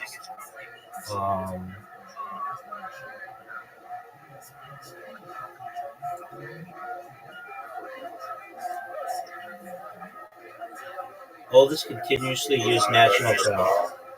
Yeah, dude, I have a friend in here who's from Nepal, and okay, this is what it was. This is the thing that I said. So it's third. Denmark and the Netherlands are older, but I knew Denmark. Yeah, I have a friend in here. I've always wanted to go to Kathmandu, and I know a lot about Nepal, more than average people, because I've studied to some extent the Sherpa people, and they're not portagers. They're not the people who climb to Everest or other mountains, though that is a common career that they take. They're a people that's known as the Sherpa people. I mean, I know just some facts about it. It's got the highest airport in the world, and like basically, Is it the highest city in the world or no? well, it depends what you define a city as. What is the highest city in the world by elevation?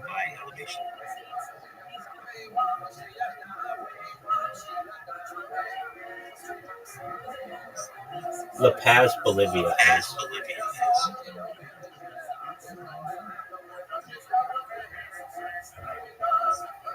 You deepest cave is in the world? Yeah. Well, I know where it was in the United States. I think isn't it in like Vietnam or something? It's in Georgia. Oh, okay.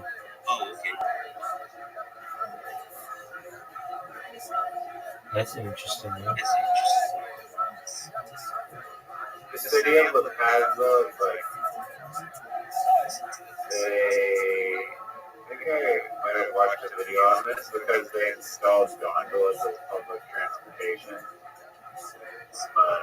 It seems like, yeah, I guess, that's still up in the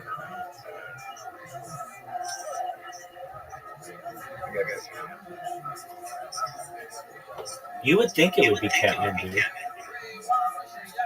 Like I would get that. Oh yeah, that makes sense.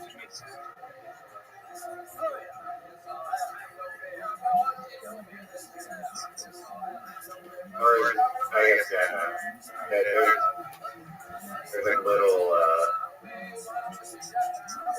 like tiny places that aren't cities. I've got one for you. What is I mean, this is like subjective, but generally, what is considered the widest river in the world? Widest? Yeah. Is it in Africa? No.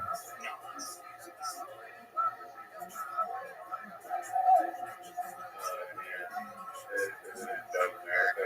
It is, but it's not the one you're thinking.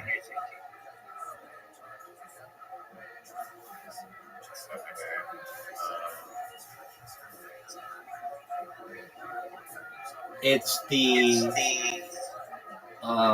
Rio de la de la Plata, also known as the Silver River. It's where Buenos Aires is and Montevideo. You can actually see it, how wide it is from space.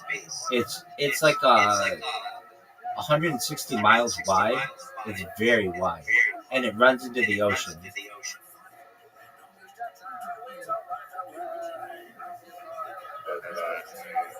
It is. Like every time I click on Google Maps, it's not making me do that whole style captcha because they suspect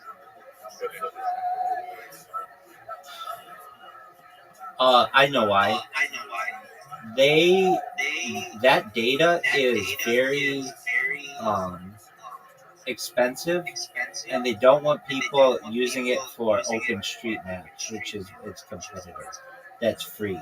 Like basically, it'd be pretty easy to just create a bot that just took all that data and mapped the whole world. So they make you do a captcha. They didn't used to do that for me, sorry. Right. Because bots haven't been that prevalent. Seems like the river consuming the 160 miles part is like kind of like this game, It does. That's why I said like generally is considered it. But if you actually look at it, it is a different color than the ocean water. It's like brown. Right.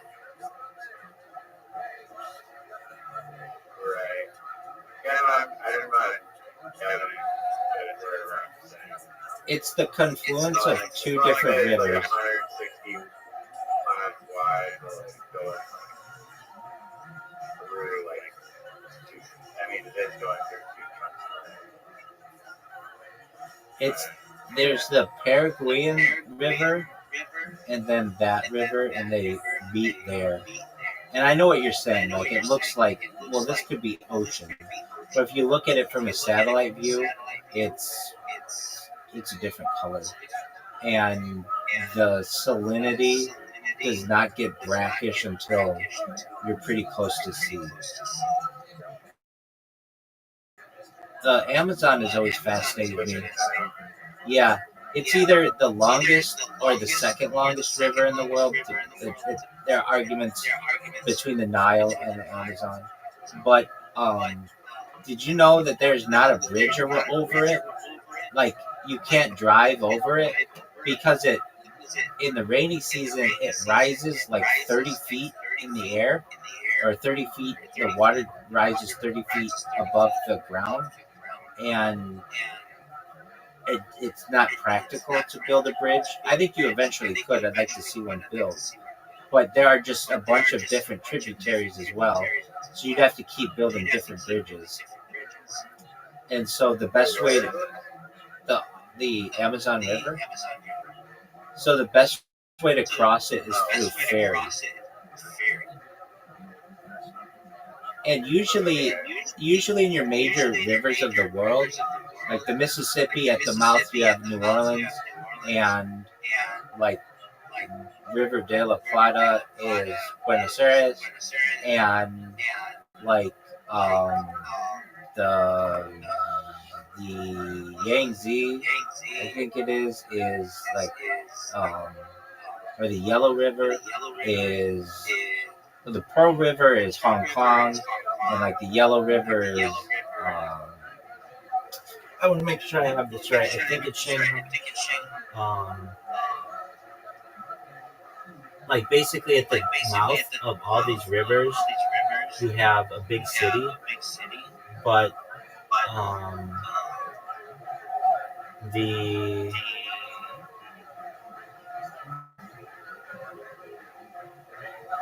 Yellow River is Shandong. So it's Yangtze of Shanghai. Let me make sure that's right.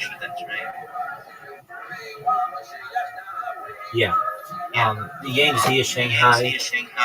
The Nile is Cairo, but there isn't like the same at the Amazon. It's because the Amazon's so wide.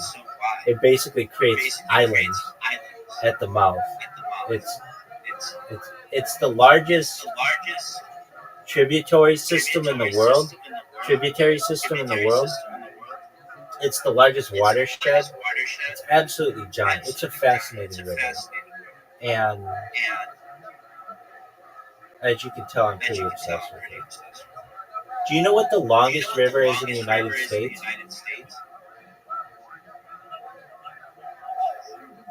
That's incorrect.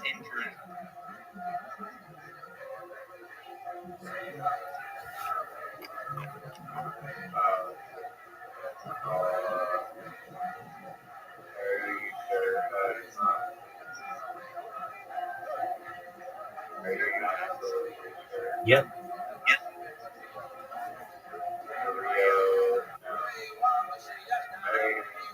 According to Google, it's the longest river. No, it's not. No, it's not. Which one is it? It's the Missouri River. Oh, by 1 kilometer. It's pretty close. Longer by 1 kilometer. Is that true? Okay, according to Wikipedia, in Missouri. Yeah, you're right. By 1 kilometer or 1 mile, 2 kilometers.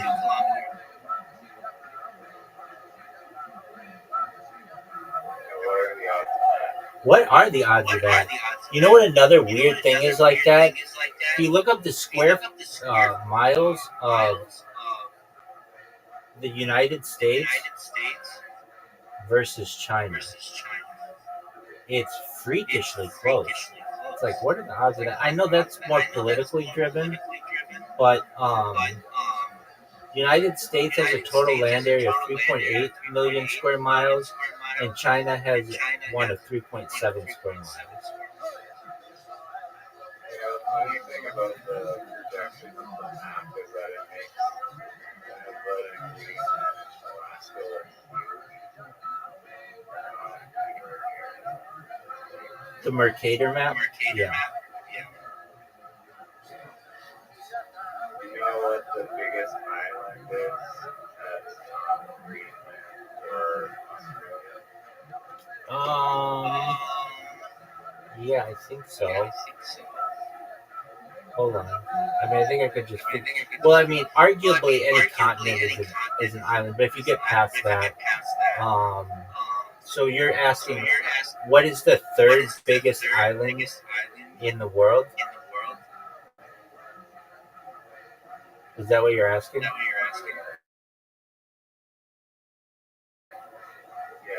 I believe it's Madagascar, is it not?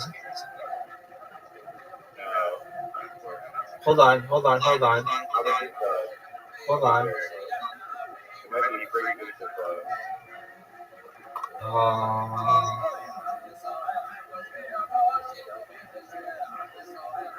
what would be bigger? It's not Borneo. No. Okay. Very close.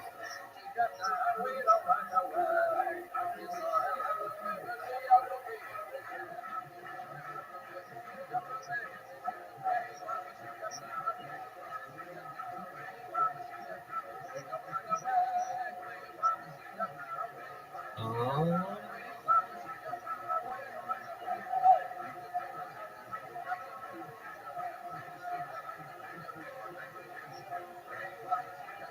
Borneo. Wait. Well, it says Greenland, New Guinea, Borneo, Madagascar.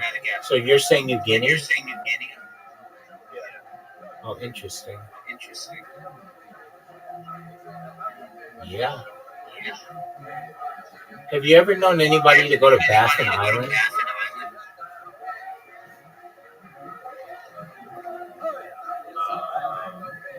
Personally, no. Oh yeah, how is that not? Doesn't that count as the island? It does. It's number 5. Oh, it's the projection that makes it look way bigger. Way bigger. It looks huge. It's literally half of the size of the U.S. Dude, Greenland always looked so big. When I was a kid, I was like, Greenland's huge. And it's also at the North Pole, which it is not. And then Antarctica looks like the biggest thing ever. because it's like the whole bottom strip, right? But it's the windiest place, the driest place, and the coldest place on Earth. Why is the North Pole not on? It's underwater.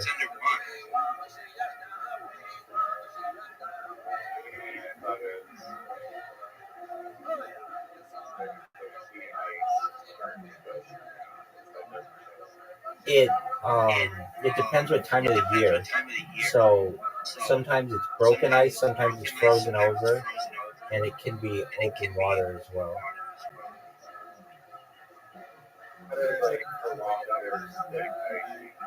No, that's Antarctica. Right. The Arctic. Now, if you're thinking Greenland, that's different. That's land. But if you're just talking about the open water over the ocean, it can freeze. But generally, what it is just like this broken up thing of like broken up ice most of the year.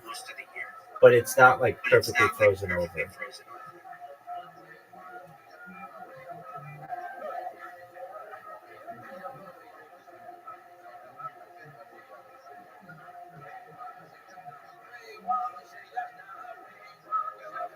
I thought it was literally like a permanent island. No, that's Antarctica. I guess sort of like the tilt of the Earth or something. Of the South Pole, no. The South Pole has land. It's a continent. So, like, the ice and stuff can build up on it. The North Pole is just water, so it doesn't have anything stable on which to lock on.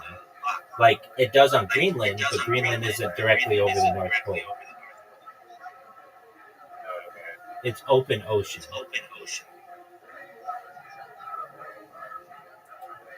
Does the North Pole ever have liquid water without ice over it?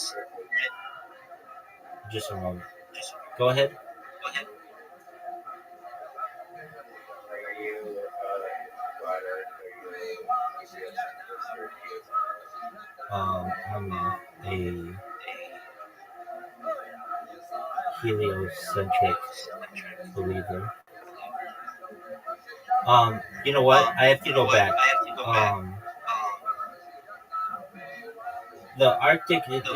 Okay, so ice is typically 3 to 4 meters thick at the North Pole, with some ridges reaching up to 20 meters in thick. What about in summer? What about in summer?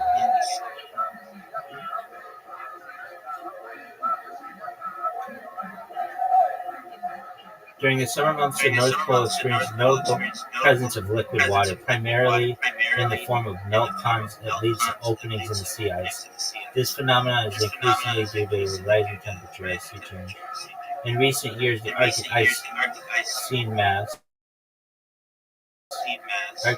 sea ice has become thinner and more fragmented, resulting in larger areas of open water near the North Pole compared to the past.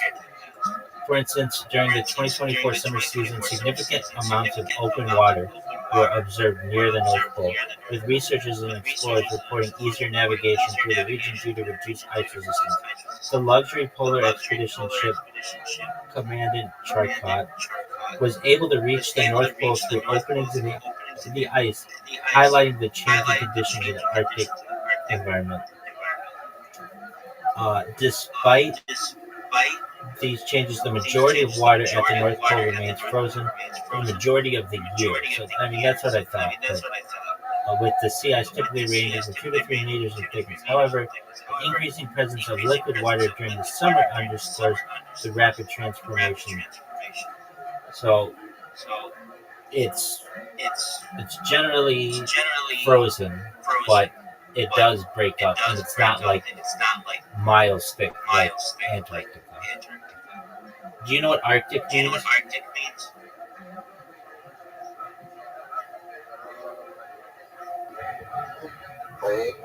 Bears.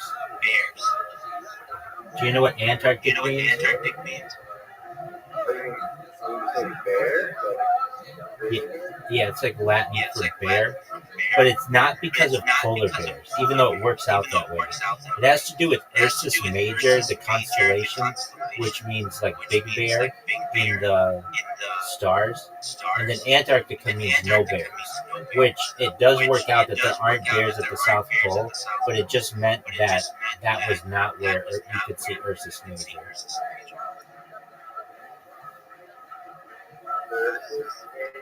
Yeah. Oh, yeah. Very fair. Oh, okay.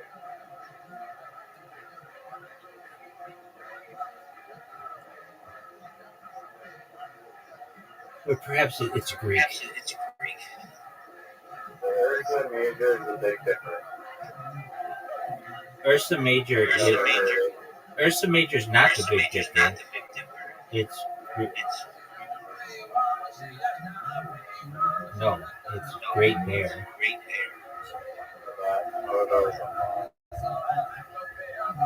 I think it's different. Oh, no, the Big Dipper is a part of Ursa Major. Okay.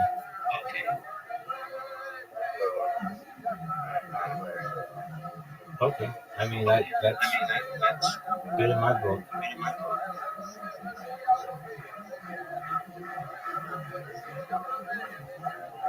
Ursa Major is Latin for big bear. Arctic comes from the Greek word Arcticos, which means near the bear. But a lot of people think Arctic means bear because that's where polar bears are, but it doesn't have anything to do with that. It's because of Ursa Major. I heard a guy on a podcast say that the other day, that Arctic means bear because that's where polar bears are. I shouldn't take this thing. The thing is Brian Callen, so who the fuck gives a shit? The kid in Fighter and the Kid, but they didn't even know where Arctic was. They're just so dumbasses. Anyway, I'm fascinated by that. My friend's parents took a cruise to Antarctica. It's something I've always wanted to do. I think that'd be cool. My aunt took one. She didn't take it. If the weather isn't bad, they let you go polar bear dip and jump That would be more a penguin dip because there aren't polar bears there. You're right. You're absolutely right. I wonder if they'd survive though. I know that they've tried other things to live there. Cows don't make it, and that's really kind of the only thing they've tried.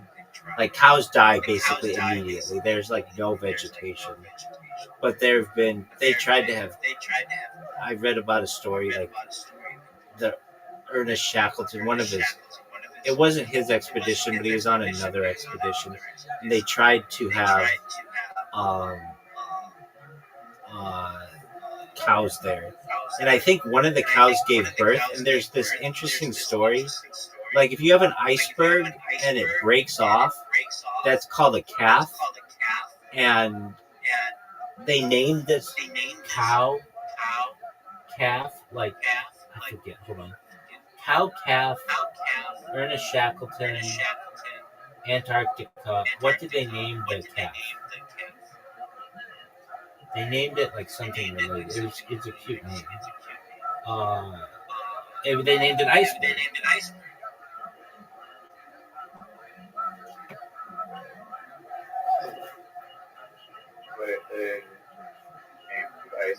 Icebergs because of the calf. So it's like an iceberg. When part of it breaks off, it's called a calf. And Yeah, I got that. and so when the cow gave birth, it gave birth to a calf that they named iceberg, which is like the opposite of what happened. They named it iceberg. Yeah. Which I think is just cute. They're really making jokes about that animal that they literally let freeze to death. Exactly. I think they got him back on the ship and were able to save some of them. But not. I want to try like a polar bear first. Well, that's what I was thinking. Let's look that up. Well, there's nothing for it to eat, but would polar bears survive in the Antarctica? Gills. In Antarctica. Gills in Antarctica, or is it only like Polar bears could theoretically survive in Antarctica due to the similar cold climate, but introducing them would have severe ecological consequences. Dog, I think we should do it. I think we should, just to fuck shit up. Just keep everybody on their toes down there. So not only would you have to worry about it being the coldest, driest, and windiest continent, but then there are fucking man-eating monsters. But if you had bear scare, no big deal. upgraded polar bear? Well, Cooked with the mighty salmon. that's right. Yeah, but we need like a super duty version for Antarctic polar bears. I wish there was like, I'm sure there's an island somewhere that's super ass cold, and you could put like at least like 2 polar bears there to mate and just see if they make it like a polar bear island. There's an island down there called Elephant Island. It's like the craziest fucking story. I don't want to get into it, but okay. Do you know the story of Ernest Shackleton? It is the most, probably in my opinion, of any survival story I've ever heard in my entire life. His is the best. So basically, he was born in, I think Ireland, moved to the UK, started studying under like ship's captains did a did a trip to Antarctica in like the beginning of the 1900s, and but the goal was everybody wanted to make it to the pole, to South Pole, and so eventually he was able to fundraise and get a team um, underneath him as a captain. They get there and they're gonna go try to make it to the South Pole. They end up not being able to, and they survive for like 2 years in Antarctica with like no food, very little provisions or anything, and their ship breaks down in the ice. So imagine you're just like stuck on the ice. There's nothing to do. So they take a rowboat, a fucking rowboat, in the Drake Passage, which is like the worst fucking weather or like worst sea swells in the world, and they make it to an island called Elephant Island. It was like a whaling island, and they tell the people there, look, we've got a whole crew of people still on Antarctica. We need to go save them, and they did, and not a single person died on the expedition. It's like the most, like I slaughtered the story. But basically, like, yo, now give me a quick version of the Ernest Shackleton story. You're able to rowboat. They rowboat it like hundreds of miles. Yeah, Ernest Shackleton, he was an Anglo-Irish Antarctic explorer who led British expeditions to the Antarctic.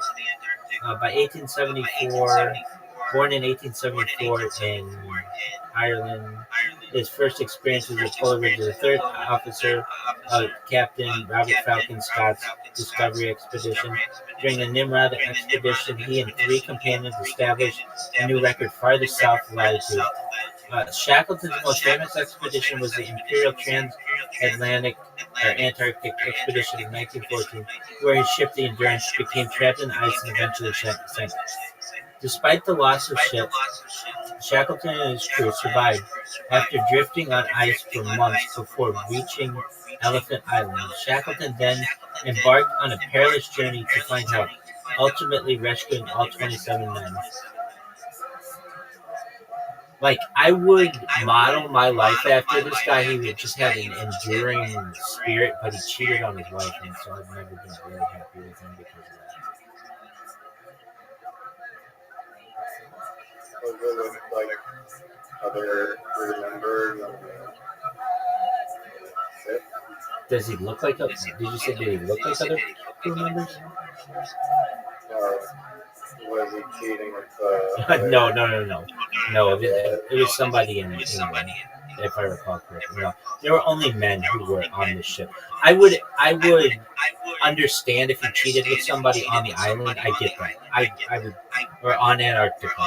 I would get that. Like, you were on an expedition, whatever. But no, dude, this was like down the street from your wife. Like,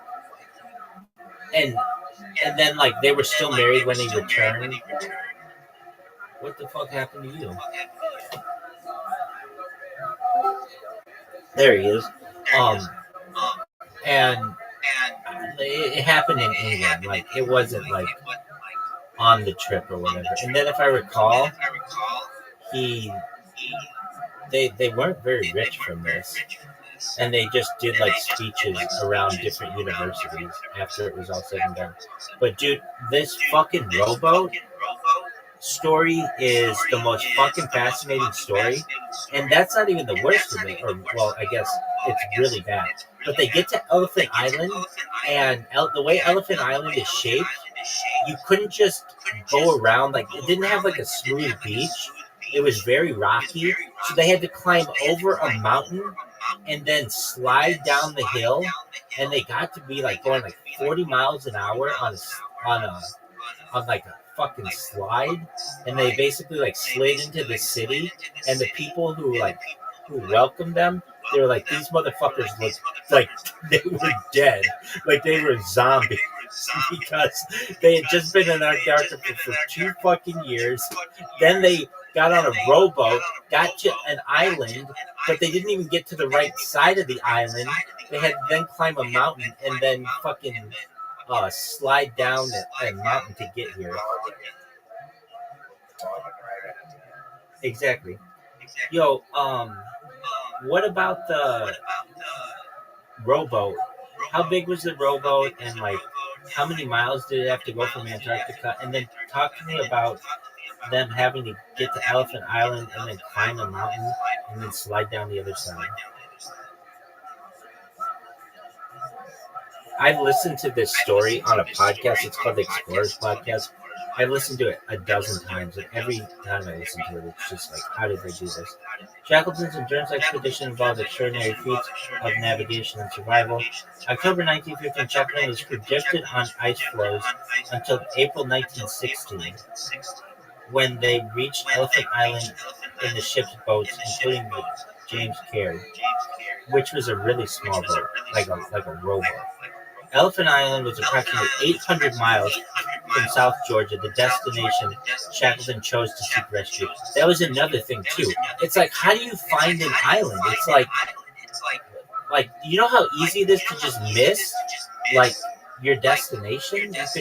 If they had missed it a little to the left, or a little to the right, or a little east, or a little west, they would have never found it. Realizing the need for they had what? Just hoping that you hit an island that's supposedly in one direction. Exactly.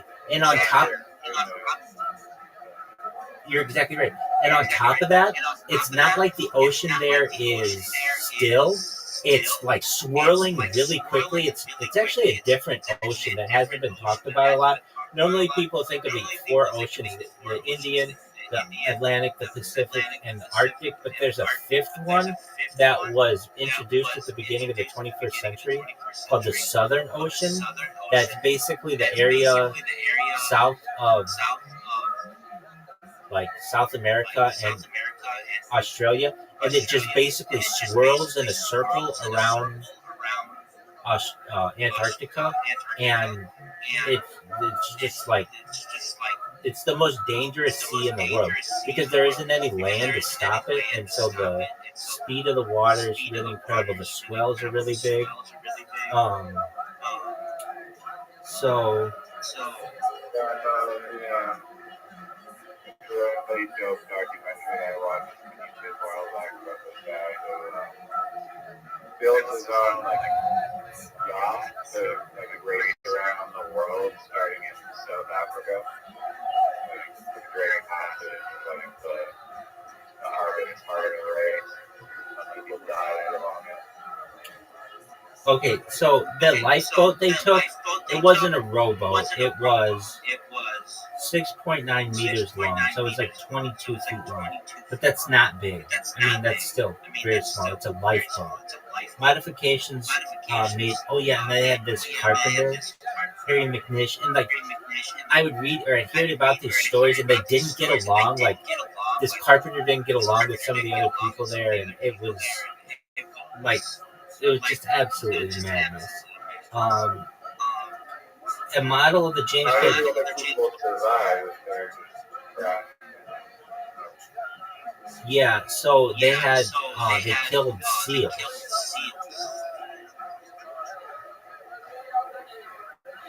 And they just lived in tents. They had a fire? Yeah, but it was really hard to get. They had a whale blubber they used as and they had this it was really hard to keep matches dry. They had it Or was, you get the wood though, or the fire. you wouldn't you use the whale or the seal. So you're gonna get a seal on a whale. No, I misspoke. So if you use the blubber, That's part of it. yeah, I mean I guess, but they wouldn't catch whales, they'd catch seals. But let me find out specifically. How did they keep a fire going? I remember hearing they had these cans of things that would light. There's no direct mention of how they kept a fire going on Elephant Island. Not on Elephant Island. They used whatever materials they could. No, on Antarctica. On Antarctica, how did they keep a fire? Oh, I remember. They had a stove. They had these stoves that they made. There was like an invention at the end of the 19th century, early 20th century, to have these special stoves. Yeah, that blubber stove. The crew of the Shackleton expedition managed to keep the fires in Antarctica primarily by using a blubber stove, which burned seal or whale blubber. Okay, you're right. This type of stove was essential for both cooking and providing warmth in extreme cold. For instance, during their time cramped on the ice floe after the Endurance was lost, the men used the blubber stove inside the makeshift galley to prepare meals, despite the challenges of working in frigid conditions and dealing with smoke that often blackened their faces. Additionally, the crew relied on whatever materials they could bring from the Endurance, because their ship like broke apart. So such as wood scraps. I think I also might know what kept them alive. What would that be? They're possibly singing the Will Beat song. I knew you were gonna say that. Daddy, Oh, I think they taught it to the people on Elephant Island. that was the first thing they said before they mentioned that they were lost. The story. I mean, I don't know. I don't recall. It's been like a year or two since I've heard the description of it. But when these guys got to Elephant Island and they like slid down the side of this mountain and they got into town, can you imagine? Like, it's just the worst fucking luck or fortune that you can have. But it's such an amazing story. No, they did. The people there were whalers from like England, so they could speak to them. But they described their like first meal, and it was like, they ate like everything on the fucking island. They were so hungry. What's amazing though is no one died. 27 people went and 27 people came back. And so while the Ernest Shackelford story was considered a failure because they didn't make it to the South Pole, it's considered one of the greatest, if not the greatest, survival stories of the 20th century. And I think it is. It's just a phenomenal story. And people don't know this, but the first guy to the South Pole, his name is Roald Amundsen. He was also the first person to the North Pole and the first person to traverse the Northwest Passage, which nobody knows. Like, nobody knows this. You ask 100 people, who is the first person to the South Pole? No one knows. It's Roald Amundsen. He's from Norway.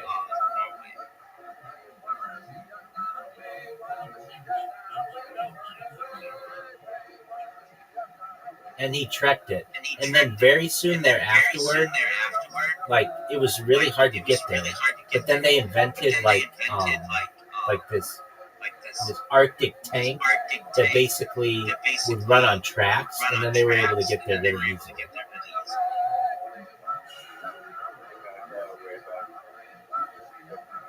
I mean, within like 40 years, they were able to get there.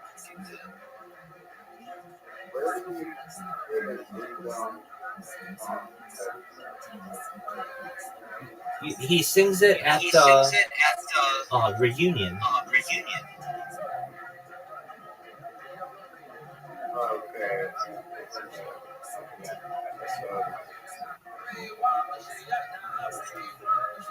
I mean, it's not the end. The end is when he finds Francis or whatever. It's like they have that high school reunion, and he goes around and he's like trying to talk to people, and no one knows who he is.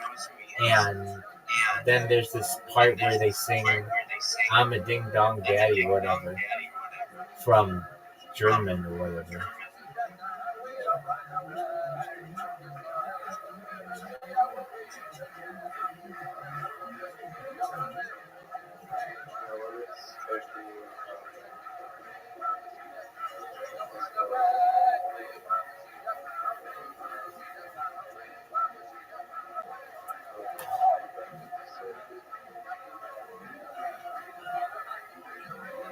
Well, you avoid it with lime or lemon, just citrus fruit, just anything with vitamin C. They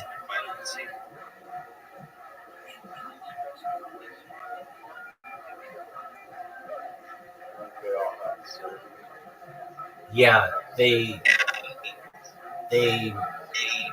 basically did by the end of it, because they hadn't had citrus fruits in years. It was not supposed to last that long, and it was a major factor. And then that can cause all kinds of issues.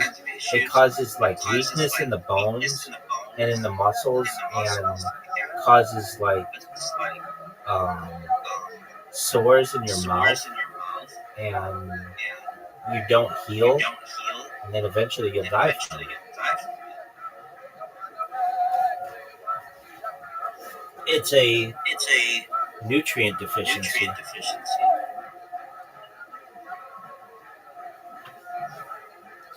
So you've never heard William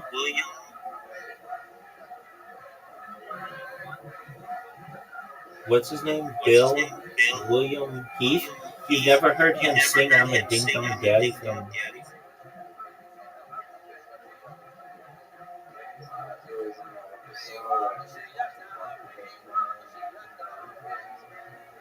maybe I did. You know for whom I felt bad in that episode is the lady who was a prostitute, because normally a prostitute does not want to be on camera and in public, and so like for the rest of her life she's got this like scarlet letter, feel like she was cooking or It makes him for like $400 and below exactly, and like like perhaps they fucked or whatever, but they didn't fall in love at the end. So now like basically she's like, I mean, she was just doing it to survive, but like her grandkids are gonna be like, oh, our grandma was such a hoe, taking these envelopes for like $400. I mean, I get it, but it's like I wish she could anonymize herself again. $400 to make out with Sims. It sounds like a deal. Yeah, but it sounded like she was getting better money than that. Like she was getting some. I don't know. She probably did it because she felt that maybe she could fall in love with this guy, and she'd be on TV, and there's like not a lot going on in that town. So, but it's like in exchange, now everybody's going to know that you were a prostitute, and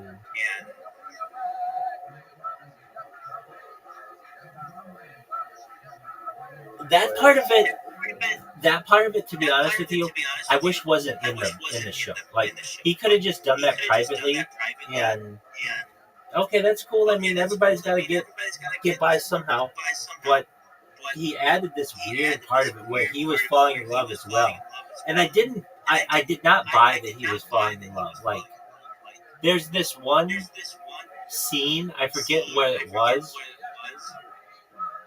Oh no, this is a different episode. There's this one where he's with some actors and they have to say "I love you" like 20 times to each other, and they're like, "I love you, I love you, I love you, I love." And then by the end of it, they're like fucking really in love. It makes me think like if you just say this to someone 20 fucking times, will you like hypnotize them into falling in love? Wait, did he ended up going on a date with the acting coach too? Something like that. He literally goes for it. The acting coach at the end like totally took his mind off of it. So cool.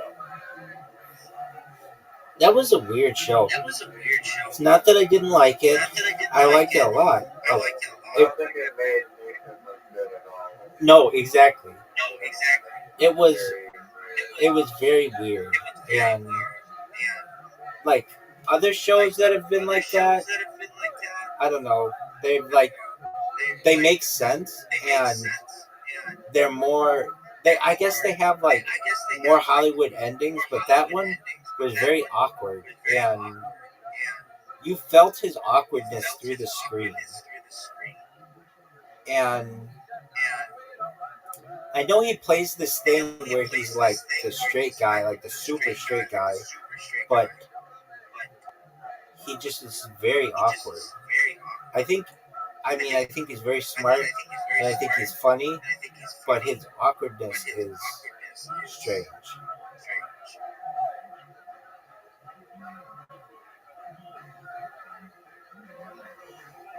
awkwardness is good.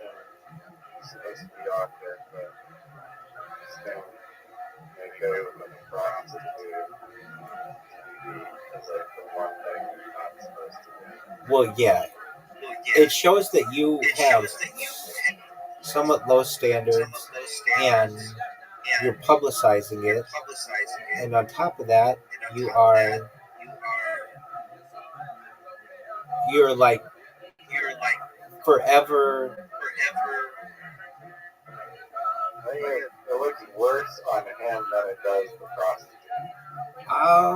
I don't think either one looks good. His kids are like, really? You paid a prostitute $400 in birthday cards to literally make out with her? Right, that was weird. And she was still like getting it from other dudes. I don't know. I just feel like they could have blurred her face. Like I think that would have been better than you seeing her. Like now we all know what she looks like, and it's going to be hard for her to get a job and maybe to find love, like true love or whatever, because she's got this reputation. When Yeah, I don't think the show's that popular. She's not like a household name. you know everyone in that fucking Arkansas town knows about this, including every cop, the mayor, every You think so, or do you think it's that? Why do you think it's spread that much? absolutely, dude. That they literally they literally let him they literally let him bring in a camera crew for a movie that was shot like 20 years previous. Like anything having to do with Hollywood, they were gonna bend over backwards.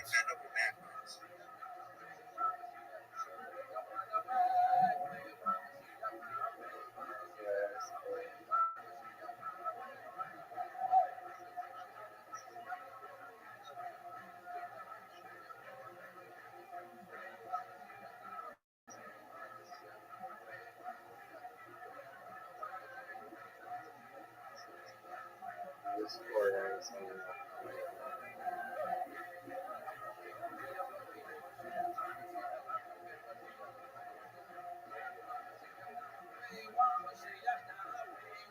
I gotta go sleep because it's very late and I'm tired, but thanks for talking. Absolutely. When you grow up, you should be a Bill Heath impersonator.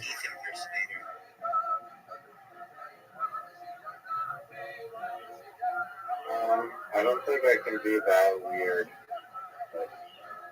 I'll I'll be a Francis impersonator. I think that with AI in maybe a few years when it gets even better, like 5 years, you generate like full on like a William P. like show and podcast and like all this media. I'm looking forward to that. Do you know that I think I would have sex with that Francis lady? Are you attracted to guilt? Yeah, oh no, that's definitely well known. I thought she was a really pretty lady. showed her face. They showed a picture of her from Facebook. Uh,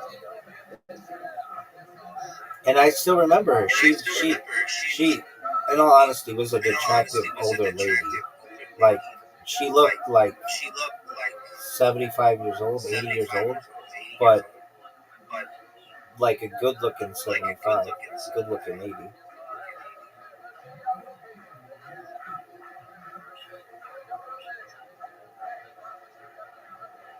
well, that's good news. Oh, for sure. Okay, hold on a second.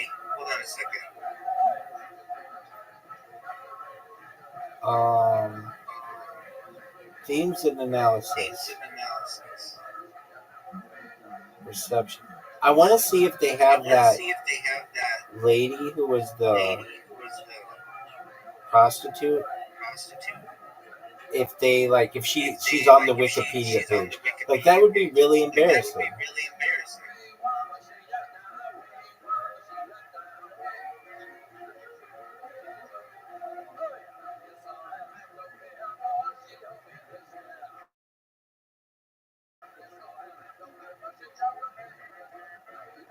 Oh, dude, do you remember? Oh, now I remember. Do you remember? Nathan hires a Francis impersonator to like role play it, and Bill is really fucking awkward with this chick. Do you remember that? You were just saying how they were role playing falling in love, and then they literally like go out on a date. No, that's a different episode where they're like, "I love you, I love you, I love you, I love you, I love you." They keep saying that. No, that's a different episode. Okay. Oh, that was the same. That wasn't in that episode. Oh, I could be wrong. It could have been. Yeah. Now I remember that young June or young Francis, the lady. I think who plays her, June. I think that lady was hot. I could be wrong, but yeah, she was hot for like an older lady, and you could tell she was really into the role. But the dude, that guy was Bill was really creepy. But she's still in that with Did they go out? They 100% went out, and they were having like lunch together. And Bill was finally able to move on. Yeah. Okay, I kind of remember that. I mean, it's been like 3 or 4 years since I've seen that episode. He wasn't able to move on though, because then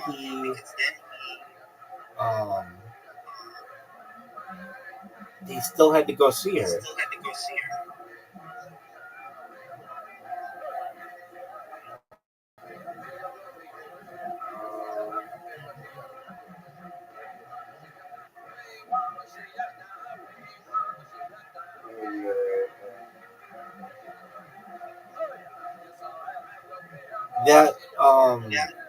That girl who was the lady of the night or whatever, the girl who kept getting the money, she is not mentioned in the Wikipedia. I don't think. I'm looking for her. It's all has to do with Francis. They don't. Yeah. Oh no. They. She isn't here. Her name is Macy. Nathan enjoys meeting her and hires her for several more dates where they spend time together and eventually kiss in a hotel room. Oh, so they never fuck? Oh, then that makes Macy sound a lot better. Yo, what's going on, Audie? Okay, well then, so it's all right. There you go. So they just kissed in a hotel room.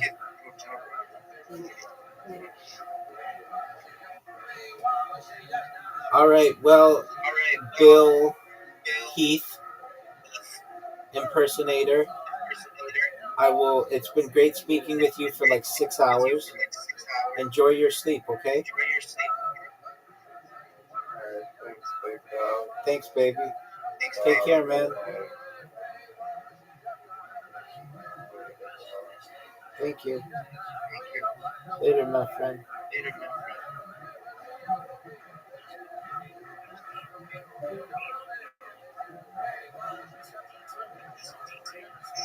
How are you, Adi?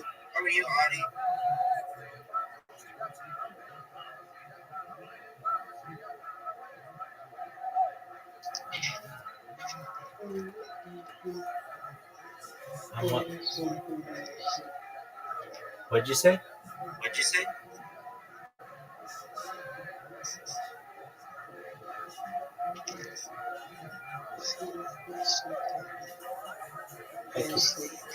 You're falling asleep?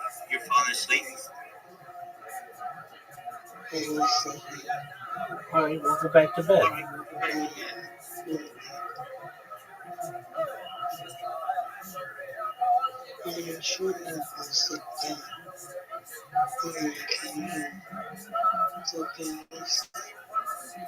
Well, get comfortable, cuddle up, and go to sleep. Okay, then don't. You be your own boss, girl. You lay here. You lay here and do whatever you want, baby.